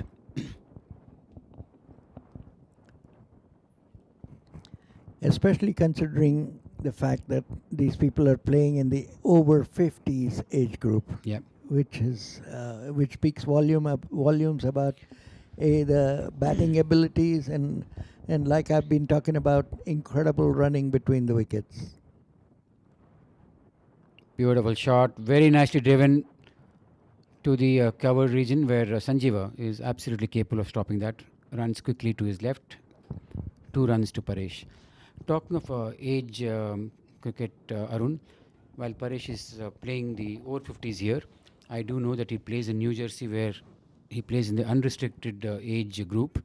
There are players who are from 19 to 40, and I know 2 players who played in my team who have come from Pakistan.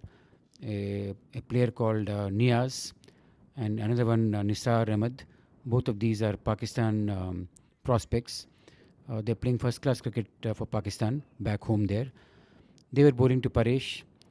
I'm pretty sure they were bowling at minimum 130 if not 135, and Paresh was able to play them with ease. At 50, Paresh was able to play those bowlers in front of my eyes in a league game there.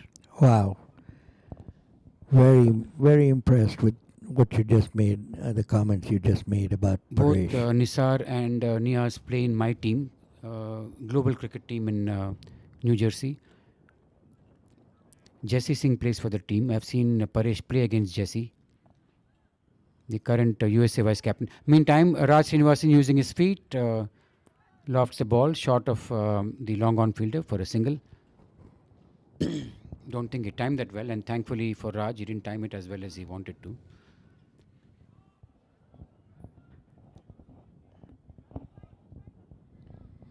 $151 for 2 at in 24.1 overs. They're well on their way to a comfortable win. Again, there's the old adage, there's many a slip between the cup and the lip, but the wicket being as good as it is, I don't see this as a big challenge. That's the first misfield from Arun Turadur in the day, and gives away a single. Ball hit hard to him. And this can happen, Arun. The best of fielding efforts will start wilting a bit under pressure because of those cheeky singles that they've been taking. It's all about momentum in this game. When the momentum shifts, it goes the other way around. When Sajid was bowling, all the momentum was with the West team. North was under all kinds of pressure. We were looking at dot balls, maiden overs, batsmen in trouble, catch dropped. But now the foot is on the other pedal now. And they took a single on that? They took a single on that as well. I Now mean, they are able to hit to the fielder and run with confidence. Fielders are tiring.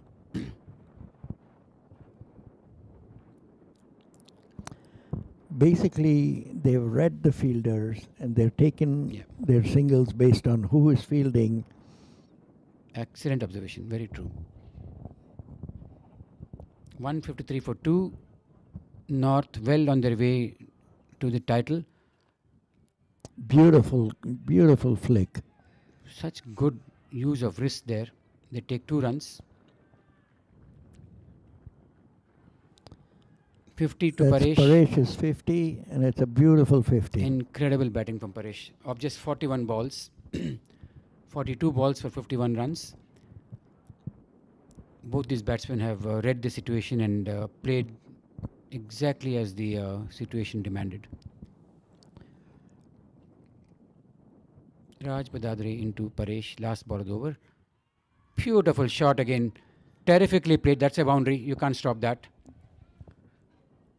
Sunil Singh proves me wrong. Commentators are never right. They get 3 runs on that.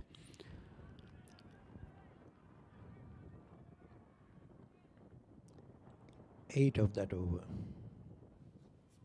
Paresh is using his bat like a paintbrush there. Yep. Great comment.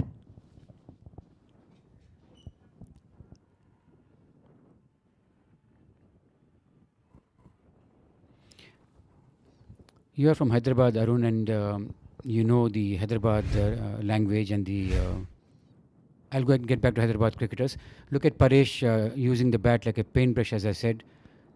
Goes back, neatly dabbles it round the corner. That's a heavy bat I know Paresh uses. I've felt that bat and checked its weight. It's not a light bat. Talking about light bats and Hyderabad cricketers, Arun, you're from Hyderabad. Azharuddin uses the lightest bat that cricketers have known to use. And somebody, when I was hearing eavesdropping, asked Azhar about his light bat, and he said in typical Hyderabad Hindi, "आ bat को छड़ी जैसा use करना भाई, उसमें क्या है, छड़ी है बैट के हाथ में." Chadi means whip. For Yeah. those who don't know Hyderabadi Hindi, Yeah. Chadi is a whip. And Azharuddin was telling a person who asked him, "Azhar bhai, आपका बैट क्यों इतना हल्का है?" That is, Azhar bhai, why is your bat so light? And Azhar's response was, "आ bat छड़ी जैसा use करना भाई." Yeah. That's what Paresh is doing here. And if you watch that shot by Paresh, what was something that I really enjoyed was he saw the ball hit the bat all the way through and didn't take his eye off that ball. And that's what made that shot so pretty.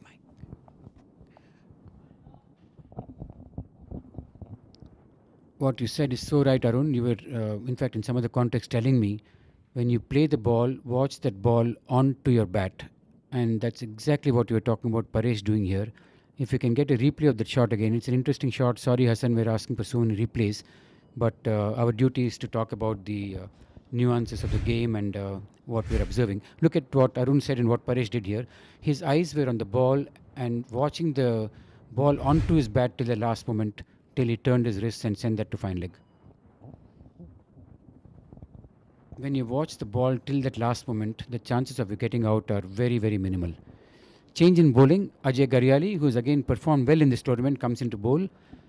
Fazal goes, not Fazal, I'm sorry. Paresh goes off the back foot, punches it to cover for a single. Paresh is keen to hog the strike and asking Raj why he couldn't take a second run on a throw there.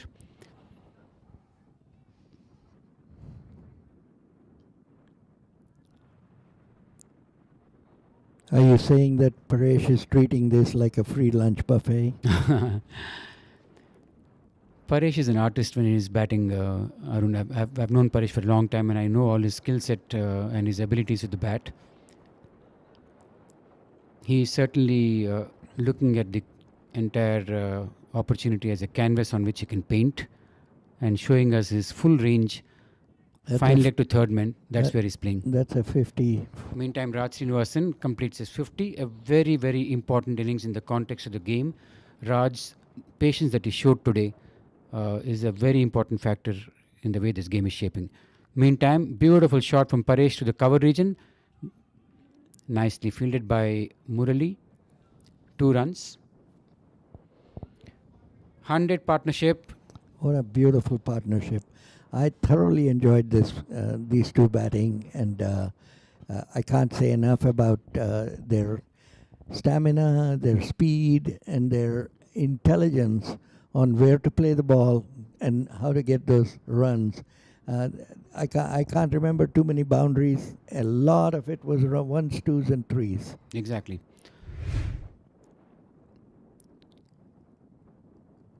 Paresh tries to cut it, misses the line completely. Rahul Kona, who has been a very, very safe keeper, collects the ball neatly. This is a critical stage, and Raj should not take anything for granted. Needs to continue to play. Paresh continue to play. Beautiful deflection. The more we see this game and the batting from both these batsmen, they will run a third here for sure. 3 runs. They could run a fourth. They could run a fourth. They walked the third. Uh, when we get a chance and the highlights of both these batsmen come up, you'll notice one key aspect of the innings from both the batsmen, particularly Paresh, has been how late they're playing the ball, which is giving them the ability to maneuver the ball to different parts of the ground. Paresh is maneuvering the ball from fine leg to third man. That's the entire arc you're talking about. Whether it's a reverse sweep, whether it's deflections to fine leg, whether it's the cut to third man, Paresh is doing all of that with ease. Key factor being how late he's playing the ball. And that's a sign of a good batsman. Sign of a good batsman. We all hear about playing late, but here is an exhibition in front of our eyes what playing late means. Well bowled. Ball kept a bit low, and I can see Raj Srinivasan tiring a bit. It's pretty cold out there, it's windy, challenging conditions. Raj has seen through a very, very tough phase. It was asking a lot of questions of his mind. Went through all that tough phase. Now is the phase where they can see through and come back victorious, remaining not out, which is very important aspect of a batsman. Take your team home, hold that bat high in the air and come back unbeaten. The umpires are having a conversation. I don't know about what. I think it's break after this over, Arun Bhai. It's a 27th over break. It could be that.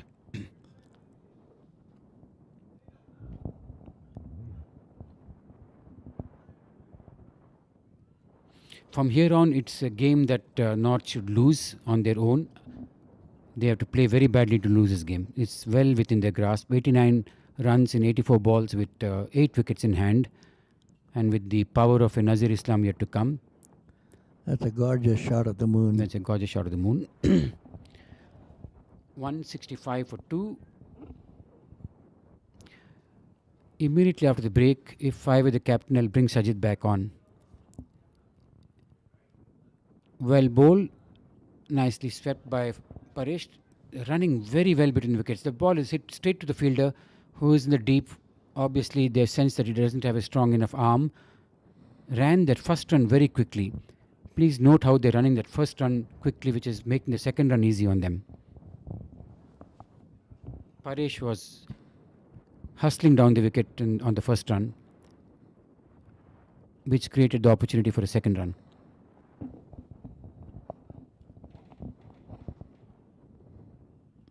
Beautiful shot from outside the off stump. Safe shot to hit because there's no chance of you getting LBW. Impact will be outside the off stump. Paresh is playing the field now. 62 of 48 balls. He hardly broke into a sweat and pulled the team out of a jam with the ease of an absolute pro skill player. Raj Srinivasan using his feet. Flicks it beautifully to square leg. 2 more runs again.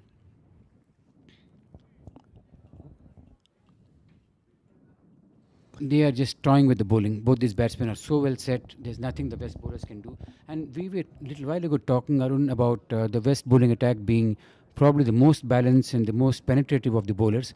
But it just shows how well the North batsmen are at their skills and at their execution, that they make this attack look pedestrian. Brilliant shot from Raj. In the gap, 4 runs.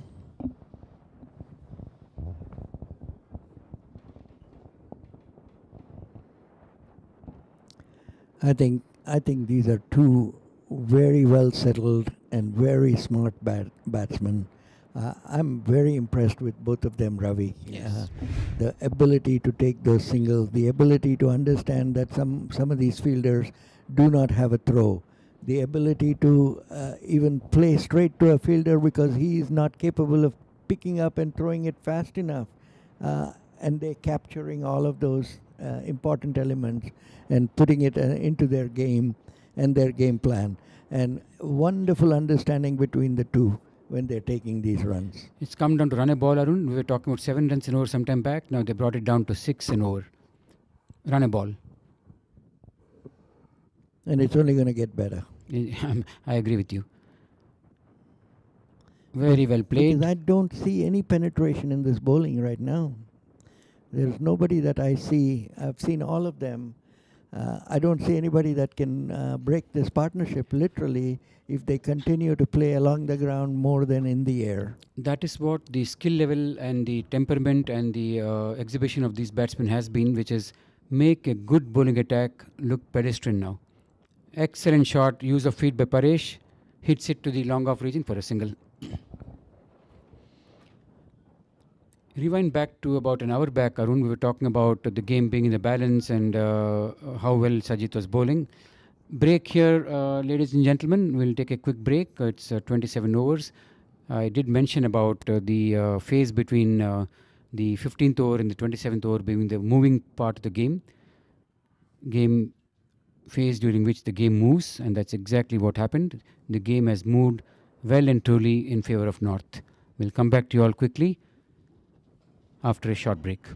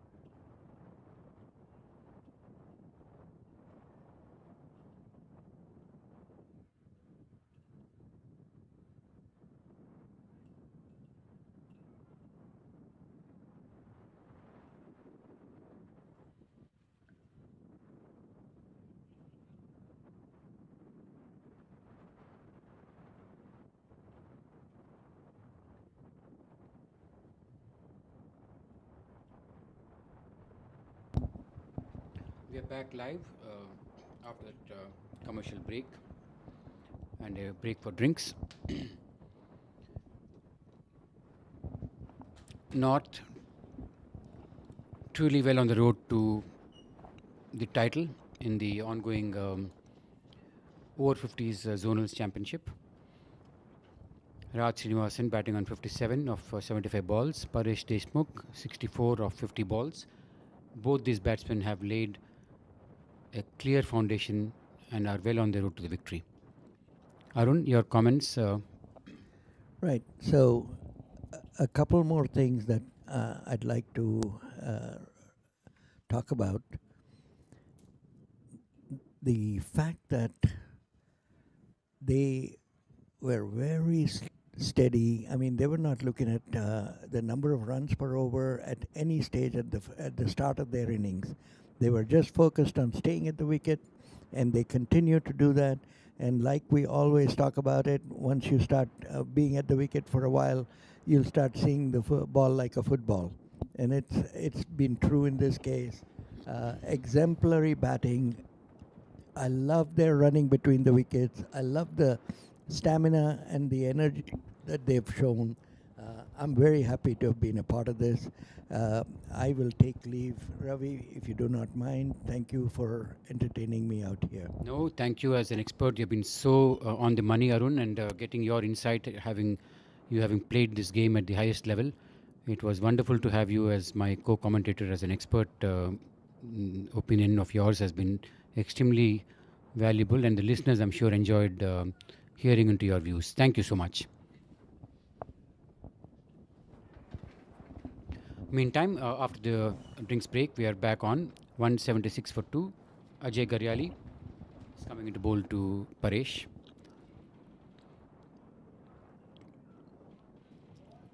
Dot ball. Ajay to Paresh. Short of a length, extremely short ball, wide also.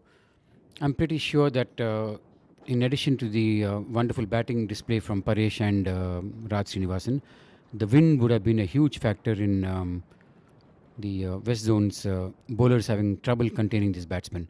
It's very, very windy out there. Paresh hits that ball very nicely to the mid-wicket region where Balbir fields. Just a single conceded there. Good fielding by Balbir. It's got very cold and very windy. In fact, the game which was scheduled to be played tomorrow was moved to today in anticipation of a fall in temperature and a bad weather situation developing. So the game that was originally scheduled for tomorrow, this finals was to be played tomorrow, has been moved by a day to today. And you can see why, because the wind has really caught on and it's getting very cold, and tomorrow it's expected to be extremely chilly temperatures. Ajay Garyali into Paresh.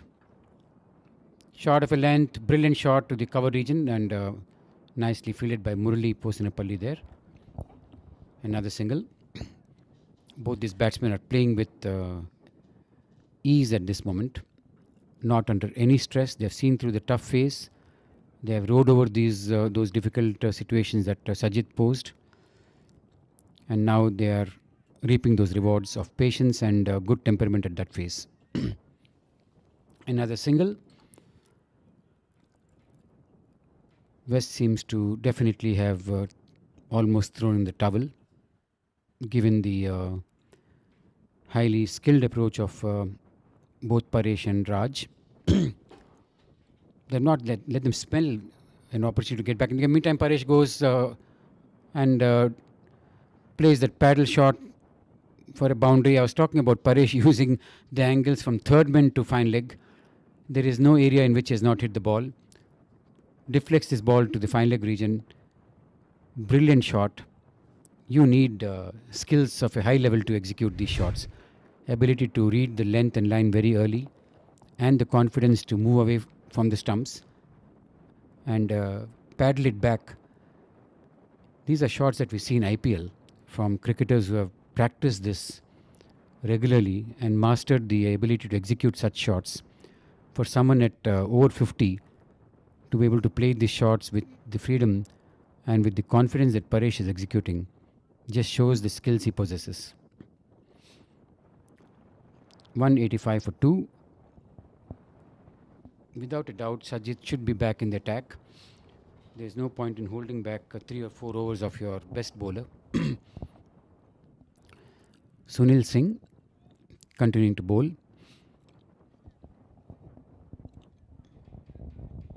185 for 2. 69 runs required in 72 balls. From here on, it should be a walk in the park for the North Zone team.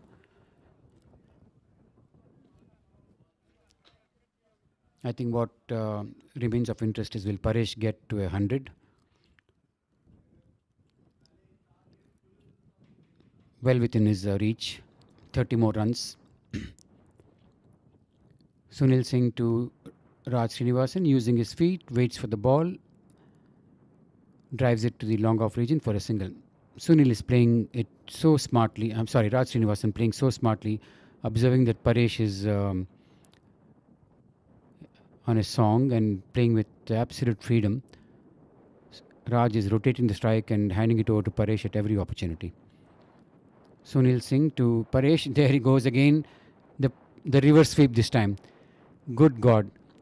Previous ball hit to the third man region. This time, reverse swept to the fine leg region. Paresh is playing with the bowlers. Incredible batting. Fantastic shot. You just have to say wow and doff your cap. Take your hat off to Paresh's skills here. 64 runs needed in 70 balls. Another reverse sweep, but this time Rahul Kona's hands come in the way. Paresh is complaining to Rahul, having fun. Why have you come in the way is what Paresh seems to have told Rahul there. Sunil Singh into Paresh. Ball flighted. Paresh using his feet, drives it. This will be a boundary. No way you can stop that ball on this outfield. Even though Balbir gave his best and covered good amount of ground, but that was timed so well, there was no chance of stopping that ball. Beautiful batting from Paresh. 360 degrees is what he's playing his shots in. There is no area of the ground in which he has not played a shot. Paresh on 78. Sunil Singh to Paresh. Paresh is really now playing with the bowlers and probably going overboard. He tried to reverse sweep another one. Sunil Singh slowed it down. Unable to execute that shot this time around. Paresh should realize he's in sight of 100 and ensure that he doesn't miss that landmark. Sweeps it to the mid-wicket region. They take a single. Just like I said about Sajid, who had that wide arc to sweep between mid-wicket to fine leg, Paresh too has a similar arc when it comes to sweep shot, but he has other shots in addition to what Sajid was doing, which is the reverse sweep, the paddle sweep, and the deflections which are going from third man to fine leg. That kind of a short range and skills are very difficult to contain. Just as I was saying a little while ago, Sajid must come back, and smart captain that Raj is brings Sajid back into the attack. Could be a bit late in the game, but you have to play your last throw of the dice, and Raj is doing just that. Can Sajid bring any twist in this game?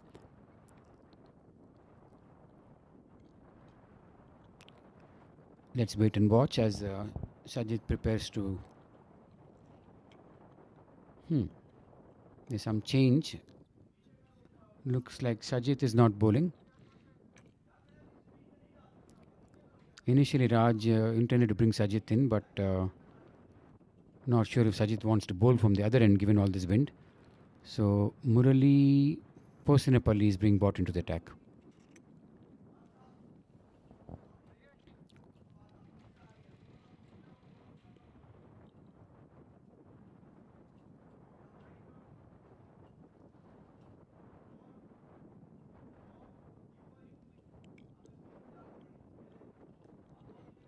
You can get a sense of the wind when you see those banners moving.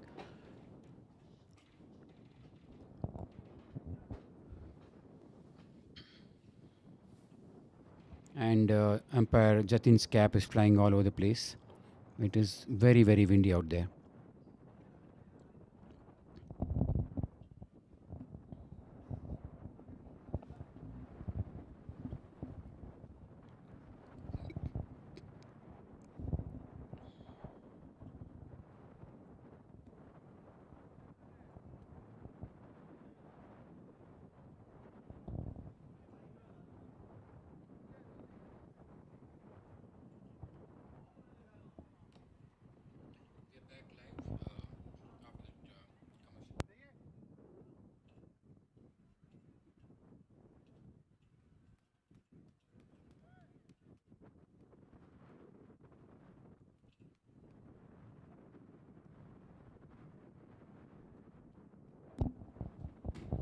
Murali Posinapalli into Paresh Deshmukh.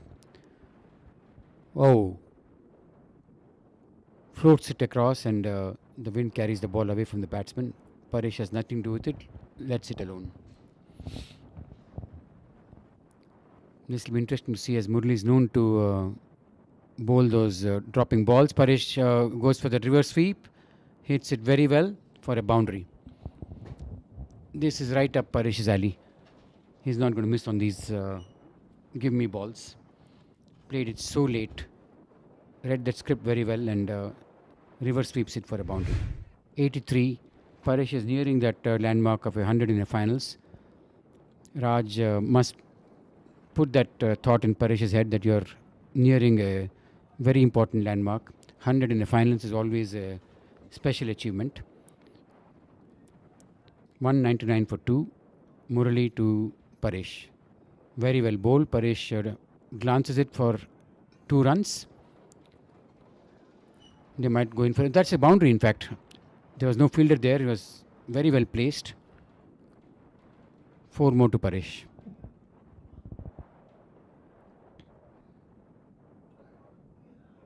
'87. 13 more runs for a memorable 100 as far as Paresh is concerned. North well on the road to an emphatic victory. 51 runs needed in 63 balls. 8 wickets in hand. Paresh going towards his 100. Pitch short of a length. Paresh goes back and punches it to the cover where Raj fields. No, it's Ajay Gareli who fields. I'm sorry. Dot ball after 2 consecutive boundaries. Paresh Murli into Paresh. Slow ball turning out on the off stump, and I'm sure they'll run 2 here. No, they don't. It's a single. Balbir, beautiful throw from Balbir. Very well done. The second run was obviously extremely risky.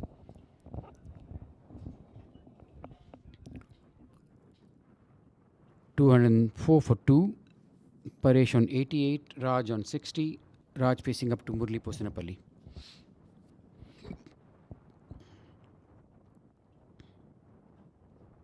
Well played very late, waited for the ball to turn, then forward in defence. Raj playing the perfect sheet anchor role to Paresh's flamboyance. Raj has been very, very calm and composed in his approach to the game, showed high class temperament, been a perfect foil to Paresh's flamboyance.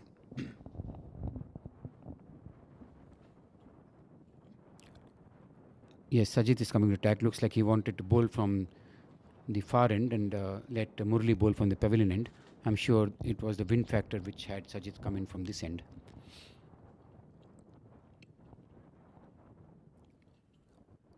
'204 for 2 in 30 overs. 50 runs required in 60 balls. We are towards the very end of the zonal tournament and the last game as far as the domestic season of MCUSA for 2025 is concerned. After this, you have the over 40s team going for a T20 World Cup in Karachi, Pakistan, maybe in another week's time. Sajid into Paresh, flights the ball. Paresh lunges forward and pushes it to the long off region for a single. So like I was saying, this is the last game of the domestic calendar for 2025.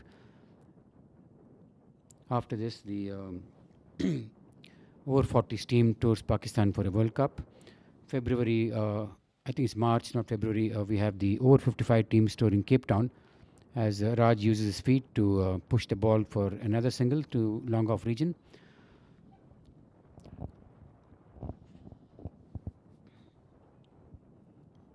A wonderful tournament on which the curtains will come down in about 30 or 35 minutes from now.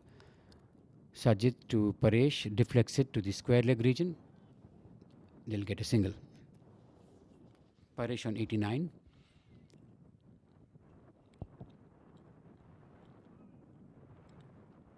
Paresh on 90, in fact. 207 for 2. 3 singles in the first 3 balls of Sajid's over in this spell. Sajid into Raj Srinivasan using his feet and drives it to the long off region for another single. You can see that the pictures are a bit shaky given that amount of wind that we have here. Cameras are not going to be steady with all that wind there. Sajid to Short ball, Paresh goes back and pulls it. Nicely fielded by Murali Posinapalli, deep square leg region. Another single. Paresh on 91. The first 5 balls of Sajid's over, each of them got a single. In his 6th over, Sajid has given away 25 runs. Bowled exceedingly well in his first 5 overs.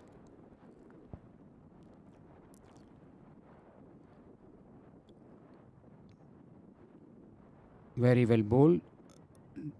Nudged to the point region for a single.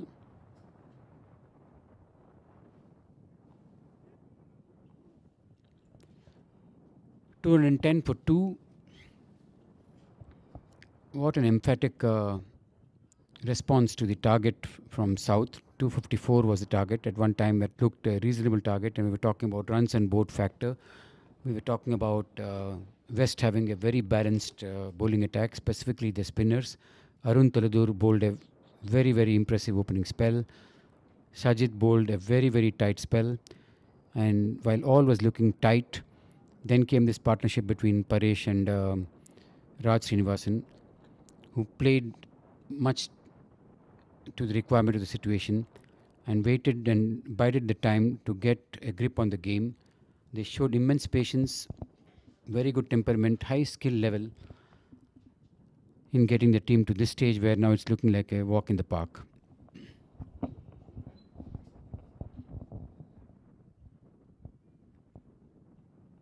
Raj Badadri to Raj Srinivasan. Using his feet, goes forward, realizes that the ball was short in length, waits, and then cuts the ball to get a single. I will repeat myself on that aspect of how both these batsmen are playing late, waiting for the ball rather than forcing a shot, waiting for the ball to come to them and then executing that stroke has been a hallmark of both these batsmen. Raj to Paresh. Shot, beautiful shot again from Paresh. Goes back and toying with the bowlers. Paddle sweeps it to the final leg region for another boundary. My God, this is an incredible display of batting. Look at that. He swept that from his pad, misses it, and he's going to be plumb LBW. Paresh is seeing the ball so well, so sure of himself. In his 90s, is playing that shot. Incredible. What guts and the risk that he's taking. He's so sure, and he's seeing the ball like a football that is able to execute a paddle sweep in his 90s. In the finals of a tournament, Paresh batting on 91 executes a paddle sweep, plays so late to reach 95. Does this man have any nerves or not? Raj to Paresh.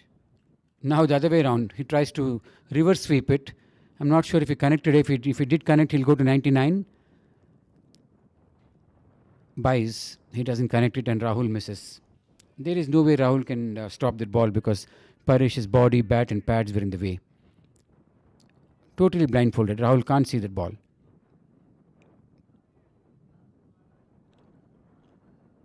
Four buys. Raj Badadri's reaction reminds me of what I read about a funny incident involving Hyderabad and Bombay Ranji teams. I'll come to that very soon.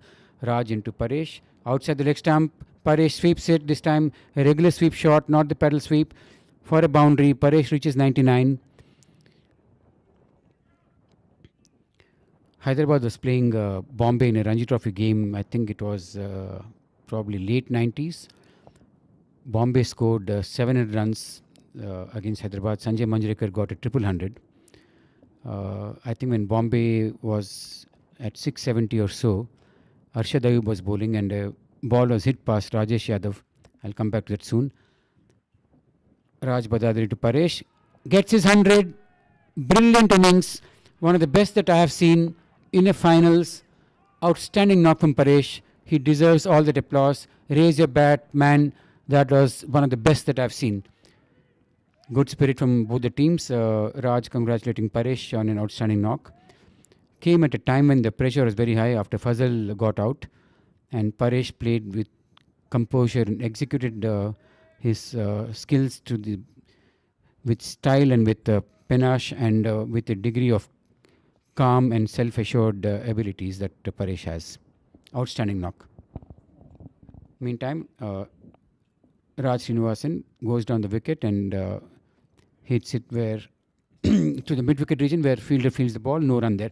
Quickly coming back to that game between Hyderabad and Bombay, at about 670 runs that Bombay had scored, there was a ball driven by I think Sanjay Manjrekar past Rajesh Yadav. The fielder didn't attempt to field the ball, and Arshad turned to him and said, "Kya kar rahe yaro, jhuko?" To translate, it means, "What the hell are you doing? Bend down and stop the ball." Rajesh turns to Arshad and says, "Bhai, 680 run बन गए, एक और 4 जाने में क्या फ़र्क पड़ने वाला है." That's exactly what I feel about Raj Padadre showing dissent with Rahul Kona about a ball going between his legs at a stage when the game is almost done. And there was no fault of Rahul Kona there because the ball, he was completely blindsided from Paresh's attempt to reverse sweep that ball. Anyway, back to this game.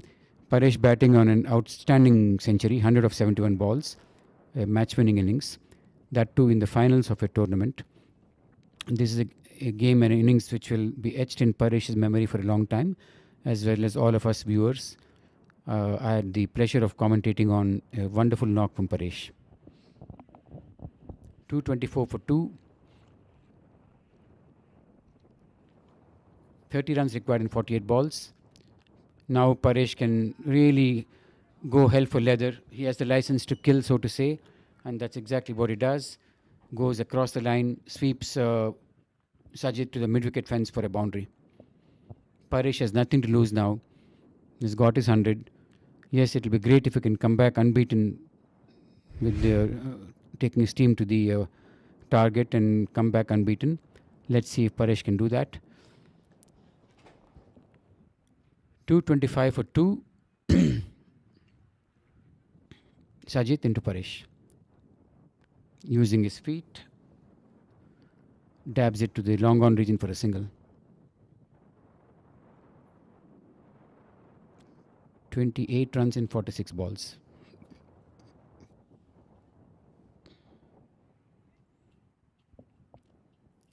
Sajid to Raj Srinivasan, cool and calm as a cucumber, nudges it to the long off region for another single. Raj is playing very smartly here. He's not trying to outdo or compete with Paresh's stroke range. He has realized, Raj has realized his role.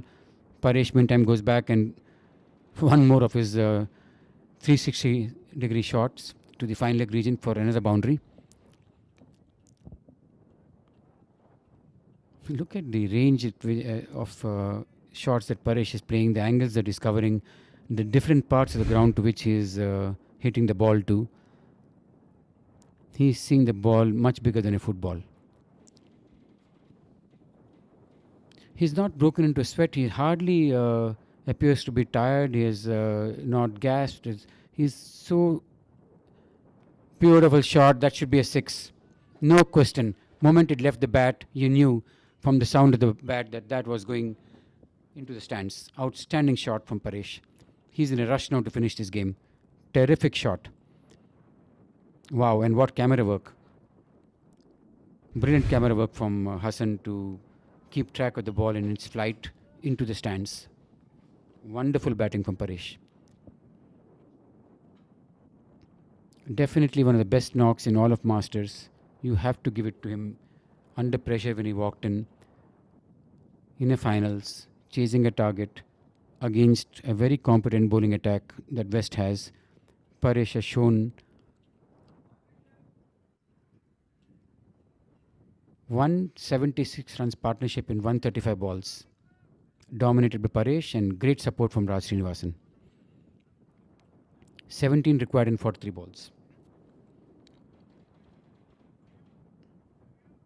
I was saying about this being one of the very best innings seen in all of Masters.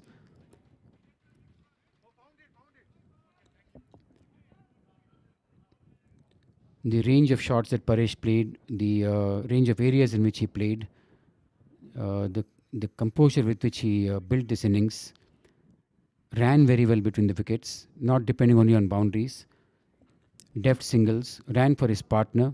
Raj Srinivasan's runs were also run by Paresh. batsmanship at its very, very best.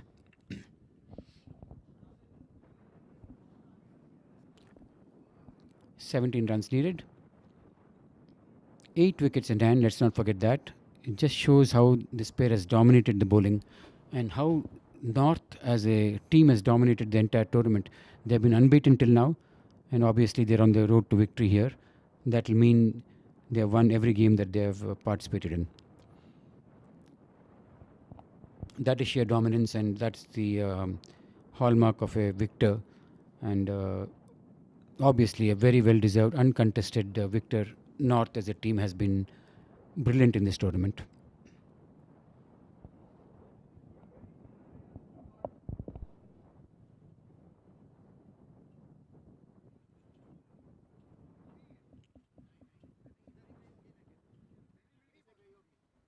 That scorecard that we see on the screen is inaccurate. Paresh must be about 115 or so, and I don't think 27 runs more are required.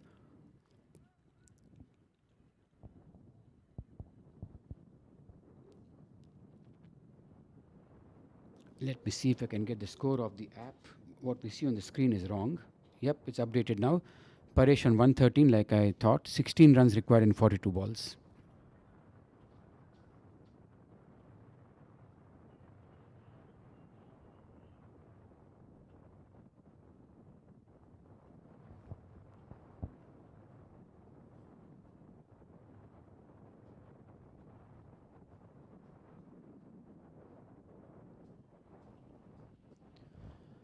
Oh, change in bowling.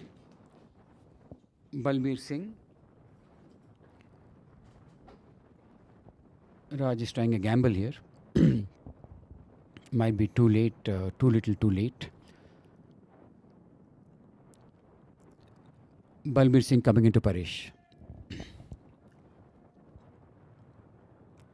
Will this pair come back unbeaten and ensure that North win with 8 wickets in hand, or will Balbir Singh be able to spring a surprise on either Paresh or Raj? Let's wait and see.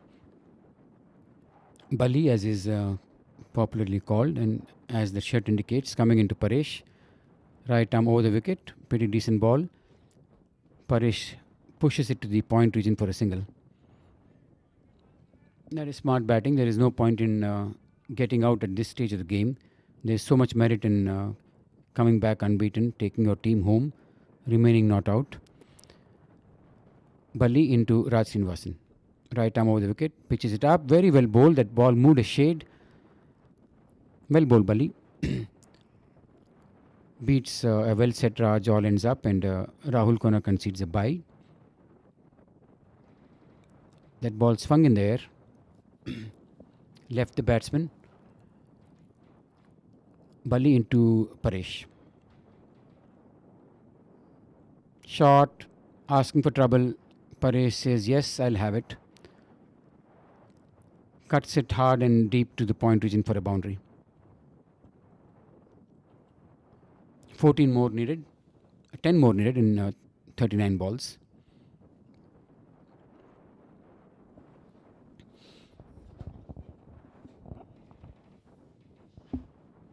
As the game is coming to a close, let me take the opportunity to thank all the viewers who have been very encouraging and given me positive feedback on the commentary team, and also would like to thank Dr. Nikhil, our commentary head coordinator, for inviting me into the box and having me do both these games, the semi-finals and the finals. My co-commentator Arun Vitala, who served as an expert in the box here, must thank him for his invaluable inputs.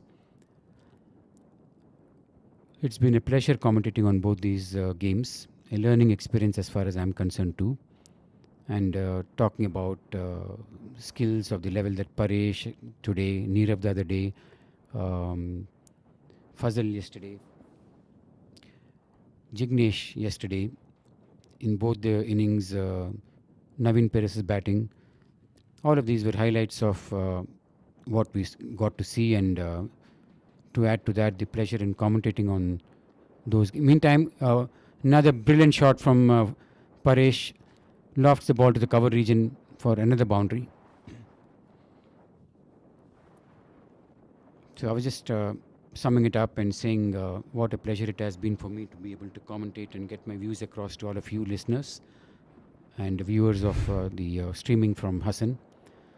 I will take back great memories from this tournament as we fly back to our homes tomorrow.